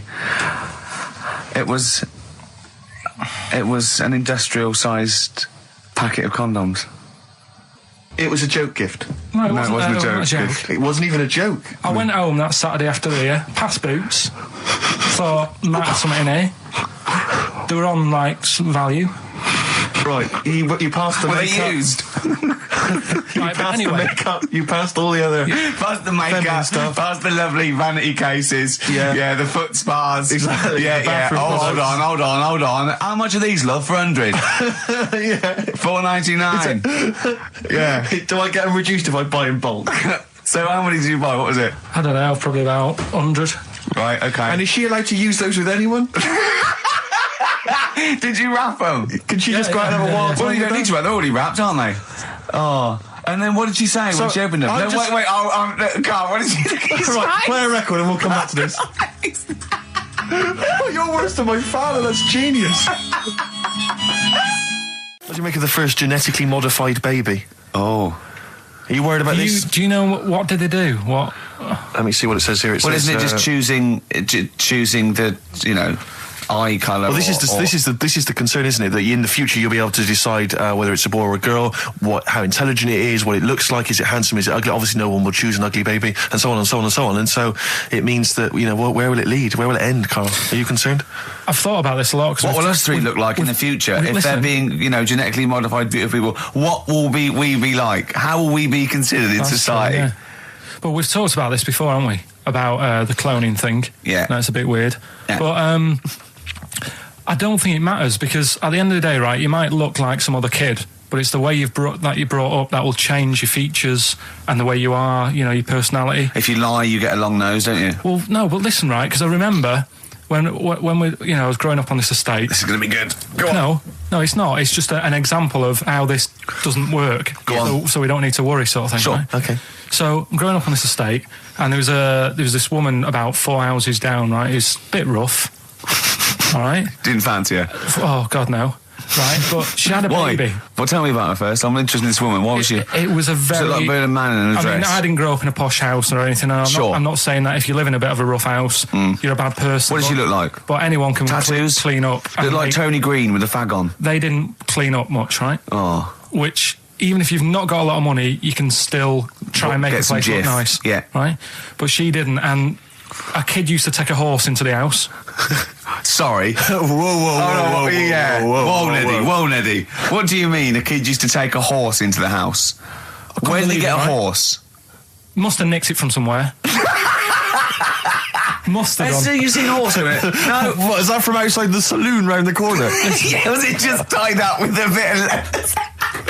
Right? Oh, that's great. I'd Did been Big out. Jake come looking for it? I'd been out. Oh. No, sorry, let me get this. This was before the lynching stopped or after. Where did he get a horse from? What do you mean he must have nicked it? His mum said, where'd you get that from? I bought it. All right then, but keep it out of the kitchen. I don't want you going Catlin rustling. Where did he get a horse from, Carl? And how long did he have it for? Was he leading it or riding it? Mum, open the door, I can't stop. I can't stop it. Open the patio door as well. I'll be... Looks like we got us a runaway. What do you mean? I don't know, but the thing is, they couldn't afford to buy one because they're not cheap. So I'm just guessing. Maybe that's wrong of me. But I think... He had a horse? Yeah, right. So That's why the family didn't have any money. They'd spend it on the horse. No, I don't Exactly. think, that's what I'm saying. I don't think they would have bought it. So anyway... Yeah, it's wise to whisper, Carl, in case they're listening. Yeah. And They it's could be not- in the room next It's door. not buying it, it's keeping it as well. Oh. So I was like in the car with my dad coming into the avenue, and you used to have to drive down it to turn round and, Yeah. and you know, sort of go back to our house. You had the traditional method of transport. Yeah. And the horse was in the lounge, Reading a paper. just like walking around. Oh, God! What? And when I was doing, I tried to earn myself some money once by flogging little flowers in plastic cups. What? This is And I went- genius. It just keeps coming. What do you mean you're trying to flog little flowers? What do you mean? Wait. Let's play a record. Let's play a record and come back to this. Wait a Because minute, it's always wait a going to minute. just unravel and unravel. It's going to go on for hours. Let's It play a gets track, deeper Carl. and deeper. It's Yeah, like come an on, Carl. onion, isn't it? We've created a whole world here where there's a man living with a horse. Just walking around the lounge. I come from the West Country. I've never heard anything like that. I just think of a big sort of like orange carpet and it's got a rediffusion telly and this horse going, I'm fed up in here. Exactly. This is really... I am not taking the rubbish out again. Yeah. Right, play a record. Let's have Velvet Underground. We've got that lined up. Oh, yeah, the God. classic from the first album. I'm waiting for the man. Let's come back to the horse in a second. Little flowers in pots. What do you mean? Probably you're thinking, Rick, isn't it time that we do our usual roundup of what's been happening in the news? Yeah, Which come we on. always do every week. Yeah. We always do something, which is, I mean, basically, if you're listening and you're a new listener, say you work at a newspaper, we always try to be informative, just try and put stuff out there that just educates people, informs What are you people. thinking? Well, I said Monkey News is coming up, but what have you got? No, I was just looking on the net there and just found a couple of quite important news stories, probably worth mentioning. Policeman caught photographing. I don't know why it makes me laugh. It's just the phrasing, I suppose. It's the headline. Policeman caught photographing up woman's skirt. No, he wasn't up there taking a picture of Big Ben. He wasn't going, can I just sit up here? I'm just going to take a picture of that seagull over there. No. He was facing the camera up a woman's skirt. He was indeed. Right. A policeman in Japan is facing disciplinary measures after he was caught photographing up a woman's skirt with a hidden camera while on duty. The 42-year-old sergeant, who's not been named, used a digital camera to secretly snap the shots when the woman was reporting a stolen bicycle. So he was actually... He was actually doing his proper job. He'd obviously thought to himself, I'll bring him a digital camera today. On the off chance a beautiful woman comes in to report a crime or robbery, I'll have it ready, I'll have it positioned, in such a way. But this is interesting. This is how he got caught. Okay? The woman became suspicious after she saw a flash go off. Brilliant. I mean, this... Not so secret at all. Sorry, did I just see your shoe? Your shoe just seemed to just bring into life there. It was light. There was light. Yeah, I around your think shoe, I'd had wasn't it? someone set fire to some magnesium that was on the end of it. It won't It's happen only- again. Well, it's only you and I in here, and your shoe was just suddenly lit. Why are you standing like that? Why is your shoe just sort of like between my feet? There's no reason. This is There's how no I reason. always stand. What did the bike look like? Flash? So, are you taking pictures of my family? No. And no, I'm not. And you should be wearing knickers anyway. Well, how do you know that? What? How did you know I'm not? How did I know what? I'm not wearing any. I didn't know you. I don't know what you've got up there. Well, I don't know what it looks like, and there's no way I could. Of course, it would be roughly that conversation in Japanese. I know, yeah. All right, XFM 104.9, Ricky Gervais, Steve Merchant, Karl Pilkington, not here. It's the best of. You've been voting in all week, sending your emails. So here's the clips that you wanted. So then I was thinking, imagine like going to the doctors and he's saying, yeah, everything's all right, your heart's good and everything, but Your art's good. What, your Larry's or? yeah, your heart, you're in good form and whatever. Sure. Yeah, it's good news. I had Gianno in earlier. He's not looking good. Yeah. I had fat smaller. But you're all right. But your hands need to come off. Right. Blimey. That's bad. Like, I get a second opinion initially. But I better good news, I've got a nice pair of feet I can sort you out with. Yeah. And he puts them on, and then I was thinking, right, first of all, washing up, what would that be like? I thought, Steve, that'd be tricky. Yeah. And then the second thing was, it'd probably ruin the sort of the shape of your jumper. Because you had to keep putting the feet through there. Yeah. And then I thought, but I could still cycle in. Okay. To work. You could run in. Well, that's the thing. You'd be really fast. Well, that's what I was thinking. I thought I could still cycle because I could balance, and then I thought, but the only thing is I probably couldn't pull the brakes. Because of the little short things. Yeah. And then, like you, I thought, but then again, you're running in half the time. So that's what was going on in last night. Right. That's what I was thinking about. Sure. Did you? How long did this take? Well, how long does it take to wash up? Right, because I imagine you just being there for, like, all night. Probably 25 minutes. How long did the little Chinese fella dance for in his pants? He's always doing it. Last night he was at it for, like, 10 minutes. Yeah. And his girlfriend never sits in the same room as him. She's always sat in the bedroom. She's going, you dance in pants again, I go in next door. Well, she was in the bedroom. She's always in the bedroom, sat on the floor, on the mobile phone. Right. All the time, yeah. It's weird how people's lives are just like, it is like that Groundhog Day thing. It's like, he's jumping about in his underpants. The old woman's sat there reading a book. Yeah. And that's what got me thinking about my life. Do you think she ever goes... Are you sure she's not dead? Every time you look down there, she's just flicking through it. She's just reading this book. The pages never turn. She never seems to finish it. She never moves from her chair. Are you sure the Chinese Her girl's cats going... are dead around her. I'm going into next door again. That little round-headed fella's looking in. He's looking in at me. The bouncer goes, "Don't worry, love, I'll go and beat him up." But he's always getting ready. That's true. They see you staring at him, washing up, going, "I could have feet here," and they get scared. The old woman's dead. Oh, Carl, dear. can you tell us roughly which neighbourhood you live in, so that we know? It's central. Central, is it? Yeah. Wow, imagine if that little... Was he a Chinese fella, did you say? Yeah. Imagine if he was listening now. I'd love him to call in and explain his actions. Well, he might be on some other radio station talking about a lad who's always washing up and looking at his hands in a mysterious way.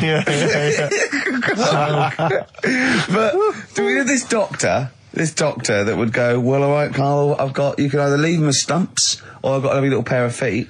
Why? I told Jane this, and Jane went, "Is that the only choice? Could you say, could I have some dead man's hands? Have you got any? Where do you get the feet from? Where do you get the feet from? Can I have? What would you rather have then? Human feet or monkey paws?" Well, I mean, that wasn't an option last night. That if the doctors said... No, it wasn't an option last night, but don't forget, it's in your head, Carl. This didn't happen. No, but I'm just saying, at the time, that's all the doctor had to offer. But it's your head, you can go anywhere. No, it wasn't a real doctor to offer. It's in your head, you can go anywhere. You're not trapped. Yeah, but if you can do anything, then you'd say, we'll sort us out some other hands. Fair point, let's play record. We gotta come back to this. Okay, it's not his fault. Let me have It's Not His Fault. You've got to save this. This has got to teach me something. It'll be an interesting story. Right, it's not his fault. This fella... what year? Ages ago? Olden times? I'd say in the 70s. Okay. Would you? Any evidence for that? And, does he wear flares in the story? Right. Is that your reason? No, it's a bit like Yuri Geller, this fella, right? Where he's electric. He's electric. And, if he walks past the telly would fizz. If he walked past the radio, it all goes like that. Ooh. His hair stuck up all the time.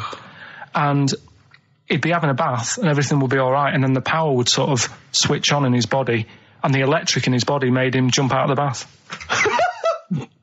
So... What do you mean, so? What is that so? What does that so mean? You've given us nothing. You've given us nothing. You'd have to at least give us the scientific explanation. Yeah. Electric eels have 400 volts in them. Oh, is this the running away again? What was that one called? Yeah, but it's not his vault. But there's a reason that not his fault. It's not his fault. I thought it was going to be something about. I think we should do these the other way round. I think you should tell us the story and then we'll hear the pun. It's not his fault. It's not his fault. Right, let's leave it. Play a tune. Forget it. Educating Ricky. We're not doing it. No, we are. Oh.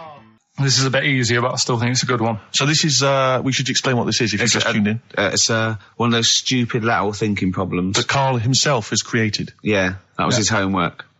Right, this one. It's a fella. He has a normal day doing stuff. Nothing wrong with him. Right. And it's the twist in the tale. It's just like Tales of the Unexpected. Yeah. Just a normal day, nothing wrong with him. Hold on, though, he's got the legs of a fish. Go on. So that's why he's been hiding his legs. So Go on. He does his the legs of a fish. Sorry, can't carry on. He has his working day and that, and then he gets a bit tired. Goes to bed. He puts the light on, leaves it on, goes to bed. Oh, that's crazy. That's mental. I can't think what's happened. Anyway, here's Radiohead. Right, okay. What? The question is, why does he put the light on when he's going to bed? He's had a normal day. He's come home from work. Is that right? He's come home from work, or he's not been working? Yeah, he's just been out? No, he's been working and stuff, I think. You think? You've made it up, Karl. You can decide. So the question is, why has he put the light on when he's asleep? There's a reason that he's put the light on when he's asleep. Has he gone to sleep? No, Karl, don't shrug. You're meant to answer these questions.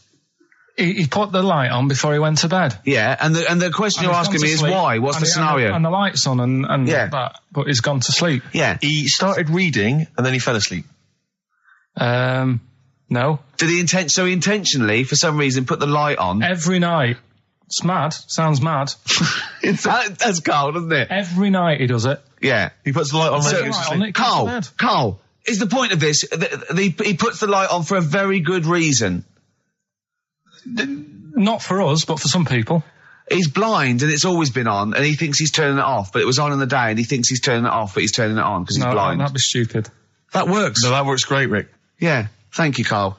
So you've got to come up with... Hang on. If you're blind, why would you put a light on? No, he thinks it's off. Yeah. But why would he turn it on anyway? Just think so he doesn't get burgled, so people know he's in because he can't see him. So he just he puts the light on when he's there, then he turns the light off when he goes to bed, so people think it's fine. But he's got it out of kilter, and actually he's walking around in the dark all day. I don't believe that if you're blind, you turn your light on. I don't think you'd be living on your own, would you? I'm not having that for a second. Do blind people live on their own? I'm not having that for a second. Well, some people do. Lonely blind people live on their own. No, if you got bad eyes. Any even women? Are there any blind women who are living on their own? No, I mean, if you know of some blind women. 08700 800 1234. We've gone through this. If you are a blind woman with no standards and you don't care annoying voices and smell, then get in touch with you. Yeah, I mean, you've got to be within the ages of, say, 25 to 65. You know, right. Well, call it 75. You fussy, you fussy all of a sudden. I know. Yeah, go on. If you were blind, would you live in London? Because someone said yesterday there was one struggling outside in Leicester Square, and I don't understand. If you would, I mean, you know, might have been a tourist. But why come to London if you're blind? It's the worst place in the world to come if you're blind. To hear the sights. To hear the sights. It's a bit mad, isn't it? They do the same job. They have tourist needs like anyone else. Yeah. No, but it sort of stinks, and you'd go away going, "Oh, it's not that good." I just thought I thought it was a bit weird. Well, never mind your concern for the partially sighted or sight impaired people coming to London. Get on with this. Yeah. So there he is. Yeah. It's like, oh, a bit tired. Yeah. Just put the light on. Get to bed. Yeah. So he turns the light on and he goes to bed. Yeah. Oh. Should we play a track? He's not sleeping on the job. He's a lighthouse keeper. Well done. Is he a lighthouse That's keeper? not it, Karl. He's a lighthouse keeper. Right. Why wasn't the light on all the time? Because it's light in the day. You idiot. Play a record. What? Play a record. You're a buffoon. No, actually, the light isn't on in the day, is it? No, Rick? it's not. I think you're the buffoon. Yeah. Karl has won!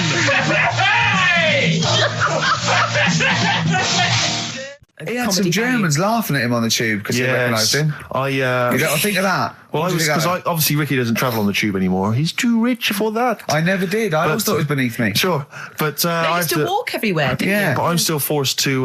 Take the tube, and I sat on the tube, and it pulled up, and outside the window, just happened to be on the station, was one of the posters with us. So I was kind of there, not realising it was behind me, and these big kind of fat German or maybe Bavarian guys. They're in lederhosen eating sausages. Yes, they were. They're Bavarian. Yeah, they were. And I noticed one of them kind of looked at me, and then looked at the poster, then looked at me, just happened to say it, and wittered something to his friend in German. You know, I don't want to try and do an impression. That's freaking goggle-eye. Oh, whoa. I think that... No. But I know what you're thinking it means. It doesn't mean that. Right, okay. It means... What's a rough translation? Elegant boy. Right, okay, yeah. And so anyway, That's freaking goggle-eye. He pointed out the poster, and his That's mate... lanky piss and streak. and his mate burst into laughter. And then we pulled Well, they've got a great sense of humour, the Germans. Well, That's the indeed. thing. But we rumbled onto the next. We rumbled onto the next station, and the poster was in exactly the same place. And this time, they tapped the shoulder of someone else on the train and pointed me out, and that person also laughed. An Italian? An Italian bloke, yeah. There was a French. Was there a bloke with a beret, a little moustache on the other side? Yeah. Was it United? Did you get on the United Nations Express? Just oh, imagine that. Yeah, it was faintly. See the freak. Look at this freaky goggle eye. Right, whereas I love the fact that before you were at least pretending to be speaking German. Now this is an Italian with an accent. It's just a guy speaking perfectly good English. So you've not even disguised the insult there. Oh dear. Oh, that'd be lovely. Try and insult me in other cod languages. You could bring Europe together if they just instead of Esperanto, that there was just one common language. The language of freaky goggle eye. I'll tell you what would bring the Europe together is you maybe representing England on the Eurovision Song Contest. That would be great. With a self-penned tune. Should I do that? That would be magnificent. It's got to be worth thinking about. Just about everyone being the same. Yeah, like just about people being equal. Everyone, not everyone. and also mentioning the euro. Yeah. Just doing that. I like all different cheeses. Oh, je t'aime la musique pop. Yeah. La baby belle. Et le cheddar. I'm not a fluent French. Le grand fromage. Yeah. Oh, it'd be lovely, wouldn't it? And they'll all be there, all in their different. Well, every uniforms. line could be maybe in a different language. Yeah, and what would I wear? I'd wear sort of like a kilt. You'd wear a kilt, but you'd also have on your head one of those kind of big, what are they called? Those big furry hats that beef eaters or whatever wear. Or yeah, one of them. Is it kind of a busby or something? A busby. Yeah. Wear one of those, or maybe a kind of policeman's helmet, That'd be Bobby's good. helmet with the kilt. Yeah, you'd have the clogs. I'd wear the policeman's helmet under the kilt, so they just thought I was really enjoying the show. Yeah. Good idea. Hey? Excellent. I think we talked for about 3 minutes without having to mention some kind of genitalia. Doing very well, We should boys, celebrate yeah. by playing one of my tunes of the year. Really? What one is it? U2 Electoral Oh, Storm. I know you're a big fan. I know you're a good big fan. choice. Well done. Cheers. Darkness growing on me. Love that. Love the darkness. This is the Best Of Show on XFM 104.9. I'm Ricky Gervais, with me Stephen Merchant. Yes. I hope you're enjoying the Best Of. I remember, I think all kids go through a phase of shoplifting. Well. And when I was going through it, I used to just little things, just like magic markers and magazines, Mars bars, that sort of thing. Yeah. And one day, right, my mate, Anthony, his mum called up my mum and said, I've got to meet up with you. I've got to have a word with you. And she said, what about? She said, I don't want to talk about it over the phone. So she goes, oh, right. Well, yeah, come round tonight then. So anyway, my mum sees me. She don't want to be in an awkward position and, like, be a bit embarrassed and what have you. So she sees me and she goes, right, Anthony's mum's coming round. What have you been doing? Yeah. So I go, oh, God. I said, I've been nicking stuff.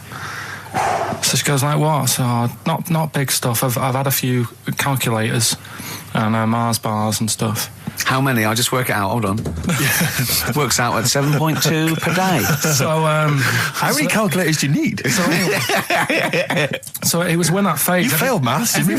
Everyone wanted a calculator. It was like a trendy thing, wasn't it? Right. Oh, yeah. In Manchester a couple of years ago, yeah. So anyway, so I told her all this and I confessed to, like, Computers will make it there one day. I confessed to There's magic in the back of battery. Go on. confessed to nicking all this stuff. She comes round. She only wanted to borrow some money. Brilliant. She said, oh, I don't like asking. I was a bit embarrassed to ask you over the phone, but can I borrow 20 quid? Oh, that's fantastic. And there's me. That's great. And it's similar sort of thing to yours. And did you? And he went, hold on, I'm going to work out the interest on that. I bank 10%. She'll owe you £4.40. Yeah. Oh, dear. So your mum was a loan shark. yeah. And did she mention? She went, that you did stuff with that other? Because what I'm saying is, presumably you got your mate in trouble. No. Right, you didn't. That's great. Anyway, should we have some more music? Because we've go been on. waiting for What hours. are you going to play, Carl? We've got the Cooper Temple Clause Oh, lined up. brilliant. And then the other thing is, the one that I was reading, the world record with the fellow who's pulling a train with his teeth. Does that make any difference that he's done it with his teeth? What do you mean? Well, what difference does it make? Well, isn't it? It's quite hard to pull a train with your teeth, I imagine. Well, it's pretty hard to pull a train. All I'm saying is it because he couldn't beat the fella who's pulling it with his hands? Well, this is my point. I think there was one bloke with the record for the running backwards 100 metres was sort of like 11.5 seconds. And I was thinking, turn around, you'd probably have a really good go at that. Do you know what I mean? Yeah. It's sort of like doing a marathon with a milk bottle on your head. Take the milk bottle off and see how fast you can go, you twat. But you can just tweak it, like the fella who has done the pegs on the face, right? Yeah.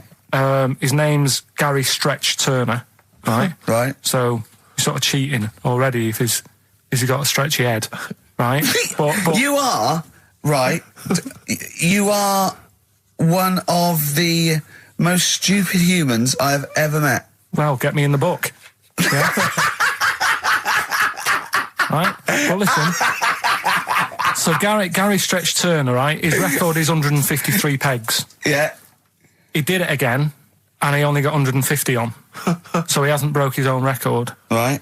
But what I'm saying is, if he tweaked it a bit more, would that make a new record? What? Well, if he said, I've got 150 pegs on, but at the same time as eating a burger. I see what you mean, yeah. He'd be the world record breaker for pegs and eating burgers at the same time. Yeah, just change it a bit. If you know you're not going to make it, just do something else. I'm assuming the rules are set at the beginning, Carl. That's it. That's where they say, right, you're just going to do the pegs thing. You're not going to introduce burgers halfway through, are you? Definitely not. And then they have a go. I was on one leg, not interested. How many pegs? 150. Can I just ask very briefly, I was quite interested by the family had to move because they lived on Butthole Road. Yeah, I quite like that one. Now, I don't know if I've told you before, Rick, where I used to live. I'm not going to tell you the name of the street that I used to live on, not on air, because my parents still live there and I don't want, you know. But I'm going to write it for you now. This is the genuine name of the street I used to live on. Just imagine when you're at school. Yeah. And like in class, for instance, in French, you've got to say, you've got to answer where you live. Yeah. J'habite, wherever. Yeah. That's the name. This is actually the name of the street we lived on.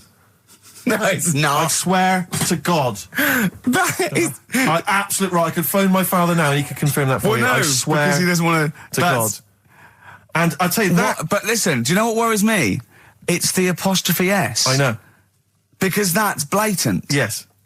Amazing, isn't it? That is incredible. But imagine how embarrassing that was. So if I look that up in the Bristol... You will find that in the Bristol A to Z. I swear to God. That is really... Why have you never told me that before? I can't believe I haven't.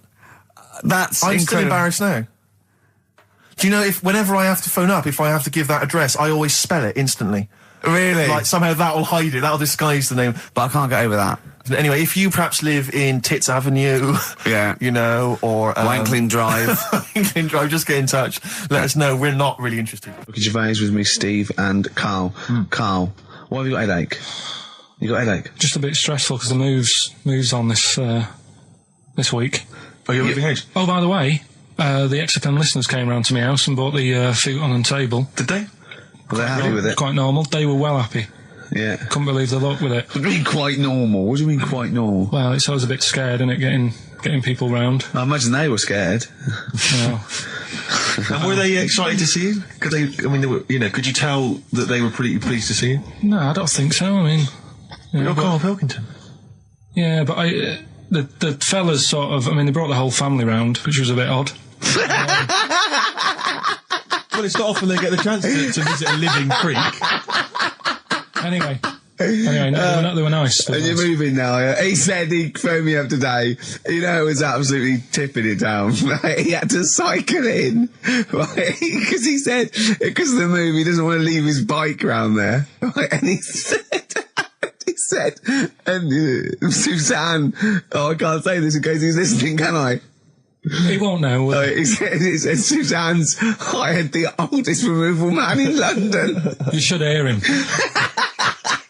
And the thing is, right, we booked him because everyone else happened to be booked out, but this fella's free, right? So he called up this morning. I've never spoke to him, but he was on the phone. He sounded about 90. Yeah. God thinks that he's going to have to do all the work. And the thing is, right, it seems to be cheap. He wanted some Werther originals. Listen, it seemed to be cheap because it's £50 an hour. how long is it going to take him? Yeah. Oh, that's So, genius. When's the move on then? When's the... Oh, he's coming round. He came round today to bring some empty boxes, and he was struggling with them.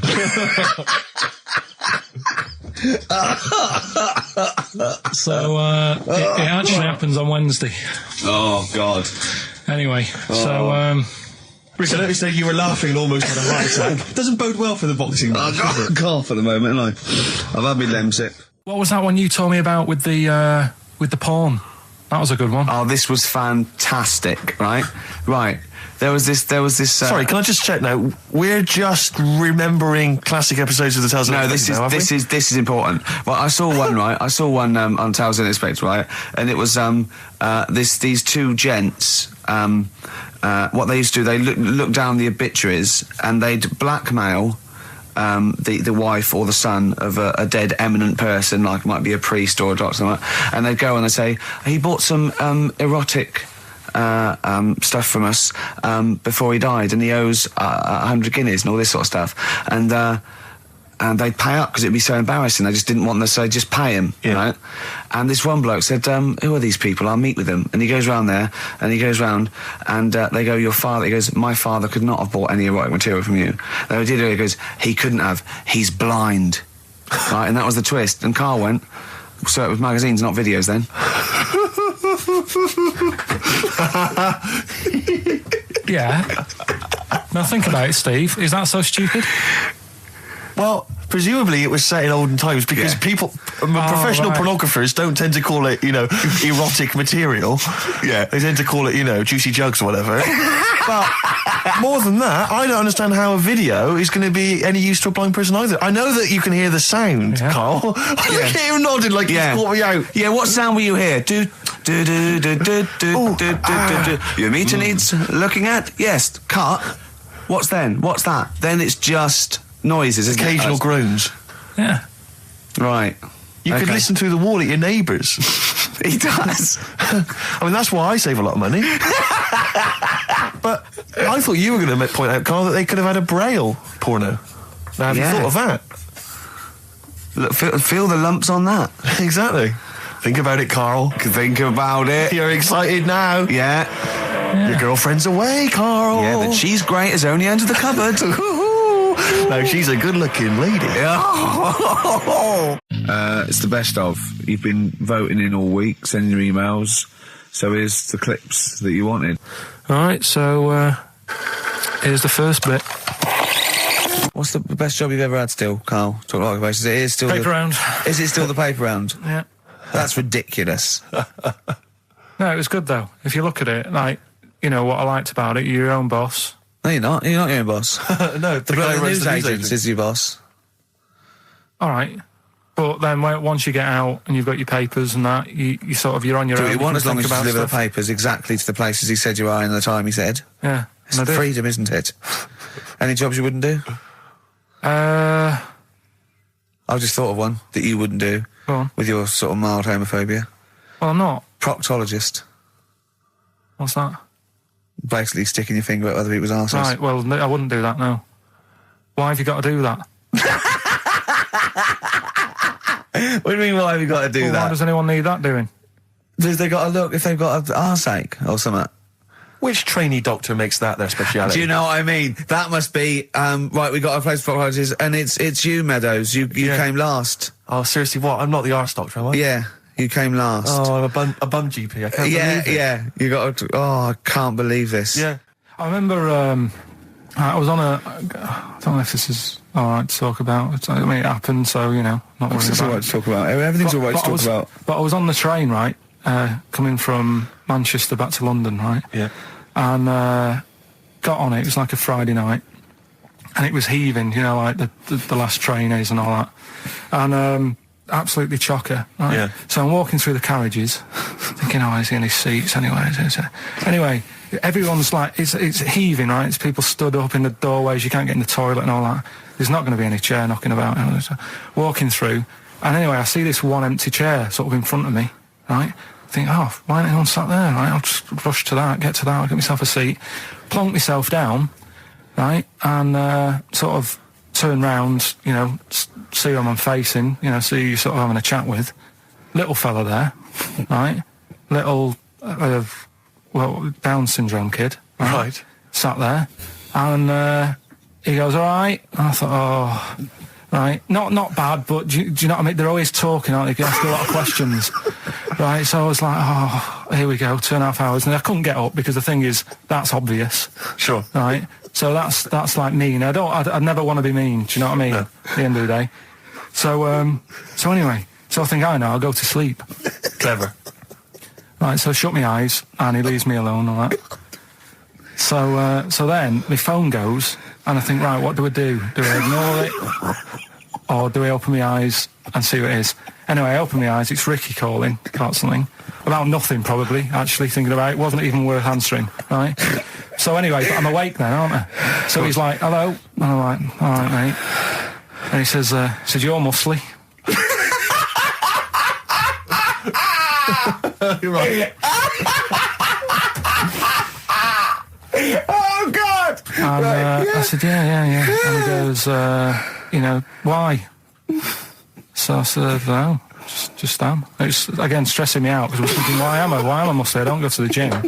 And, I'm not muscly, I'm in good shape. And that. Well. So then he wants an arm wrestle.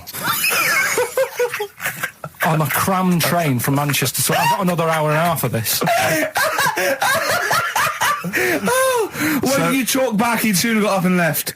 If you'd have started asking him questions, he'd have got up and left with the drivel you come out with. So anyway, do you know when you're under pressure, you're thinking, well, he's said that I'm muscly, right? So do I do it or not? What? And there's people watching, not joining in, not sort of having a laugh and that with me, just like watching but pretending they're not. Oh, and I'm God. at one of those table seats, and he kept saying, come on, I want to arm wrestle. So, and he was getting loud, and I thought, I best just start an arm wrestle. What do you mean? What do you mean? I best just have an arm wrestle. Well, what do you mean? Get it over and done with. I had to. If he's going to keep asking, I had another hour and a half on the train. Oh, God. So anyway. Oh, my God. I'm thinking who won. Well, I'm thinking, were people putting bets on? How was it working? It was stopped, and just as well, really. What do you mean it was stopped? Was it game? No. He was winning. I was struggling a bit, right? Yeah. And he was really like, taking my arm down. And then he sort of let go and started laughing. And I thought, thank God he let go, because I would have made. You know what I mean? If I lost that, everyone's in the train looking, and all the rest of it. I never felt it's suddenly serious to him. He's got to win this. Anyway. Pilkington. But then he just, then we were chatting about favourite food and that. He likes sausages. And I said, he said, do you like sausages? I said, yeah, they're all right. I like a bit of Chinese and that as well. And he was saying, I can't have Chinese. Not allowed Chinese. Why? Don't know. He just said, it's not allowed to have it. But yeah, I had a good long chat about stuff and that. But So you enjoyed it in the end? in the end, it was all right. Yeah, it's just. What do you expect? Okay. No, but it's that thing, isn't it? It's whenever you're faced with something different, it's always awkward, isn't it? And that's the thing. You're talking about him now, are you? And I think I did all right, because everyone else was ignoring him. But I probably made his day pretty good. Yeah. We were a nice bloke. I like the idea that newlywed couple are probably thinking that's going to be a similar journey down to Cornwall. Karl Pilkington in the chair now. The talked about the acclaimed Educating Ricky. Right, well, just in case anyone's new, doesn't normally listen, basically, I'm educating Ricky. Do a bit of research in a week, find stuff, news, history, anything that's interesting. 3 stories, I give them a nice little headline. You take your pick. Between now and 3, you're going to learn 3 things. Yeah? Yeah. So, the headlines are, I'll be no buying one of them. Give us that again. I'll be no buying one of them. Nice, okay. Yeah. We've also got hippopotamus news. Okay. Okay. And can you believe it? Can you believe it? Well, I'm going to go for hippopotamus news. Hippopotamus news? News. Right, well, this one, it's... I'm not going to take the credit here. I heard Christian talking about this on breakfast, right? Because it's a good story that happened. Basically, I don't know if I told you about it last week when we were having our spaghetti, but I think you did. Right, I know what it is. I know what this is. Okay, I've not heard this. Right, there's a little midget, Right, there's a circus. I'm loving it already. Circus going on somewhere. I think it was in America. And is that present day or old times? I'm talking like in the last 3 weeks. Okay. Right, little midget circus, really packed out show. People are loving it. Steve, you'll ask the same question I did. I know. So there's a little midget jumping up and down on a trampoline. That's what circus is. Right. I pay good money to see it. So everyone's clapping, and he's getting carried away.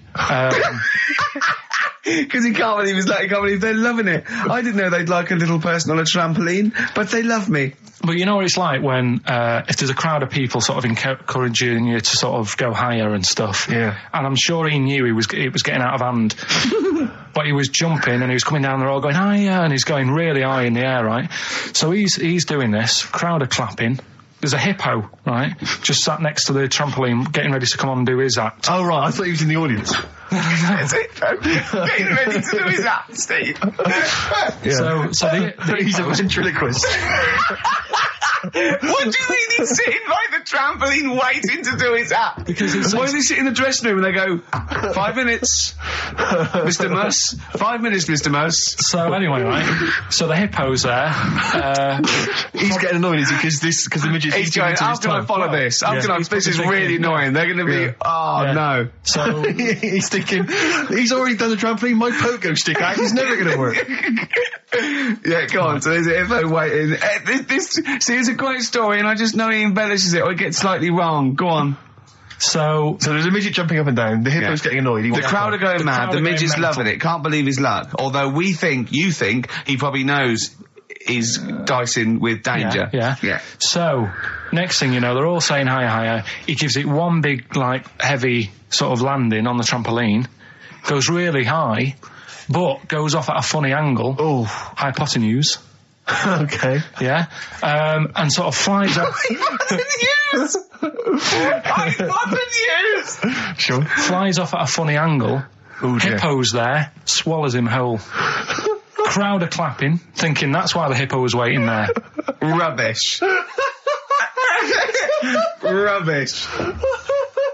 It's not rubbish, though. But no, maybe there was an accident in a circus with a midget and a hippo, but at no point was this hippo waiting to go on, going, come on. The midget flew off at hypotenuse and landed in the hippo's mouth and was swallowed whole. This is what you embellish it. That is great. And I have to say, though, Rick, when I heard midget, trampoline, hippopotamus, I was thinking accident waiting to happen. Yeah. So... Yeah, maybe. I mean, it is that you should never put those three together. Never. It's a recipe for disaster. Everyone knows that. Midget, trampoline, hippopotamus. Are you mental? You're asking for trouble. Well, you know when he told me it, he said, and the midget, he didn't mention the hippopotamus, and he said the midget went on, and soon he fell off, and the hippo ate him. And I said, sorry, what was the hippo doing there? He went, it's a circus. I've never heard of a circus having a hippo. No, what do hippos do? What can they do? You can't train them, can you? What do you... Aren't they, like, very deadly? They're huge, aren't they? You can't have a hippo in a circus. Are you sure? You're not thinking of Zippo? He's neither kind. Yeah. No, and it wasn't some sort of where Zippo was eating a midget, and it's some sort of horrible sexual act. No, it was definitely. I heard it on breakfast, right? Oh, okay, sorry. No, it's definitely fact. Yeah, okay, right, okay, good. XFM 104.9. We're not here. It is a bit like being Dennis Norden, playing some great moments from the show. I was just imagining Dennis Norden one day, sort of just like waking up out of his stupor. He's doing this, and he'd go into the producer and go, I've just seen a couple of my programmes. I just saw It'll Be Right on the Night 18. It's shit. It is terrible. Why didn't someone tell me? Well, we didn't want to upset you because, but I've been doing it way too long. Well, you could just let me go on forever. Well, until you died, yeah. Well, why can't my son take over? Well, he's 80, Dennis. And the jokes I'm doing, they're awful. Why have I got that clipboard? I've written these jokes, they're not funny. There's an audience, they're laughing. What are they laughing They're not at? laughing, they're not laughing, that's canned laughter. Who are those audience? Who goes to an audience for It'll Be Right on the Night? A lot of them are older than you. It can't be right. Do you know we have 15% fatality in one of your audiences? But I went home at Christmas, I watched one of the episodes. Yeah. I was with my family and friends. I said, watch this, you'll love it. stony face. No one laughed. They all thought it was shit. Well, it is. Well, why didn't you tell me earlier? We didn't want to hurt your feelings. You're an old man. You may be upward of 102. I didn't realise. Yeah. I noticed the other day when Karl was sitting on your knee having his picture taken. It's a long story, right? He's got a completely spherical head. It's slightly too small. I'm not being funny because, I mean, you know, well, I'm not perfect. But he's got a completely spherical little head. He looks a little bit like a baby hamburger. You know hamburger off McDonald's? Sure. He looks like a little baby hamburger. And it's sort of quite put upon. It's Suzanne thinks I look like that thing in that Dulux advert. Do you know when the woman pulls the head off that? A little plasticine morph type and then they creature. make a new head for it. And it's like a little head.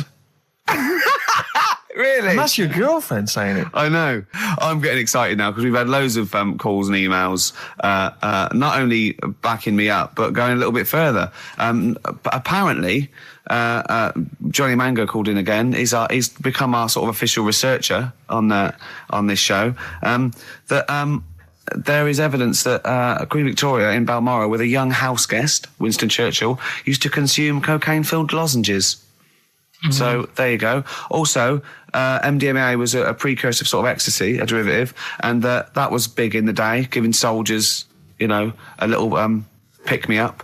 So it's not so mad, is it? It sort of makes sense because he was into his speeches and that, and they say that coke gives you sort of, you know, the balls to stand up and say like... Not that that's a good thing. And no, it's not. No. Definitely not. No. Right? But... Apparently, it makes you confident, doesn't it? So you can stand up and say, you know, we're going to fight them on the beaches. Yeah. And all that. And sound like you mean it. It's exactly, yeah. When he was sort of like, you know, a little bit pissed up with his cigar on, coked off his tits, he wanted to fight.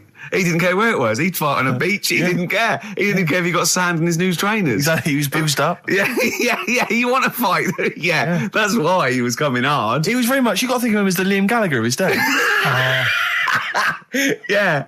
Oh, dear. Bad. Are we allowed to talk about this? I mean, I don't mean in terms of referencing drugs, but are we allowed to... Is this, like, libelous to Winston Churchill? One, Or you his can't family? libel the dead. Yeah, but Two, can you- it's a is lot that of only it- in America, maybe? I'm asking, and we're not saying, you know...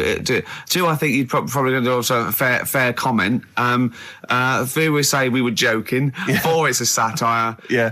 5, we love him. 5, we're not condoning drugs in any way. 6, this is Dermot O'Leary's show. I didn't have a go at him anyway. I said he's all right. If there's any law against Rasputin, we might be in trouble. Law against against you did Rasputin. willfully Raspute. Yeah. All over You the did airwaves. slag off Russia's greatest love machine. Yeah. You didn't shoot him till he was dead, did you? Oh, put some poison into his I'll tell you this, if wine. there's any other historical questions that people want answered, then we're the men. Because really, with the three of us, our knowledge of the fact that the Hindenburg was filled with helium, Yeah. the kind of coke habits and various drug habits of Britain's most famous political leader, Yeah. we've got the answers to all of it. Einstein, Go on. I found out in the week that he didn't talk till he was 6. See, it's all these people who are weird. Churchill couldn't read, could he, till he was 8 or 9? Really? Yeah. So there you go. He got a D in history apparently, Yeah. GCSE. Just one better. And the story, it's all sort of, you know, how he's being pushed about by his Again, wife. that's not literally. By his wife, she's wheeling him about. What do you He's mean? wheeling him about. They go to a party. Everyone sort of looks round and looks at him. What makes you think that he's in a wheelchair? What's the clues? What's the words? There's loads of little things. There's Go on. like, well, like I say, something about his wife walking around with me and all that. Well, of course she is. She's pushing him about. But whoa, walking around. If someone said, "Oh, she was walking around with me," I think they were both walking round. There's a few. But that's not. lines. Well, there must be another. There must be a reason why you suddenly thought that fella's in a wheelchair. Right. My wife's walking around with Put on me. your makeup, and I feel alright. No, and she's always saying, "Do you feel all right?" And that she's always asking him how he is. Yeah, but she's. Just listen. Let me play it, right? And try and picture the scene, right? But now I'm only thinking of a little fella in a wheelchair. Well, have a listen to it, Oh. and you know, just everything that's being said. Okay. Understand why I'm thinking what I'm thinking. No, never. Right, you ready? Yeah. No clue yet. Yeah. He's just sat there watching, probably. No. There's no. Waiting until he's done. Yeah, no clue. Okay, Okay. no, just that's all right. Right, that's just a woman getting ready, and he's fine. Yeah, he's to just sat there and he's- to me, he's got a great pair of legs. Right, well, he's sat there in the wheelchair watching. No, he's not in a wheelchair. Listen. Right. Yeah. Everybody looks at him. 'cause No, he's in a her. chair. He's saying she turns heads. Shh. Walking around with him. Yeah, walking in a around with wheelchair. me. We're both walking around. Are you alright? Yeah, nice thing to say. He's alright. Right? Yeah, he is all right, because he's got a great pair of legs. Right, he might not have any legs in that, but he's happy. He has got legs. He has got legs. I don't know why you think he's in a wheelchair. There's no clue whatsoever. It seems to be based solely on, do you feel alright? Yeah, Which she's you just only saying say really that because they're together at a party. Maybe he doesn't know anyone else there. Leg. Right, just hang on. So he can't drive. because he's drunk. Probably Oh, he's had is a he great though, is time. he? He's been dancing Puts him to bed. because he's drunk. Wow, is he though? He's turned out the light. His hands work. Is that it? Yeah, there's no clue. But the thing is, that's what I'm picturing. But that doesn't mean it happened. You picture people that are half man, half moth. It doesn't mean it's possible. Do you know what I mean, Carl? What you think is usually not true. Suzanne is totally right. There is no reason. I have never, ever thought that Eric Clapton was singing about a little fella in a wheelchair. And the one clue in that, there's two, isn't there? Are you all right? Oh, let me say that, little cripple. Right, and I'll give her the car keys. Oh, why is she driving? He ain't got any legs. Pushing him around and that. No, pushing around. Well, so he'll do one more next week then. Good to hear that again. It's Oh, called fantastic. Waiting on a Friend by the Rolling Stones. Yeah? Go on then, Carl. On XFM 104.9, Ricky Gervais, Steve Merchant, Karl Pilkington. Go on. Right, this one. Remember Blockbusters? Uh-huh. Right, this one is good, and we'll do this one. Rockbusters. And remember how Bob Holness used to give you a letter? Yeah. And it'd give you a question, and the answer to that question is that letter. Yes. Right, well, it works like that. So if I said to you, we'll test it out on you, Steve, right? Right, welcome to the show and that. Hello. Let's play, right? And I say, right, your first one is W. Mm-hmm. And the cryptic clue, because it's done like crosswords. Okay. So not quite like Blockbusters. Well, this young man prepared for his death. And it's a W, so the answer. And it's not always going to be like our sort of music, it can be any sort of music that's out there. So the W is the name of the answer. I understand that, but is the answer always the band name, or is it? Yeah. It's always the band name, is it, or the artist? Yeah. And so would the W be the surname, or would you have both the initials if it was someone's name? Would Elvis Presley be EP? Don't get annoyed, Carl. These are valid questions that I knew would be asked. I know this. You tested it on me, so you've got to tell them. We That's need the to know point. the rules. If it was Elvis, I'd probably do E. No. Give him the answer. Give him the Right, answer. did you hear the clue? No, give me the clue again then. So the letter is It is a W. cryptic clue. It's The clue's W. fine. Listen, but, and the go on. clue is, this young man prepared for his death. This young man prepared for his death. Yeah. This young man prepared for his death. And it's a W. And it's his first name. That's what he needs Well, to see, know. that's the Yeah, but I don't... Well, shouldn't we have the initials? Wouldn't that make it easier? I mean, Yeah, wouldn't- but they didn't do that on Blockbusters. It just had one letter. No, they did. if it was if. The gold run they often had us for 3 or 4. Did they? Letters, yeah. But it was normally just one word. It wouldn't have been a name or something. All right, then. W. W-Y. W-Y. Will Young. Excellent. I Right, didn't so understand it. What was this the young Will man... prepared for this young man. So he's sort of Okay. mixed sort of cryptic. Yeah. But, I mean, that was a good effort. That's better than usual. No, it's that is better than It's usual. not bad, is it? So do you want to play? Let's play Rockbusters. Yeah, Rockbusters. All right. Sam, Hello. is it sounding all right today? It is. Just about. Right, cheers. That is worse. Right, then. Good. Well, And so we've got Sam on the line. Who else have we got there? so we've got Tim as well, haven't we? Hello. All right, Tim. Tim and Sam. Right, You sound quite similar, lads. Could one of you affect an accent or something? Which one's Tim? Yeah, it's me. Okay, which one's Sam? It's Sam. That's slightly deeper. Bit Slightly deeper, deeper. yeah. Sam, yeah. And they're not against the clock anyway, are they? So it doesn't really matter. I suppose not. So I think Steve just wanted a bit of variety. Okay. you understand the rule, lads? Could you explain them to us? Right, play it. Okay. Hang on. Wait. Well, let me explain because I mean life is too short. Now, Carl's going to read out say 3 clues. Yeah, and just shout your own name and answer it, or shout the answer. Shout your own name, then the answer if you know it. It's the person who gets the most right. Okay. Is that all right? Yeah. Yeah. So, Here we go then. okay then. Shouldn't it be the first to three? Well, yeah, but then he hasn't got... I've got enough, it's fine. He's got enough food for that. Right then, here we go. Welcome to the show. Oh, God. Right, the first initials, ST, right? Is that right? ST. Well, I don't know. We don't know, do we? How do we know? Here we go, ST, and the cryptic clue is better than the average homeless person. Okay? Sorry, I think... Is that a band? Yeah. Is it an old band? Yeah. I think that's one word. Alright then, S. So it's an old 70s band. Better than the average homeless person. Tim? Go on. Supertramp. Yes. Supertramp Well it is. Yeah. Well done, 1 point to I have you, no idea Tim. why that's right, by the way. You don't understand why it's right? He's a super tramp. Oh, right. Better than the average homeless person. cryptic, yeah. Yeah. Cryptic. Yeah. Okay, second one. Come on, Sam, you got That's actually quite good for Carl. Trust me, Tim. Take that as a good clue. Because, yeah, okay. We won't do this again. Wait, 1-0 Right, to here we Tim. go. Right. F. The letter is F. That's the next one we're moving on to. And the cryptic clue is, the little girl is hungry. What shall we do? The S or F? I've got it. F.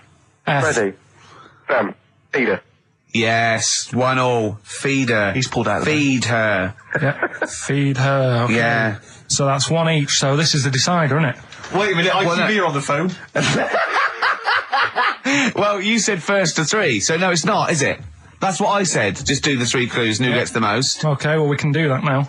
So, here we go. I love this. This is rubbish. Go on. So, here's the last one. The initials are AK, right? And the cryptic clue is exploding pet. Shout out your name if you know it. Last orders at the bar, please. Last orders at the bar. Exploding pet. AK. You're tuned to XFM 104.9, Karl Pilkington's quiz, Rockbusters. The format is still available. The highest bidder, please give us a call, or you can email ricky.gervais@xfm.co.uk. Is it a band or a singer? I'll give you a bit more of a clue. It's a pop band. Okay, we wouldn't... Sam. Tommy Kissam. Yes. Hey. Oh, this is amazing radio. So who was that won? That was Sam who won. So it's 2-1 to Sam. So he wins. What does he win, Carl? He wins some CDs and some videos. No, he's got obviously now, Sam, if you're ready, take the spot. You're going to do the gold run. Away you go, Carl. I haven't got any more. You're a fool. Right, stay on the line. We're giving both some presents. Play a record for. Rick, I'm going to shoot off. Not come. XFM 104.9. We're not here. This next clip is one of my favourite clips. Look, it needs no introduction. Here it is. Another holiday. Oh, it wasn't holiday. It wasn't holiday. Well, it was. You had 5 days off work. Why isn't it holiday? You had 5 days not working for a living. You know how many days holiday gets a year now? 29. Oh, that's more than teachers, isn't it? It makes me sick. It makes me sick. Well, I know the kind of hours you work, Rick. It's mad. I mean, if you're not in work by midday, you're furious. No, but I mean, I'm always... 29's normal for the normal working person. Yeah, but, you know... And anyway, it wasn't a proper holiday. I went to see my mum and dad. It's nice to see them and everything, but it's not holiday, is it? Right. It's not going away. It's not getting on a plane, is it? Going away. Oh, is that definitely a holiday? What happened before 1950? I don't know. People used to go... Yeah, exactly. People used to go to Blackpool, Brighton. That was holiday. Yeah, but I didn't Where did you go? Went to Wales. There you go. Lovely holiday. Lovely holiday. Have a holiday in Wales. That's what they say, innit? Come to Wales and have a holiday. That's what they say, innit? So come to Wales and meet your parents. Come to Wales and have a lovely holiday. Right. Well, anyway, it was good and that. It's always good to see them. Right? Yeah. But week off work. Do you know like my mum likes gnomes and stuff? Yeah. Right. Of course she does. She's lived with one for 30 years. She said, get your dad to take us to this park where they've got 6-foot gnomes and stuff, right? Have a walk about. Sounds like a nightmare. Yeah. Sounds like a living nightmare. Keep an eye on Carl. So anyway, he stood still for 2 minutes. Someone bought him. No. You can't buy them and that. It's like a little exhibition thing, yeah. Right? And it's part of a hall, right? This big hall that you have to pay to get in. But we didn't want to see the hall. I just wanted to see the gnomes. Of course you did, yeah. So anyway, my dad says, yeah, well, we can get in there for free. Of course he did. Clever. Right? So we parked up on this little country lane, right? No one about. We walked How much down, was it to go in? Like £2? about £3 each. Yeah. But he said, well, yeah, but if you don't have to pay, do you know what I mean? You enjoy it even more, don't you, when you're walking about and you think, I've got this £3 in my pocket, no one's having it. Yeah. Right? No, looking over sort of for a bloke with a peak hat saying, can I see your ticket, please? I wouldn't enjoy it more, no. Go on. Yeah, but you don't worry about it, do you? You got a bit of money now then, Rick. You've changed. So anyway, so we had to walk across about 4 fields. For £3! Right? And what happened was, we're walking through all these fields and what have you, big grass and muddy bits and all that, 'cause it'd been raining, and climbing over fences and stuff. And we're in this field, right? And I look to my right, and there's about 30 cows all staring at us, right? And Suzanne started to panic a bit. She said, we shouldn't be here. And Dad says, of course we can. We're allowed to go wherever we want. You know, all this land, it's ramblers' rights and all that stuff. Yeah. And take a cow if you want. So, unattended. Serves him right for leaving him in the field unattended. I'm having one. Yeah. I keep us fed for a week. across. Anyway, these cows start surrounding us. Surrounding us. And, oh, brilliant. Oh, no. Face off. and Suzanne's panicking, going, this isn't right. We're not going to make it to the fence in time. They're moving faster than us, and he started sort of running a bit. Wow. And It's like Dad some was kind of bovine West Side Story. Don't A gang of cows coming at you. don't worry about it and stuff. But my dad had to sort of stand there and like wave a stick at him.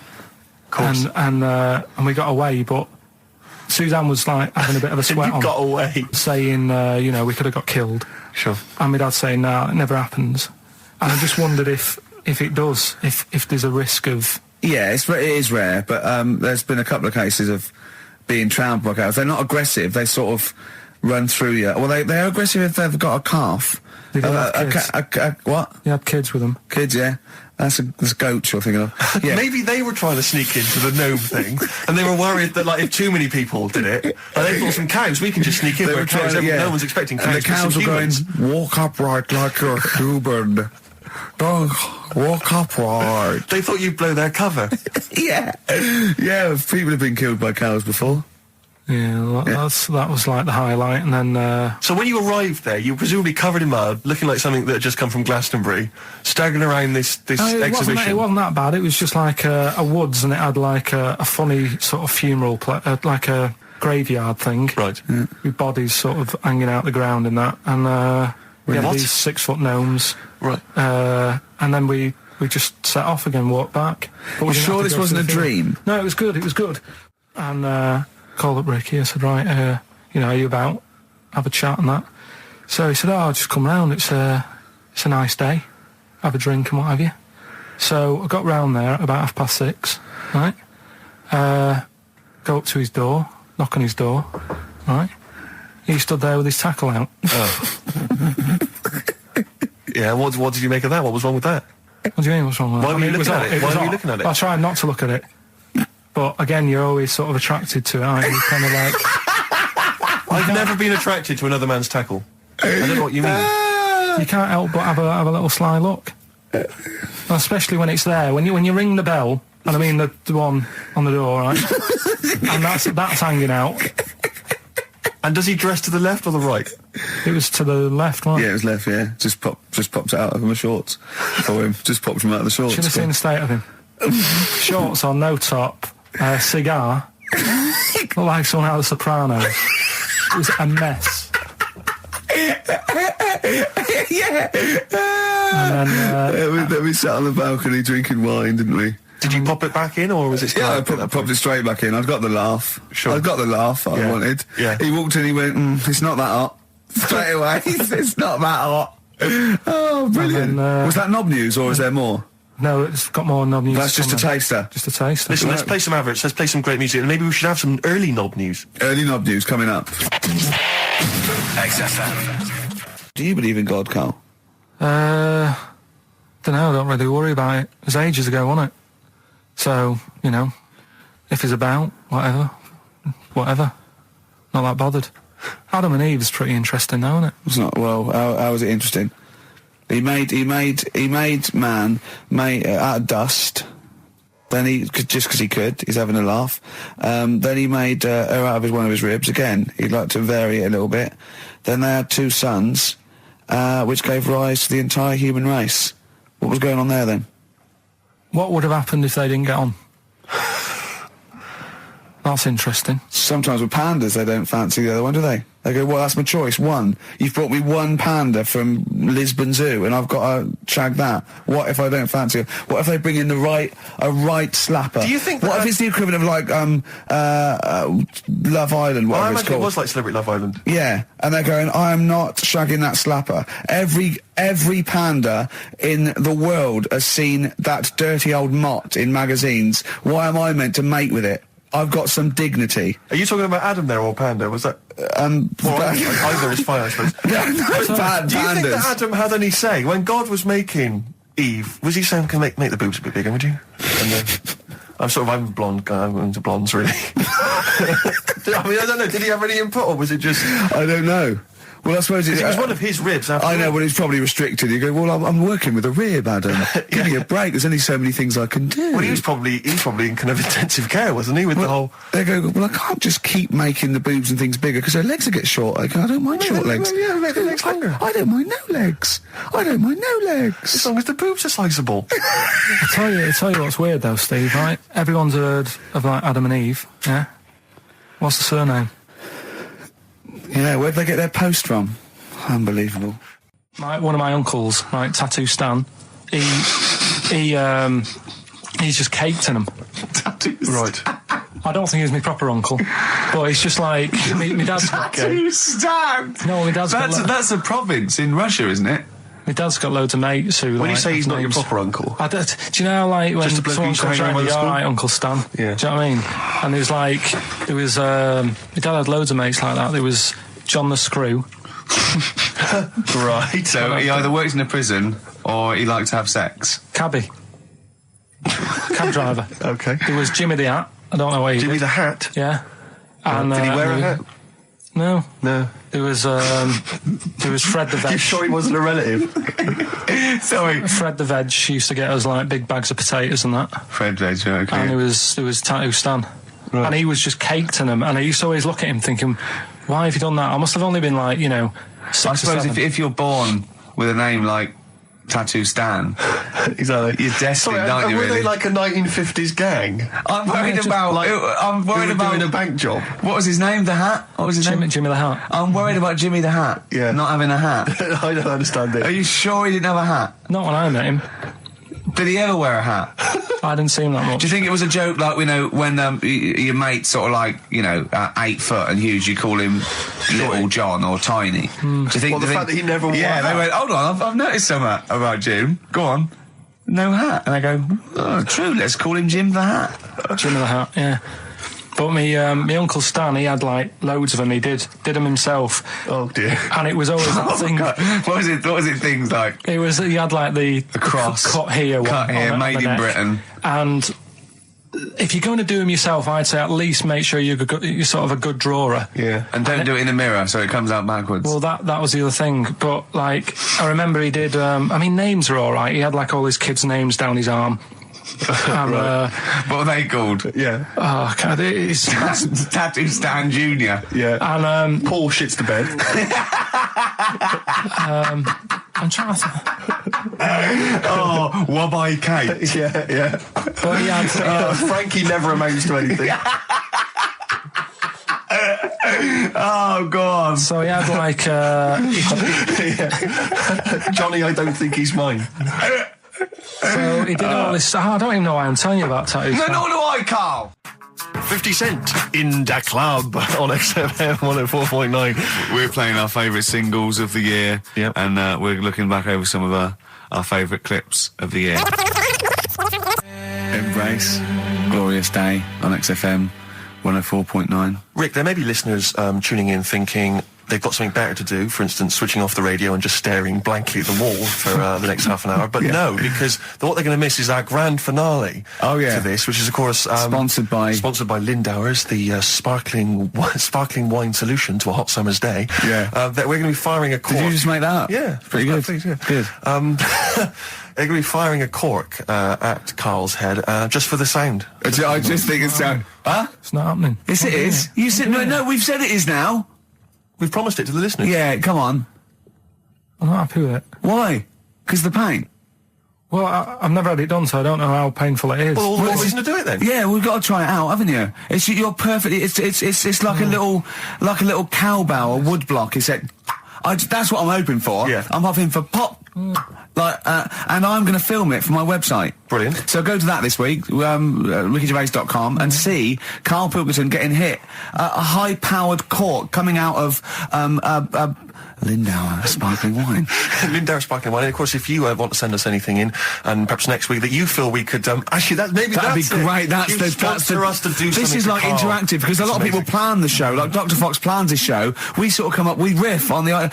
That's a great idea. Send stuff in that we could harm Karl with. Yeah, we harm Karl. Harm Karl. We do a jingle. Harm Karl. I've always wanted one of those George Foreman grills. I've always wanted one of them. I know, but that's too much, isn't it? What if we just pressed his head inside it? We'd have to put it on. No, put it on. See, yeah. Just squeeze his head inside it. I've got to do that thing with a tea towel one day. You know that thing I did with a tea towel? You put a tea towel around his head, right, tie it. I put a wooden spoon in, and you only have to turn it like a couple of inches, and it kills you, doesn't it?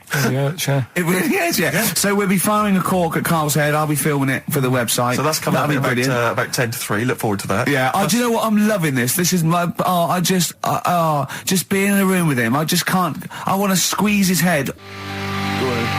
XFM 104.9 playing Green Day. The studio's falling apart. I know, his microphone broke. Their mind broke. Rick, I don't know why Lindauer's, the sparkling wine, want to be associated with this shambles of a show. It is falling apart. This is awful, this studio. It's got to be fixed. Right now, Karl, come round here. It's the time where I'm going to let a cork off. Do you want to film this, Steve? Yeah, that'll be available on the website next week, rickygervais.com. So see Karl getting hit. One bloke suggested we leave the metal cap on because it's get a better pitch, but we take that. He's staying. It's dead out. Let's get the camera ready. Get the camera ready. Ready? So if you just joined us, we are using some Lindauer's sparkling wine to basically, what can I say? We fire a cork at Karl's round head. Hang on a sec. Let me just put the headphones on. All right, film this then. Okay. It's in position. Look. Just firing up. Okay, Karl, come on there so we can see your head a little bit. We want to get the noise, the microphone there. Right, ready? Hold on. Good. So you're just doing it. Hold on. Now it's in position. What if it? Oh. Ready? Yeah. Oh God! Oh no!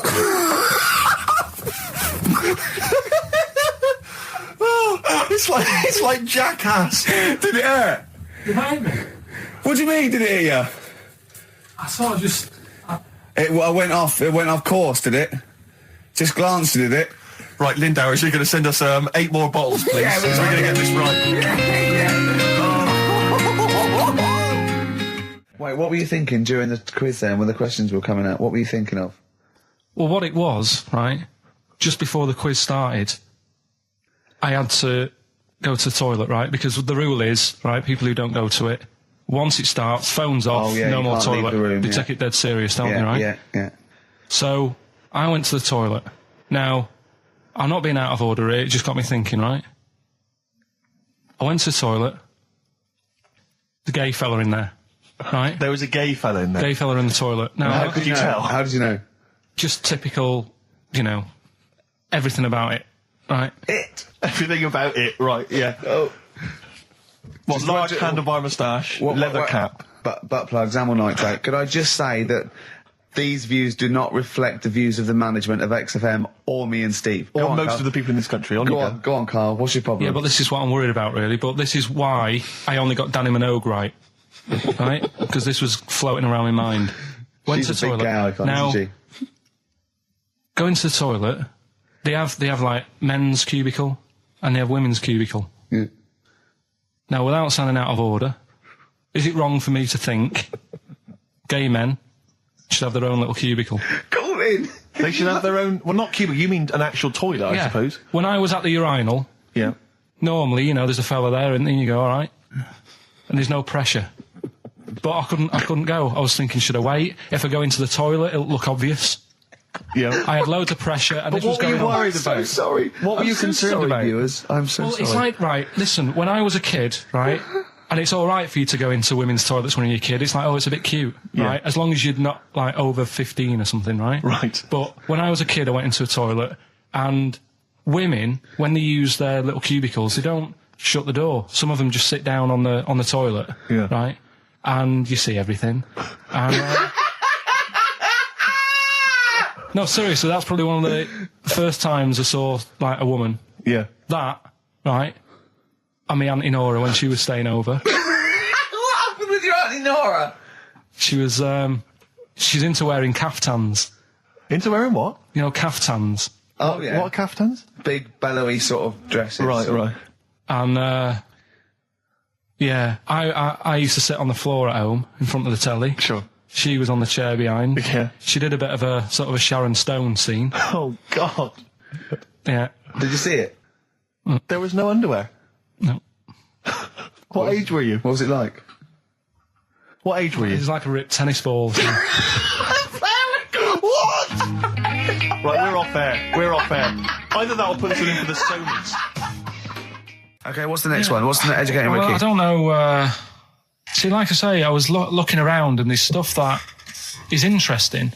Right, I was looking on the web. But there's no point. Well, it's just that I found one about What's the point? about a lad who 8 years old, but he's still breastfed. Now, I don't know if you can get anything out of that. Is that what his mum said? So,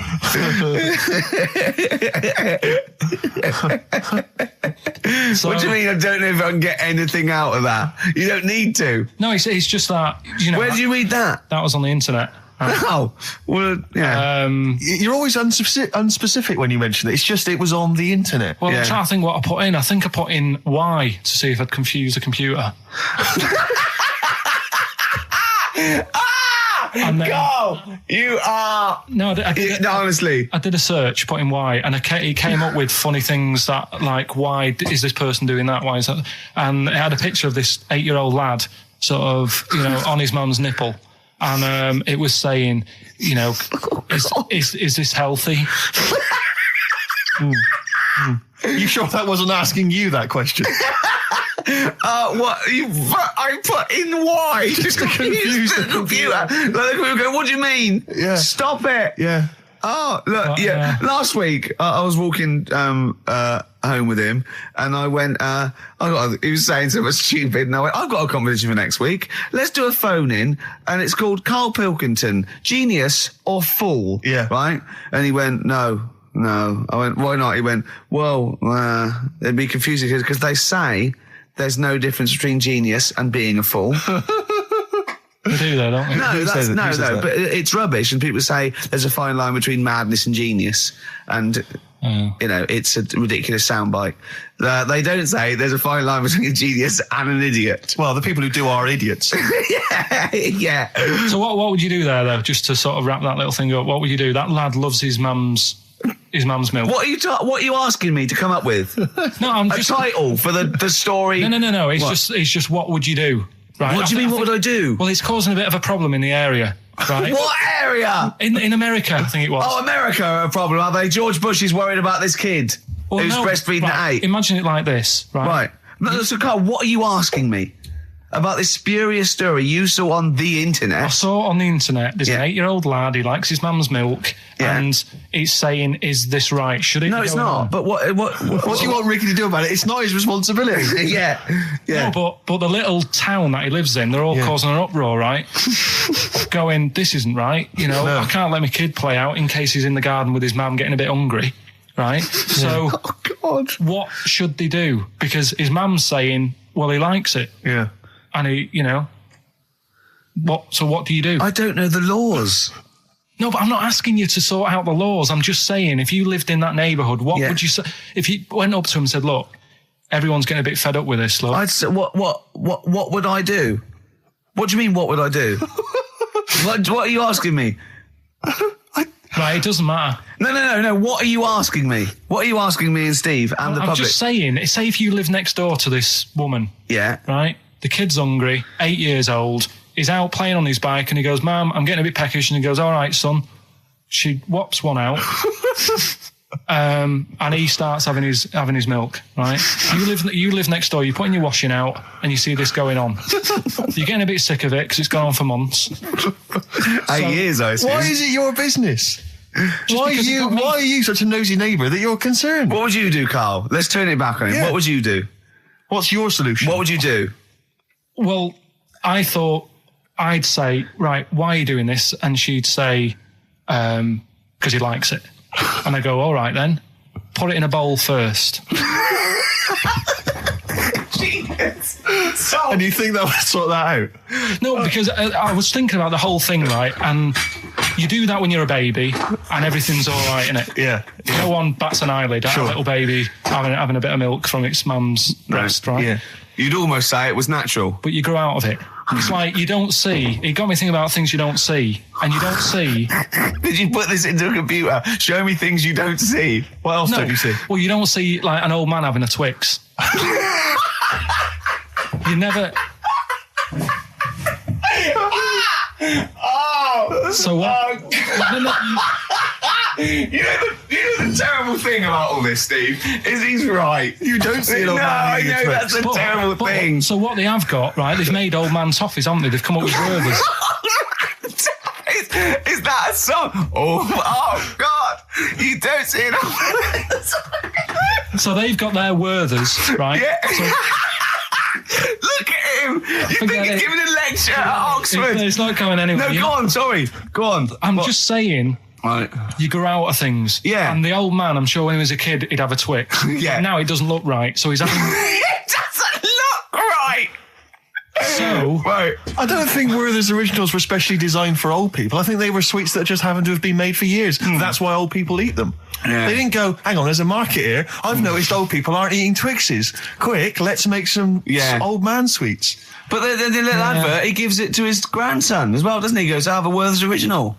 I think it cuts though before he throws it back in his face and get me a Twix. 104.9 XFM, Ricky Gervais, Steve Merchant, Karl Pilkington's pressing the buttons. Right. We're playing some great moments from the last 3 weeks. And some great records, Steve, from the last 2 weeks. That's true enough. Yeah. We're not actually here today. What are you up to today, Rick? It's 8 hours earlier, so this is about 2 o'clock probably. Mm-hmm. So it's about 6 o'clock in the morning. I'm still in bed, mate. I'm asleep in my hotel room. Now, where are you? We're in LA. Los Angeles. Yeah. City of Angels. Rick. Yeah. City of Angels. Yeah. And so that's what we're doing. We're doing stuff like that. That's why we're not here. We're not here next week either. So next week is the best of this week. All right, so here's the first bit. Can I tell you one of the best presents I ever had? Cool.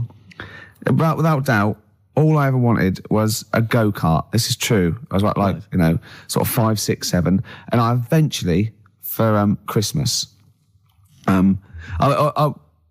I wasn't sort of spoiled in the sense that I got pocket money, but I always got what I wanted at Christmas eventually. Because, working class mothers, they'd get it out of the catalogue and pay for it for the rest of the year. So I always got, I had, really, as many presents as anyone else. And I got this go-kart. It was a little red go-kart and it was a pedal one. And I'd run home from school and I'd be in it and I'd get up and down the garden for hours. I had to come in from a tea and this was fantastic. And this went on for like weeks and weeks and went through the summer. The next start, it was fantastic go-kart. I'd show off. And then one day I came home and I went, it was always at the back of the shed, sort of up against the shed. And I went in, I couldn't see it. And so I went to the back door. My mum was sort of like washing up with that. And I went, where's my go-kart? I thought it hasn't been nicked. She went, your dad swapped it. Your dad swapped it? Yeah. I went, he what? And I was going to be brave. And I went, he what? She went, he swapped it for a wheelbarrow. And I could see she didn't approve of this. And she was thinking, I'm going to tell him. And then I'm going to, have this out. And I went, right. She went, it's your wheelbarrow. And I went to the back of the shed and there was this wheelbarrow He swapped it with a bloke called Jimmy Dublin, who he worked with. Jimmy Dublin. Yeah, I don't know. I think he was a respectable member of the community. He was fine. It was his life. No, I think he was an Irish gentleman, and that's why we brought surprised him. That's why I don't know what his real name was. And I think my dad must have been drunk, and he went, I want to get my son a go-kart. And my dad went, well, my kid's got one. He's probably had it for a year. He's probably bored with it. Yeah. And he said, I'll give you this wheelbarrow. And I went to this wheelbarrow, and it was caked in concrete. I could hardly lift it. I just nicked off a building site, obviously. And I'd be there for hours trying to push this wheelbarrow up and down the garden, right? And it was okay, though, because I was going on holiday soon, and I 7 years running, went to Bognor Regis, a place called Riverside, because some woman around the way had a caravan that we got free for a week. And it was great, just wonderful. And I used to go there with my mum and my nan. Oh, party time. Yeah, the age of 7 to sort of no, it was good because when you're a kid and you wake up in a strange place, it sort of seems weird. You wake up at 3 o'clock in the morning hearing your gran pissing in an iron bucket, and We've all been there. You get disorientated. Anyway, and I went on holiday, and I met a little friend who was about my age. We were both sort of like, right? And he'd hired a go-kart. He had this great go-kart, and he came round to my caravan, and I went, I've got a go-kart. And I remember my mum opening the window of the caravan and going, don't lie. That's so evil. And I went, I had a go-kart. Wow. Yeah. Did you ever talk to your father about the fact you swapped it? No. You never mentioned it to him? No. You still got that wheelbarrow?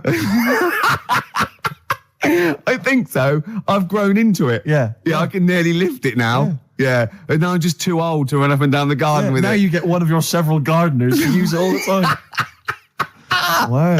Oh, dear. It's a long time since we've had any white van, Carl. For those that don't remember this particular hot feature, we basically ask Carl some of the questions that are asked of a white van driver in the Sun. They always have this on Saturday afternoons. Anyway, here's the first one. They're not fascinating, Carl, but I'm just interested on your take, really. Yeah. What do you make of Cilla Black quitting Blind Date after her husband sent a message from beyond the grave? Are you familiar with this story? I didn't know that. What's that? She went to see a medium, and supposedly her husband passed on information through the medium, which was incredibly vague, but persuaded her to quit live on air. Well, it's about time, isn't it? If even dead people are saying, enough's enough. But I'll tell you what, though, talking about ghosts and that, do you know how I'm into them? Yeah. Right? How weird do you think this is, right? Well, it's not true. Before you say it, play a record. No, go on. Go on. Right, it's this woman. I don't even know if it's ghost, really. It's just a bit weird. Sure. Yeah, sure. There's this woman, and she's not a woman, she's a kid. Sure. Okay. Sure. She's walking down like a street in her area. It's a nice day and everything. Everything's normal. She's walking down, and a woman comes up, cycling past, right? The woman on the bike looks at the kid, absolutely terrified, right? Got a really scary face on her. Yeah. The kid's thinking, why is she doing that, right? So anyway, she thinks nothing of it, goes, I think she was playing in the park or whatever, goes and has a nice day. About 15 years later... Oh, right, yeah. She's, I don't know, I think she was going to work, right, on a bike. She was riding her own bike. Riding her own bike, cycling down the road. Oh, yeah. Looks at the kid. That's the thing that happened, like, 15, 20 years ago. Right. It's her on the bike looking at her as a kid. Right. Not another child. No. So it's her. She's seen herself. What, Carl? I mean, I don't know where to start. Firstly, where's this information come from? But I mean, why do you ever? I mean, I don't know what part of that you think can be true. I don't. I mean, honest. I'm speechless. I don't know what to say. What are you talking about? Bit weird, though, isn't it? But it's not true. It didn't happen. Nothing happened like that. She said it did. Well, then she's wrong. She said she saw herself. She saw herself as a kid, didn't she? Did she carry on riding and as cars? an adult when she was a kid. Did she stop and talk to herself, or did she ride on by and think that's a bit weird? There's me as an 8-year-old. I won't stop. I'll be late for work. Yeah. If I'm late again, the boss said he'd be in trouble. Yeah. Oh. Well, And where is this information? Did it happen to someone you know?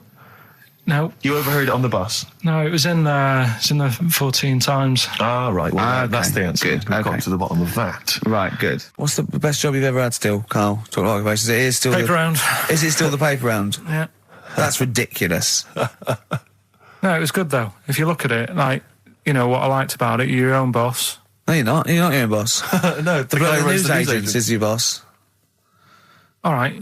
But then once you get out and you've got your papers and that, you sort of, you're on your Do own. what you want can as long think as you about deliver the stuff. papers exactly to the places he said you are in the time he said. Yeah. It's and I did. freedom, isn't it? Any jobs you wouldn't do? Go I've just thought of one that you wouldn't do on. with your sort of mild homophobia. Well, I'm not. Proctologist. What's that? Basically sticking your finger at other people's arses. Right, well, I wouldn't do that, no. Why have you got to do that? What do you mean, why have you got to do Why that? does anyone need that doing? Because they got to look if they've got an arseache or something. Which trainee doctor makes that their speciality? Do you know what I mean? That must be, right, we got a place for proctologists, and it's you, Meadows. You Yeah. came last. Oh, seriously, what? I'm not the arse doctor, am I? Yeah, you came last. Oh, I'm a bum GP. I can't yeah, believe it. yeah. You got to, I can't believe this. Yeah. Now listen, I'll give this one. This is an easy one. Now just think, right? Think just what it means. They're not that hidden. They're not that cryptic. Just think what this means, okay? Okay. When the Hares addressed a public meeting and claimed that all should have fair shares, the Lions answered, "A good speech, hairy feet, but it lacks claws and teeth such as we have." How would you use that? No, what do you think that means? This is translated from the, I don't know, Greek or something. I don't know. It was Aesop. Where's he from? Greek. Yeah. So shall I do it in my own language? Okay. So what would happen if there's hares and they have a meeting in the jungle with like loads of lions and go, "Hey, hold on, wait a minute. I think we should all be equal and share everything, all right?" And the lions go, "Well, yeah, it's easy for you to say. We've got claws and teeth." Yeah. What does that mean? It's saying, like, of course the hares want that, because it's better for them. The lions get nothing out of it, because they're already king of the jungle. That's right. So it's negotiating from weakness. Anyone can negotiate from strength, but negotiating from weakness is it'd be lovely. It's a lovely utopian look at the animal But kingdom. the way you said it is better than the way they worded it. Well, that's because Ricky's very much the modern Aesop. I mean, many people have thought that. You know, that's why he's getting a lot of awards with the TV show.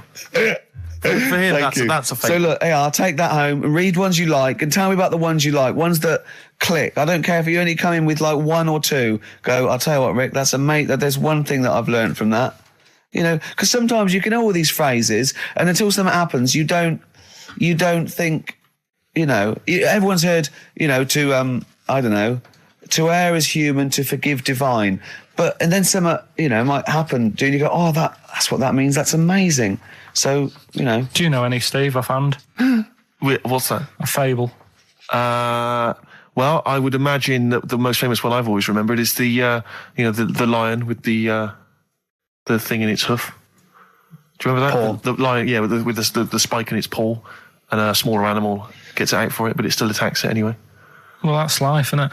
Well, I read one the other day, actually, which was very interesting. It was one that the famous film director Orson Welles said. Oh, yeah? Which he said, apparently there was a bear going across a lake, wading through the lake, and a scorpion said, well, let me go on your back, will you? Come on, just let me go on your back, we'll go across, it'd be brilliant. He goes, well, no, you'll just sting me. You go, don't be stupid, if I sting you, you'll die, and we'll both drown. And he goes, oh, fair enough. Who was doing the stinging? The scorpion. Right, okay. And the bear's wading through the water. Yeah. So the scorpion jumps on the back, and they wade through the water, and halfway across, the scorpion stings the bear. And the bear goes, well, we're both going to die now. He goes, yeah, it's my nature. I thought he was going to say, I can swim. Oh, you're the best. What's the one about... Does that mean anything to you? It's my nature, i.e., you know, that's in my nature. That's the way it is. That's what I do. Yeah, I'm a scorpion. Yeah, one of my favourite ones. These don't mean anything to you, do they? I mean, one The thing is little you're not impressed by them. They're all right. What about Why this? not What about just this say one? Don't trust bears or Here's one of my favourites. What? He said, well, why not just say, don't trust bears? The bear's the one that was too trustworthy. Don't trust scorpions. Yeah. Right. Here's one of my favourite ones of all time. Okay. A lion is dying. He's an old lion. He's in the front of his cave, and all the animals come around, like the foxes and the hyenas and the rabbits, and they're all taking the piss out of him, and they're laughing at him, and they're laughing at him, going, "You can't fight us now." And just before he dies, he goes, "Fine, but I was a lion once." What does that mean? Don't know. Well, he's saying it's better to have lived and had what I had, because I was great, if only for a short time, and you lot are still alive, but you're nothing. You're rabbits and hares. I was a lion once, so, you know. Are they always using animals for these stories? Well, yeah, I could change it to refrigerators and household appliances if it would make it help, but animals, you know. I remember the one about being ill a lot, and you say something about go on. you know, if you keep doing that, if you keep having time off, well, I won't believe you. That's the boy who cried wolf. Is that right? Yeah. Do you know that one? Have you heard the famous one? This is probably the most powerful one. When you're pulling a face, and they say, well, if you keep doing that, the wind changes. I've heard stay like that. Because you know that's scientifically proven. That is. That can happen. That can happen. Should we have hip hop hooray? Yeah. Are you queued up for that? No, but go on, you... Carl, sort it out, mate. I was going to... No, come on, this is what I asked you to play, mate. If you've not, you know, you're getting too big for your boots now with your showbiz lifestyle. You're not paying attention, are you? You're not playing the record if we want you to play. Heat magazine's favourite. Yeah. Okay, so, you dropped that. CD now. That was clumsy. Oh. You know, you're, you know, with the big... I can't believe you're not... Oh, fables are great. He's not impressed, is he, Rick? No, I am. I mean, you know, once I take this book home tonight and that, have a read, I might change my mind on them next week. You're coming all stressed. I'm not impressed with the ones you've been talking about, I must admit. Okay. XFM 104.9, Ricky Gervais show with Steve Merchant. Hello there. Yeah. And we're not here this week. We're off jetting around the world, so we've pre-recorded these links. The time is currently somewhere between 1 and 3 o'clock. So a time check there from Steve Merchant. No problem. Yeah, and what about this weather?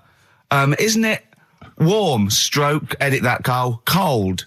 Okay, whichever one. I'm pleased to see that the congestion charge has had some considerable effect. Had no effect. So just, wasn't that great on telly last night, the film?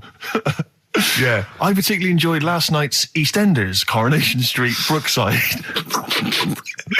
Okay. Yeah. Rockbusters. Yes. I don't want you to have monkey news right now, because we've just had a little story there. Sure. You don't want to, don't want to go too far. Yeah, go on. So we'll get Rockbusters out of the way. Have we got a winner? Come on then. See, it worries me that we've had very few entries. I think that even your mental fans aren't getting these, which is really worrying. They must be terrible clues this week. All right, well... has anyone got them right, Steve? I think there's just one guy, who I suspect has won in the past. Well, so what? Right, the first one. If you go out of France by boat, you might as well buy your fags when you're on that, because you'll get them a lot cheaper. Brilliant. Right? Yeah. BF. Yeah. Buy it ferry. Right? That's like... What? Buy on ferry. What? Buy on Ferry? What's that? Is that a band? What is it? I don't know what it is. Brian Ferry. Brian Ferry? What's that got to do with buying on a ferry, though? Just because it's quite close to it. Buy on ferry. What? Buy on ferry. Sorry, what's your first language? The second one. That's rubbish. That doesn't count. No, Brian Ferry. Brian Ferry, buy on ferry. There's this little foreign cafe. It's growing its own steak. That's Delamitri. The third one. What? Sorry, what? What is that? What is that? Delamitri. Delhi is a little foreign cafe. Yeah. And a meat tree and that. A meat tree? A meat tree? What were the initials for that? Just D for that. Just D for that? Yeah. So not DA? So you didn't even give them a chance to get the group? Well, they got it. Well, no. No, they didn't. Right, it's the end. Go on, right. Go on. Delhi meat tree? Delhi meat tree. One word. D. Or any letter. They're growing their own meat. M's in it. Go on. Okay, so Bayern, I love Bayern Ferry. And Oxymusic was brilliant. I love Oxymusic. Go on. Can I just point out, Rick, that we've David Bowie? Deli Meat Tree. Yeah. I don't see why necessarily Aidan, who emailed in, why he doesn't get to win, because he emailed in dire steaks. Seems to me just as valid, as far as I can tell, but Deli Meat Tree it is. And the last one, if there was a Jamaican fella on the Titanic... I'm looking forward to this. With a little bit of fear. Jamaican fella, if he was on the Titanic, he probably would have screamed this. Yeah. That's Christ de Berg. Oh, I don't know what to do. Stunning. So who's the winner? I'm not going to give it to anyone. I just don't... What's the Jamaican bit got to do with it? Just the D. Just Christ de Berg. Say it again. No, I think they've worked it out now. What's got to say it again? Christ de Berg. And who's that? What? Who's that? Who's what? Who's Christ de Berg? Chris de Berg. Who's the winner, Steve? Do you know what? I'm going to give it to Aidan because he just treated you with nothing but contempt. Steve Martin emailed in again. He got the first two, and then the last one he just emailed. I neither know nor care about this answer. I'm tempted to give him. Do you know what you've done there, don't you? Go on. You've put the nail in the coffin of Rockbusters. I warned you for 3 weeks, and you sort of bucked your ideas up for a little while. But Christ de Berg. Those are the worst you've ever done. The worst. Deli Meat Tree. So and. Didn't it just put D, and then Bayern Ferry. Bayern Ferry. Bayern Ferry. So, is that it then? Aren't we doing it Play anymore? record. Aren't we doing it anymore? I'm ashamed. You're an idiot. Are we doing it anymore? I'm just going to keep saying you're an idiot. Play a Are record. we doing Carl, it have you learnt nothing from Dr. Fox? Yeah. That's not a Sony out the window. Aren't we doing it anymore? What, you need to start working on it now, because they're so good. You need to start working now for next Saturday. Aren't we doing it anymore? Just, I don't know. Aren't we doing it? I'm Ricky Gervais, with me Steve Merchant, Karl Pilkington, pressing the little buttons there. XFM 104.9. What's that? What's that little Well, I think I do more than press the buttons. Right, you see, this is it, right? Karl has had a little strop on since last night, okay? And it's... He's had a little strop on. Yeah. You said strop on. I just wanted to clarify. And, I don't know why. He says that I'm an annoying person. He says that I wound him up, right? Which I don't know. He says that you're winding up because you're sort of like negative about everything. Negative? Yeah.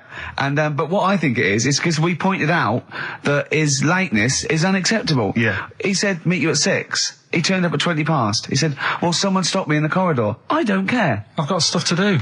We had stuff to do. I think we're a bit busier than you, Karl. You've got one job. We've got loads of jobs. I keep telling you that. You've got one job in a little room, a 9 to 5 there, that you don't even get done in 9 to 5. That's why you're late and mucking around all the time. There's loads of work to do. Yeah, one job. No, cool. It's not. It's one job with a lot of other jobs in it. It's like those little Russian dolls you get. Right?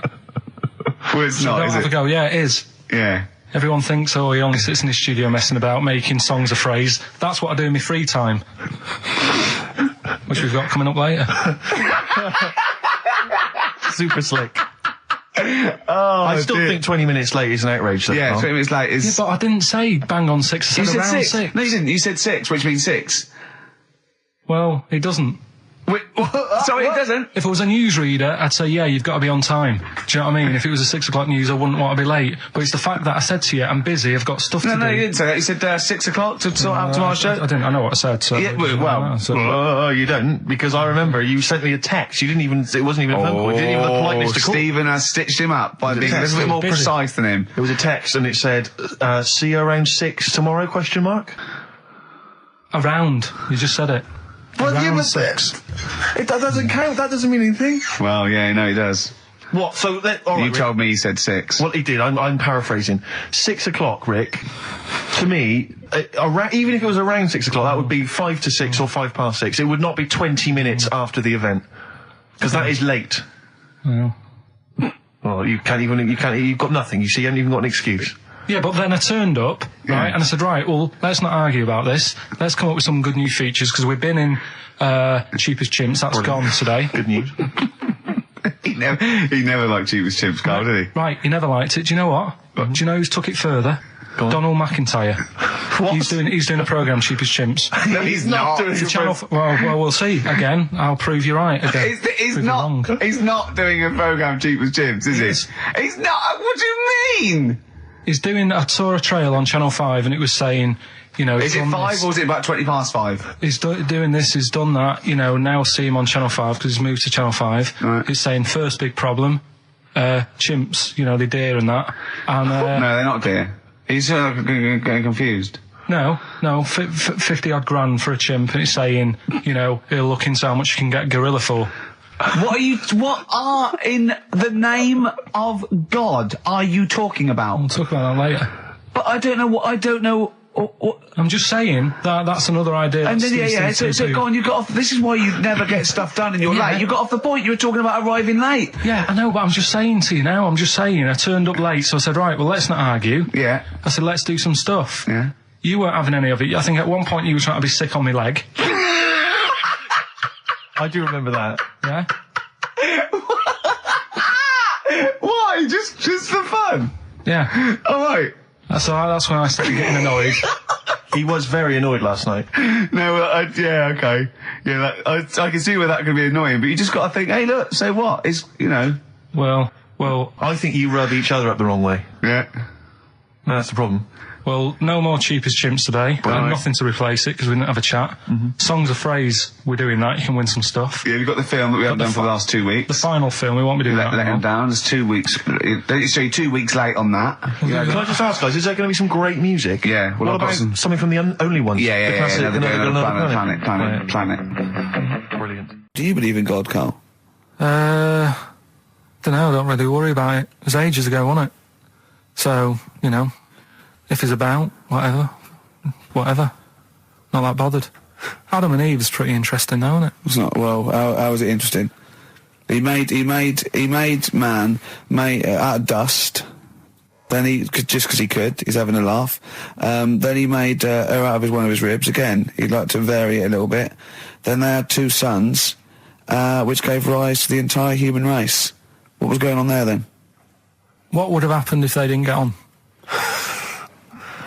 That's interesting. Sometimes with pandas, they don't fancy the other one, do they? They go, well, that's my choice. One. You've brought me one panda from Lisbon Zoo, and I've got to shag that. What if I don't fancy it? What if they bring in a right slapper? Do you think What that- if it's the equivalent of like Love Island, Well, I whatever it's imagine called? it was like Celebrity Love Island. Yeah, and they're going, I am not shagging that slapper.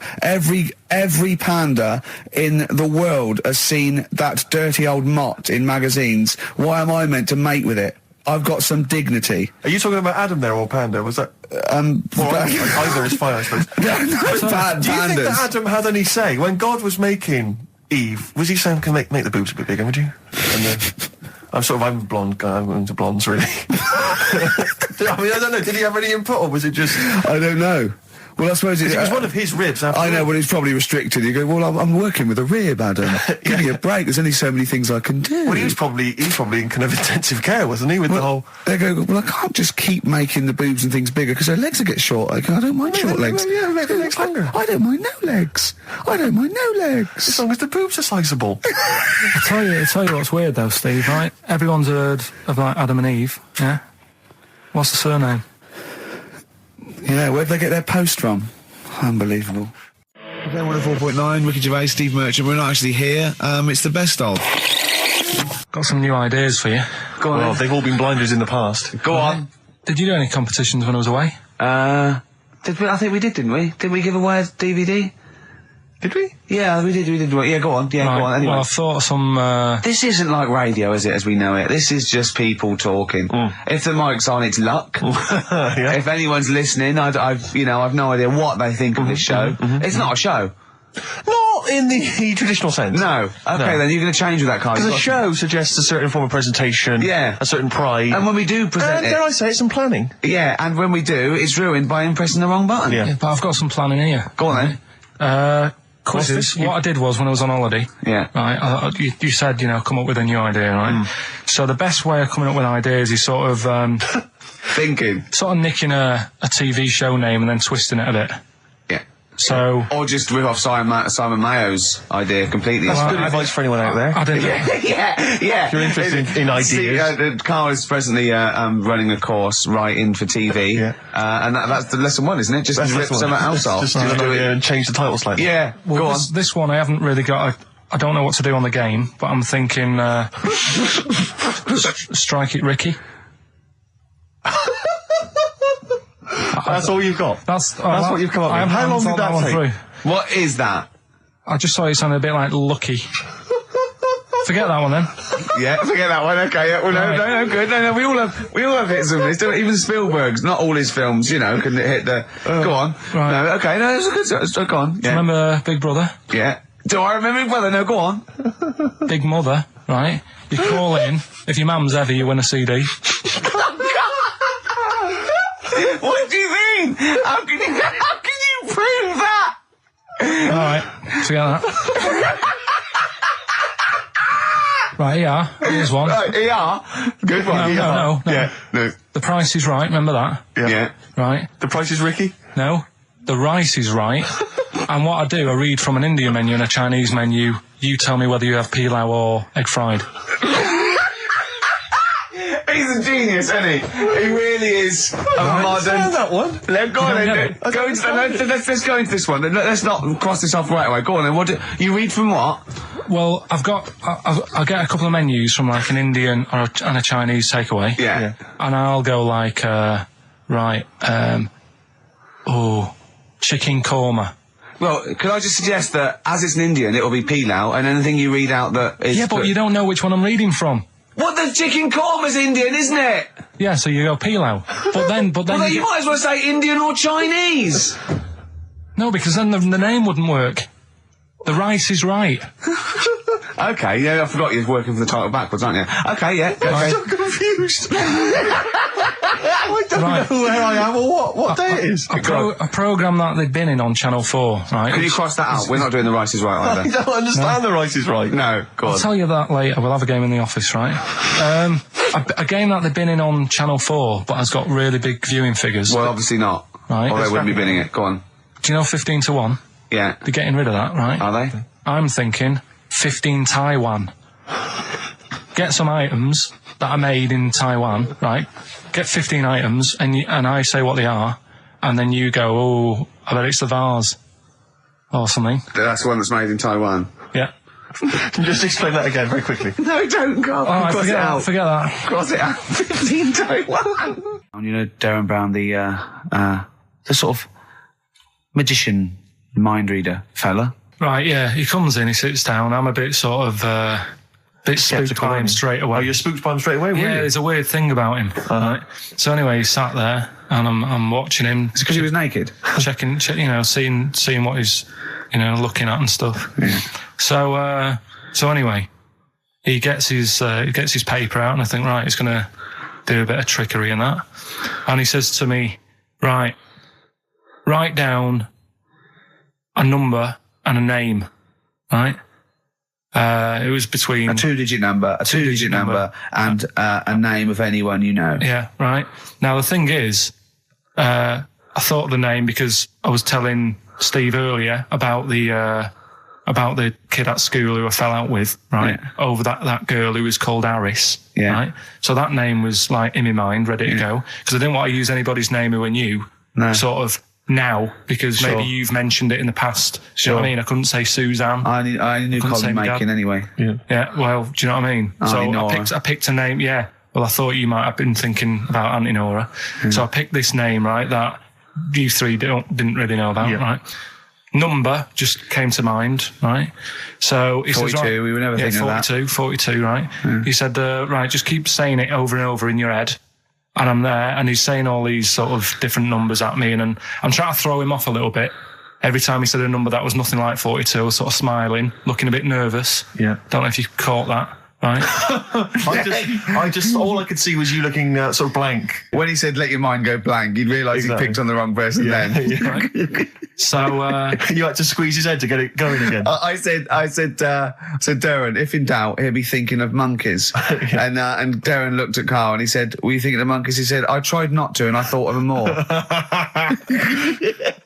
Right, that's true as well. Yeah. Right. So I'm there thinking of these numbers and that, and then he said, right, let's just talk about other stuff for a bit, right? So I was like, well, I'm not going to say anything. Yeah. Right, because I don't want you to catch me out. But then when we were talking, I was trying to like knock him off track. Clever. Do you know what I mean? I wasn't. Oh, do you know what I mean? I played a bit of hardball with him. Yeah. I was like saying, because we were talking about aliens and that as well, weren't we?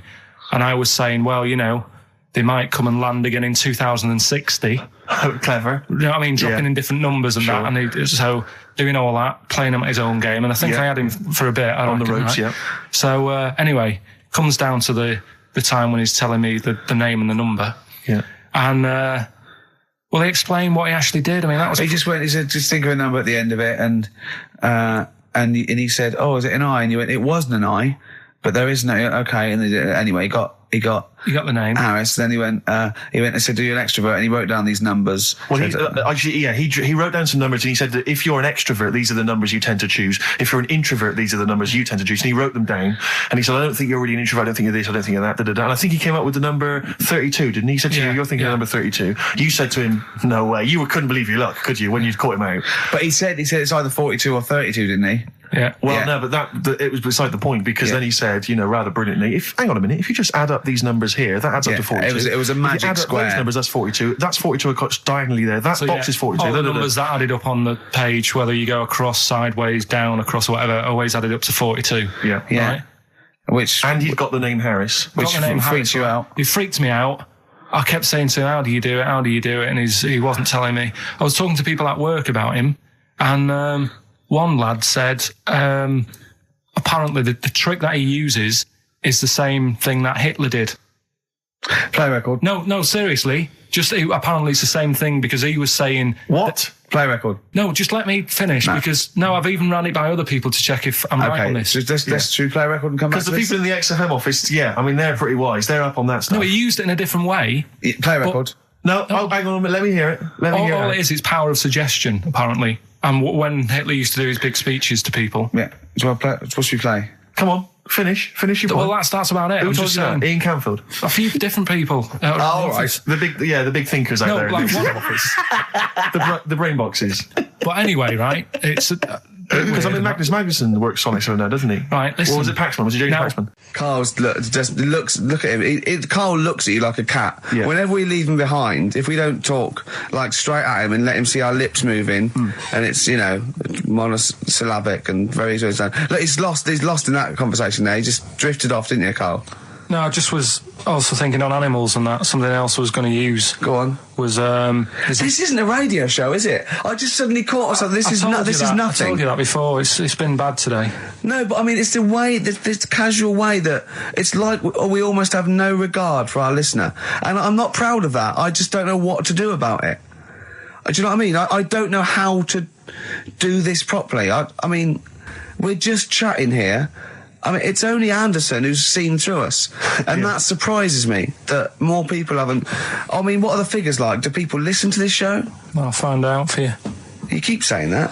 But, there's this parrot, and apparently it lives Rick, it's unique, if nothing else. I mean, when you wake up with Woken tomorrow, you're not even going to hear him start a line with "there was this parrot." Go on, there was this parrot, go on. And it can talk and that. Someone's obviously... taught it out how to speak and that, and it flew away, and it's living in this church, right? And people are at the church doing hymns and that, and then trouble's brewing. In between the hymns. That parrot was owned by an old miner who used to swear a lot. Yeah. Well, then the vicar is going to be really annoyed. That vicar, that vicar's going to go on. I just hope it stays quiet, Rick, during the vicar's sermons. Yeah, go on. Have you read it? No, go on. Have you read it? No, because that's what happens, right? Go on, tell us, Carl. During the hymns, it's sort of effing and jeffing and stuff. Effing and jeffing? Yeah. And everyone's like going, it's quite funny, really, it doesn't know what it's doing. Everyone's having a laugh. Yeah. But it's causing a havoc at funerals. When did this happen? Not years ago. John was a much-loved man. It was a wanker. Yeah. So anyway, that was another story. What can you say about Uncle John? Bollocks. Oh, Carl, I love the fact that when you look at things, you go, that's interesting. A parrot swears at funerals. That'd be a nightmare. And it stays with you. You see, for a simple man, you retain an awful lot of knowledge. It's just all rubbish. It's all Do you know what I mean? If you just replaced all this rubbish with good stuff, you'd be an intellectual. Yeah. Really. Because, I mean, your attention is fantastic. Yeah. So Did I lose you again there, did I? So was it the word retention? we've still got Wash Up With You. Yeah. Should we play a record and do Wash Up With You? Yeah, we'll play a bit of Aqualung then. Aqualung! That was Bowie and Waterloo Sunset. Love that. Love the original. Love Bowie. Bowie was my gig of the year. These are my singles of the year. These are our clips of the year. I'm Ricky Gervais with me, Stephen Merchant. We're just picking some lovely little bits and pieces. Do you remember when we talked about this? I'm Ricky Gervais with me, Steve Merchant. Over there, Karl Pilkington. The man who believes anything. I think it might be a condition due to his little round head. It's sort of like, it might be a new condition that we can call cranial spherity. And because it presses on his lobes, and the only sort of upshot of that is he's normal in every way, but he believes everything he reads or sees on Anna Nova. Alright? Talking of which, Rick, I don't really follow the news. No. It's mainly boring, isn't it? Wars and stuff. Yeah. But I don't know. Well, yeah. Well, it is a war. It's all this nonsense before and after. When it's a war, it's, you know, it's in the middle of the war. You can watch it on telly. True. You get results. You know what I mean? Like, do you know what I mean? Yeah. Like a test match or something. But it's all this rubbish before and after. It drags on. This recent war seemed, I thought, just generally, it was better presented than the previous one. Because I remember the first Gulf War, it was often during the night, and I couldn't stay up. Yeah, because I think the American had rights to it, like the Tyson fight, so we had to get it at 2 in the morning, exactly. Which is annoying. They had it, you know, their prime time and that. And a lot of it was in black and white, as when the bombs went in. When the bombs going in. So this time there seemed to be a lot more colourful stuff. Yeah, it's much better coverage. I think they should win awards. Yeah, well, I'd like for to see it. awards, So like Channel 4 won for cricket. Yeah, I mean, a few times as well, I was quite pleased to see they actually had footage of the bombs exploding. Yeah. No, good. Well done. Generally, you know, good on you. Well done. Good on you. Yeah, it costs a lot though, doesn't it? It isn't a costly War's thing. a lot more when you got something like, you know, a Jimmy Carr game show, which probably costs about £100. Yeah. Like half an hour war costs millions. It's almost man. as expensive as like Terminator 3 or something. Yeah. But I mean, you know. But then, you know, you got a variety. Exactly. Sorry, Steve, you were talking, mate. Well, no, I just wanted to make sure you're aware that the World Elephant Polo Championships have taken place. I did get it. I think they mentioned it on. Yeah, we won, didn't we? England won. Yeah. Well, my question is, where have they been practicing? I don't know. Do you remember ever at school anyone ever saying to you, "Are you interested in playing polo with elephants?" Do you reckon it was 5 blokes in pith helmets kept sneaking into a whipsnade? Possibly. What are you doing, lads? We're practicing. Get down. Yeah. Get off them elephants. Yeah. I didn't even know we had a team. I can't believe it. No, it's like Johnny Wilkinson and the rugby lads. They're going to get MBEs, all sorts. The elephant boys, the elephant polo boys, nothing. They're going to get nothing. I haven't seen the sun talking like them. To be fair, it's not like horse polo where I don't think there's a stick long enough. I think the elephants kick it, don't they? I think you might be right. I think they're not allowed to use their tusks. They burst it, weren't they? I think they go, oh! Start again. Raheem! Yeah. What do you mean the elephants kick it? All right, I've opened a can of worms here. You know, normal polo on a horse, they have like mallets. Yeah, they whack them, right? But I think it's obviously they're too high up. I think I might be wrong, but I'm pretty sure they just train the elephant to kick it. So why are people talking about? Why not just let them have a kick about without? And why does horse racing have to have a jockey? Well, they just let the horses go, okay, lads, on your, no cheating, on your marks, get set, go. You get back here. Get back here. Brilliant. You've got a real problem with Rick Waller, haven't you? He turns my stomach. I know, but don't... Because he's arrogant as well, exactly. though. That's the problem. Don't explain to people that... No, he is a bit arrogant. It's his whole thing, that it's the whole package, so to speak, that you don't Well, there's another thing in this quote, because... it's not just the fact that he eats too much. He tried, apparently, to lose some weight, and he said, the first month I lost 11 pounds, the next I lost a stone, but in the third my body did somersaults and I put on 9 pounds. I had a slip up. I can't say when, why or how, but it just sneaked up on me. Yeah. I don't believe it. Yeah. Don't believe it just sneaked up on That him. body's never done a somersault in its life. No, it just sneaked up on him. Me, yeah. It was the cakes again. Yeah. It was the same old cakes as before. It was exactly the same problem. Sleep eating. Yeah. It's called. It was the KFC bucket again. It was the family-sized KFC bucket for breakfast. Dear. Poor man. The other thing is that I don't think that's a very good shock tactic for a doctor to tell a 20-something, well, to be honest, you've got 20 years to live. Yeah. That's not, you know, and when I was 20, the thought of dying at 40 was fine. Yeah. I didn't want to live to 40. I just thought, what can you do when you're 40? Yeah. Just laying around doing nothing. Eating cheese.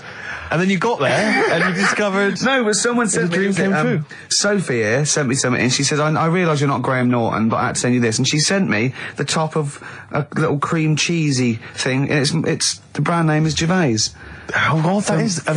They've named a cheese after you. I think it's a big French company, and this is from the Czech Republic. It's all over Europe, and so that would be a dream come true, wouldn't it? If they named a cheese after you. No, I think it's probably ancestors, and so I've cheeses in my blood. Sure, quite literally. It literally is. Yeah, another heavy Friday night, was it? It comes out of pores like those Play-Doh things. Yeah. I can squeeze out different shapes. Jane, bring the Stilton in. It's Friday night.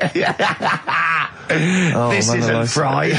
Exactly. But yeah, so we can't really have a go at Rick Waller. I eat too much, but you're not big. I mean, one of the other contestants on the Fat Club, Celebrity Fat Club, is another one is Jono Coleman. Oh, we love Jono. Now Jono, I don't know, you know Jono. He's that guy who does. He used to be on TV, and I think he does a breakfast show on a rival station, doesn't he? He's happy, isn't he? He's so true, and he's a really nice bloke, Jono. It's funny because he does a breakfast show on Heart, which is wrecking his own. There's a bit of irony. Oh, I love Carl. Thanks, Carl. Do you know what I mean? Yeah, I love you. I can see where you're coming from. Yeah, that's good. But we've met Jono a couple of times. We saw him at a couple of, not wishing to say not to show off, but a couple of awards dues. Yeah, like that's showing off. But like people would have seen dead there. Well, yeah, but we went to one where everyone was in like tuxedos or suits and ties. Not Jono. Jono was wearing a pair of Bermuda shorts, big Bermuda shorts, knee-length Bermuda shorts with just these little. But I saw him again another time, and he had shorts on at a similar event, and I've seen him since in the street, and he's all. I'm wondering if he can wear trousers. I don't think he can actually wear trousers. I don't know if there's a medical reason for that, whether he's just, his legs are too fat. I think the material is a waste of money. I think it's just that you can get shorts that big and they're comfortable, and, I mean, to be quite honest, I don't want to squeeze into a tuxedo anyway. So, if you can go, I'd love to turn up those things in Bermuda shorts. Well, of course. Flip-flops. But do you think he started off by wearing, maybe he just had the upper half was a tuxedo with the tie and then the shorts and the shorts underneath, and he would just have to come in, kind of sneak behind, a sideboard. Potted plant. Or a potted plant, or bring his kids ahead of him. Yeah. You are wearing trousers, aren't you? You're wearing trousers. Of course I am, yeah. In you go. Kids move a bit. Well, no. Exactly. Of course I'm wearing trousers. Why would I? Wearing trousers. And they just thought, this isn't fooling anyone. So now I'm going to make a wacky effort to sort of, The next stone is, I've heard he's going in a grass skirt and a garland around he's going to come in limboing. But you did ask if you could go to the BAFTAs in a dressing gown, didn't you? Just for ease. Yeah. What do you mean your fortunes are on the up anyway, DJ? Well, I'll tell you, I was hired, well, I say hired, I did it as a favour to a friend, his wedding the other week. And I got there, I was thinking, because everyone had their little role to play, and then people were doing a good job. I love you taking it seriously. And I spent ages putting together some CDs, special selection CDs. I love that! Because what I did was I burned them on iTunes. Did you turn up with your own headphones round your neck? Own headphones, wearing a suit, but headphones. Metal case. Didn't need it, just had them all in one small box. Brilliant. Boom. I thought this is good stuff. I got some classics here. Give me an example. Give me an example of that, like the first hour, the warm-up hour. Rick, I'm coming straight in with Frankie Valli, Oh What a Night. Brilliant track. I mean, when those beats start at the beginning, who's not getting on the dance floor? Wait a minute, what's this following it up? Go on. It's the Jacksons. What, I Want You Back? I Want You Back. Brilliant. It sounds good at the moment, Carl. Yeah.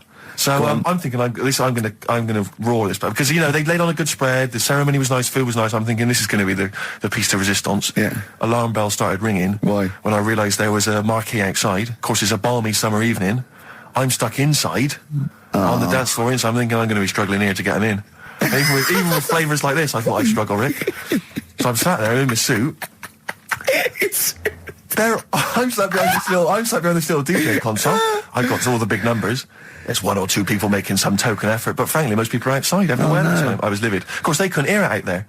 So I was playing to an empty room, really, and I was furious. I was absolutely furious. Because, I mean, what is, you know, they're wasting my time. They're wasting now. I could have just stuck the CD on and They're gone out. wasting Frankie Vallis. Frankie Vallis They're time. wasting the Jackson 5's They're time. wasting, you know, D-Light's time. Yeah, yeah. And, so I'm sat there, and there's a couple of people making a cursory effort. Mainly when they come to get a drink from the bar, they might have a little quick, you know, couple of twos. You shout, we don't want your Not lot. interested. All of you or no All one. of you or no one at all. And, then there's a microphone set up because people have been doing speeches. This little girl gets on the mic, right? It's being funneled through the speaker system. So every time I put my headphones on, Miss Dynamite, was it? It wasn't sadly Miss Dynamite, although she decided to have a little go at MCing. She was screeching her little head How off. old is she? Oh, I don't know, 8 or 9. At their most annoying. when children are at their most annoying, because they got a bit of confidence there. They're a bit cocky. They're not shy anymore. They're a bit arrogant. Yeah. She's screeching her head off, so I'm playing, you know. And she doesn't know it. your face! I'm playing into the groove. No one's getting into the groove because she's going mental. She's just going, what's this? What's this? I don't know what this is. Play something I know. I'm thinking I haven't got any bloody DJ Otsu or Crazy Frog. I'm not going to play what you... So she's just screeching along, ruining it for everyone. And I say everyone, there was no one there. So me, she was ruining it for me. I bet you were really I was angry. furious. But of course as well, every time she screeched, it went through my headphones. So, of course, and then her dad comes along, right? And I'm thinking, all right, he's seen I what's just happening. imagine you in your suit, sweating, getting annoyed at someone ruining your set that no one's listening no to. one's listening to. I think, her dad's coming over. He's going to put pay to this. He's realised that, you know, she's causing a disturbance. He comes over there, joins in. No. Sits her on his lap. He's just saying, she's having a whale of a time. I'm thinking I'm furious. I'm thinking it's his responsibility to shut her up. He's not going to do anything. What can I do? I can't step in. No. And I know very well that if I interfere, he's going to say, oh, well, she's enjoying herself and no one's dancing anyway, and we'd have just got into a fracas. Yeah. I didn't want to start a fight. No. Because So, I don't know, but he'd have knocked you out, wouldn't he? Someone would have got knocked out. And I'm not saying who it would have been, but, you know, but there would, to bear in mind, Rick, there would have been 2 of them. And, so I didn't want to get into a fight with them. And, anyway, so I'm playing. Anyway, so my friend came along. He realised what was happening, and I didn't have the guts to unplug the microphone because he'd have known. You see. Yeah. So I got my friend to do it when she had her back to me. So he pulled the plug out. The microphone went dead. She went, "What's going on?" I went, "I don't know what you're talking about." I said, "I don't know." She said, "Where's the microphone?" I said, "You must have broken it." I don't know what's going on. Someone will probably make you pay for that. And anyway, at least we shut her up. That is great! But it really went from bad from worse. And you know, there's that thing when you panic, you start panicking, so you're putting on a lot of flavours that you would have saved till the last hour. What are we talking? Boom, boom, shake, shake, exactly, you're throwing them in early. Love Shack's coming on way too soon. Really? Oh, Love Shack before 11. It's heresy, but I had to do it. But anyway, in the end, I made the bride go and get some people in. I said, look, it's your special night, all right, and they're going to enjoy this. I'll be honest, love, this is a washout, and it's up to you Exactly. to turn this wedding around, or I'm walking. I'm walking, and I tell you, they're going to have a sour memory of this evening, unless you bring some go people and in. get everyone in dancing. So she got him in at the end. And, Brilliant. And I'll tell you this, Carl. I mean, I don't know what you say, but they were loving it. They were absolutely loving it. A bloke came over and said, "Have you got Amarillo?" I said, "No," but I put on something even better, Delilah. I mean, wedding crowds always go for Delilah. A song, of course, about old man killing his wife, but it always goes down very well, strangely, at weddings. They get into a sort of hokey-cokey thing. They went berserk for it. And I was following it up with, I had the monkeys, I had all sorts going on. Brilliant. Of course, you know what happens. I'm going great guns. People are absolutely loving it. They're rocking it. I throw in, I had something cracking on at the end. Come On Eileen, of course, was on. People were going berserk for it. Which is unfortunate because the bride's name was Eileen. Yeah. And then the bride pipes up. I'm throwing the bouquet. So they all traipse off outside again. I was furious. Oh, no. I plugged the microphone back in. I said, "What are you doing?" We got, but they went out there, and of course you can't get them back once they've done that because all the women are running around. I got the thing, and then they got to wave everyone off, throw the confetti. They ruined your day. I was having a great time, and they ruined it. She ruined your special day. She ruined my special night. Oh, no. You know, it's on her head. What would you put on about now, Carl? What if I was DJing? Yeah. Probably a bit of a world party. Go on then. Interesting. This is XFM 104.9. I'm Ricky Gervais with me, Stephen Merchant. You're listening to the best of, basically, Karl Pilkington. You might want to try and You heard think about of the hanging one when What's this the one? fella was... Sorry, mate, go on. When the fella was hung. Well hung? He was hung, and... Sorry, what's hung? He was hung by rope. So, isn't that... No, I think it wasn't he, a Chinese emperor? And wasn't he hung? Yeah. He was hung. Some fella who'd done something, they hung him. And, Wait, they wanted him. It's not a word anymore. He was hung. Look, don't be doing that again, because you said squoze wasn't a word, and then I shown you a menu today that someone sent, and it said fresh orange. Yeah. Squoze. Inadvertent commas, and next to it was the word colour spelt C-O-L-O-R. So, presumably either the American menu, right, in which case there's loads of American words that we don't use, or it's just a badly typed piece of work. Anyway, there was a bloke that was ung. He was ung and that, but he didn't die. Ung on that, he was definitely a Chinese. Ung on that, yeah. I remember him now, yeah. He didn't die, and they said, oh, just hang on a minute whilst we change the rope and that, and he stood there waiting, changed the rope.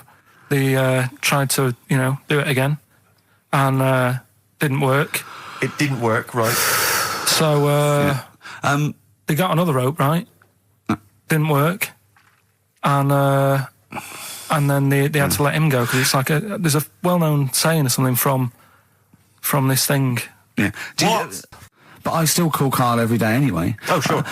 Today I called him a couple of days ago. Of course you did. And I went, it was the weekend, I went, what are you doing? He went, oh, just in Regent's Park and that. I went, I said, just going for... He went, oh, Jesus. I went, what? He went, a caterpillar just fell out of the sky. I went, what? He went, a caterpillar just fell out of the sky. God, it's there, it's wriggling around. I went, sure a bird didn't just drop it? He looked at it and went, oh yeah. It was a bird. Of course he did. Yeah. For a moment he thought caterpillars were raining from the sky. I thought I was in Chicken Licking. Yeah.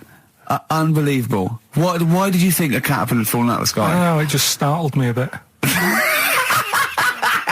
I love Karl being startled. I like the idea of him straight on the phone to Trevor McDonald. Look, Trevor, there's caterpillars, insects falling out of the sky. They're falling out of the sky now. Put it on the news, quick. Are you sure there wasn't a bird? Oh, there was a bird. Yeah, sorry, Trev. Bye. But it was after, like, I hung up the phone and that from you. I sort of sat there for a bit watching it. I imagine him cross-legged, just in front of it. But do you know what? Because of his shape, the shape of his head, and his sort of IQ, I bet the caterpillar was thinking, Mama. Yeah. Do you know what I mean? Yeah. It's unbelievable. Go on.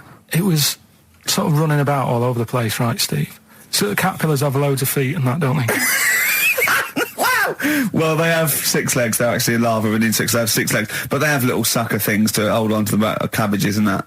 No, they've got more than that. I'll tell you, they've got 6 true legs. Trust me. Trust me, I'm a scientist. And you were thinking what, Karl? Well, but they've got little pods. They've got little pseudo pod legs and little suckers. Yeah. But it was running about like everywhere, right? Mental, but sort of running off to the left, and then it sort of went back to where it was. Then back, went right and what have you. And I'm just thinking, whoever gave them the legs, right? What's the point if they don't know where they're going and that? Do you know what I mean? If you can get about... Imagine that sentence. Did you hear that sentence? Can we play that sentence back? No, I don't think we can. Imagine who gave him that legs. Whoever gave him them legs, what's the point if they don't know where they're going and that? And that. Always and that. And that, but maybe you just, to be fair to the caterpillar, with all its legs, okay, and you didn't know where it was going, it had just been plucked from its house by a bird, shot up into the sky, and then dropped from 80 feet, hitting the ground. Onto the head of a weird, bold-shaved monkey. It was probably concussed. Yeah, it's one of them things again, though. But it still knew more about the world than you. How does that make you feel? I just think it's a waste of time having all them feet. It's the same thing as the... Now it's got feet now! It has a nightmare buying shoes, doesn't it? Like, that got a load of attention in the press, but the Trisha programme got nothing. Okay. Which, I know, Steve called me up in the week, right? Like 10 o'clock in the morning, I was at work, and he goes... I think so at 10 o'clock. Preparing this show. Most people go to work about 8, 9. Are you watching Trisha and that? I said, no, what is it? He goes, oh, you'll be loving it, right? Freaks, was it Help Me, My Mum's a Freak? Siamese twins.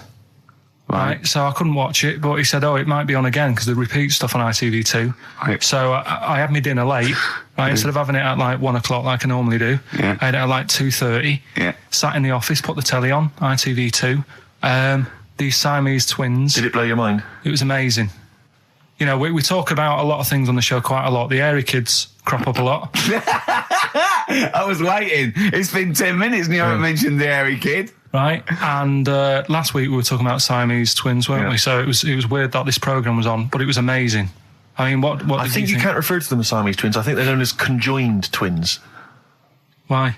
I think Siamese is maybe considered derogatory or as an old antiquated phrase. Yeah, I think it's because the first famous ones were actually from Siam. Right. But anyway. And that doesn't exist anymore. No, it's conjoined, Carl. Yeah.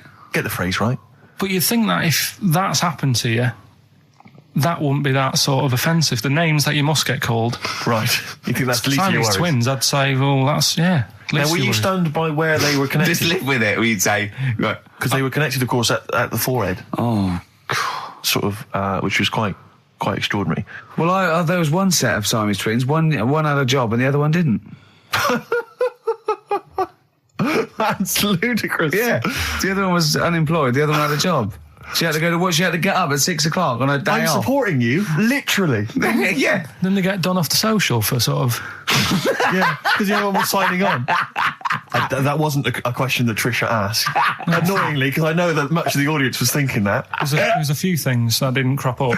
What questions would you have asked of them? Because what things did you feel weren't mentioned? I'd love to just watch Carl watching amazing things. Exactly. Do you know what I mean? It's like early learning thing. Mouth slightly open. Yeah, mouth open at a dribble, looking round to see if anyone else has seen it. You know, I hate that. Like when a cat sees a bird land on the balcony. Exactly. It can't believe it's luck. I'd probably say, how do you buy her a birthday present? A surprise gift, yeah. Because everything's ruined. Sure. Right? I'd probably ask... Yeah. Well, did you not think it was interesting that one of them had a boyfriend? Well, that was a bit weird, wasn't it? Uh-huh. But what was the other thing that I was thinking when I was watching it? I was thinking if one got into crime and that was sent to prison... Right. What would happen? How would you handle that? It's brilliant. It is brilliant. If a chimp could talk. And what was the other one? The other thing was, what did they talk about? Because it's not as if you can say, oh, well, guess what I did today? Do you know what I mean? Yeah.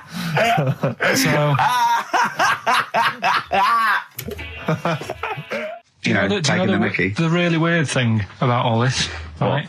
And it's annoying because you were saying about, what should have Trisha have asked and all that. Yeah. But one of them mentioned that one of them was adopted and the other one wasn't. Don't talk rubbish.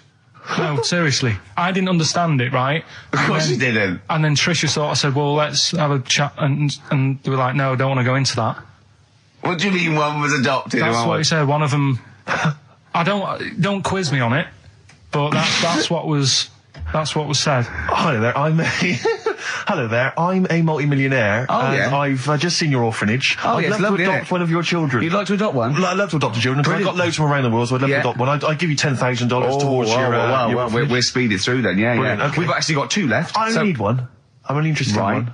Yeah, I don't need any more. Don't need any more. They're sisters. I know it would be tragedy to break them up, but I really only need one. Now, break up, there's the rub, you see. Sure. You just need the one. It's $10,000 now. You can have that. I'll sign it now, but I don't want to discuss it further. I'll bring you around. Brilliant. Okay. Ding dong. Hi, yeah, brilliant. You brought my kid round. Yeah, there she is there. That's a joy. Yeah. Okay. Just standing next to a bush. Yeah, can you bring her out to me? It's there's nothing behind the bush, so you just want... I just want to be able to walk 360 degrees round her. Do you want her or not?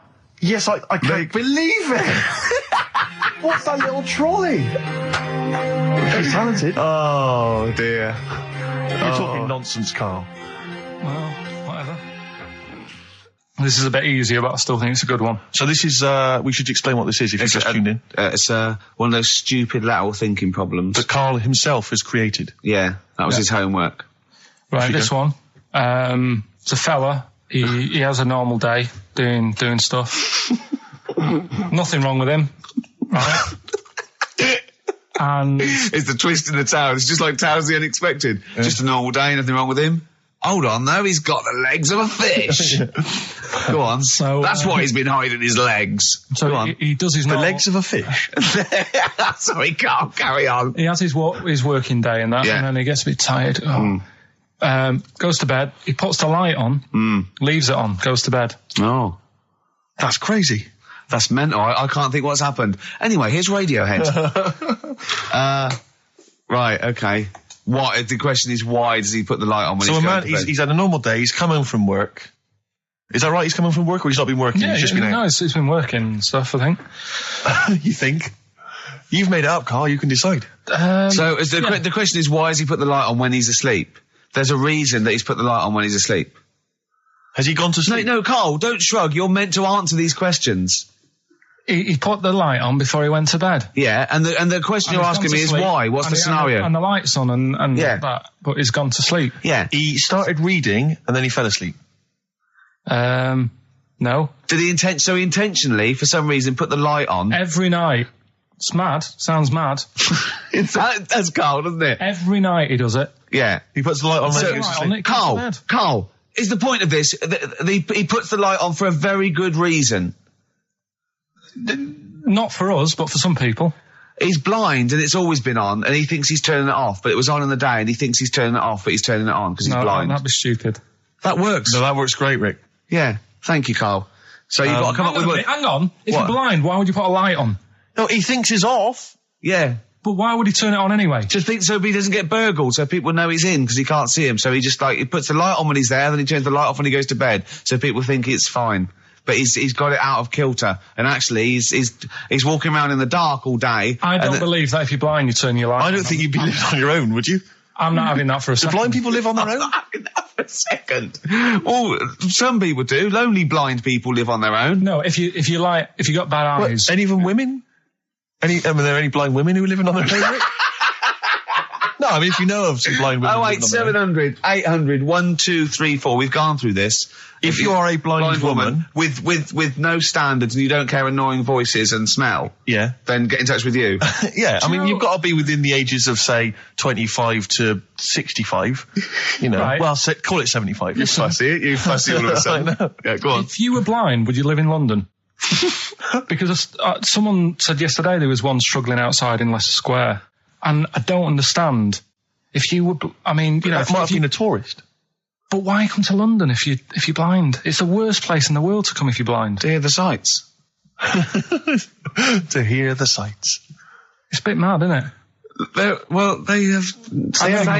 do the same job. They have tourist needs like anyone else. Yeah. No, but it sort of stinks, and you'd go away going, "Oh, it's not that good."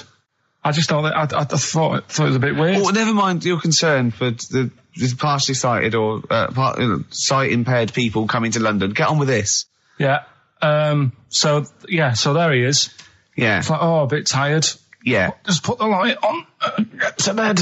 Yeah. So he turns the light on and he goes to bed. Yeah. Oh. Should we play a track? He's not sleeping on the job. He's a lighthouse keeper. Well done. Is he a lighthouse That's keeper? not it, Carl. He's a lighthouse keeper. Right. Why wasn't the light on all the time? Because it's light in the day. You idiot. Play a record. What? Play a record. You're a buffoon. No, actually, the light isn't on in the day, is it? No, Rick? it's not. I think you're the buffoon. Yeah. Carl has won! Hey!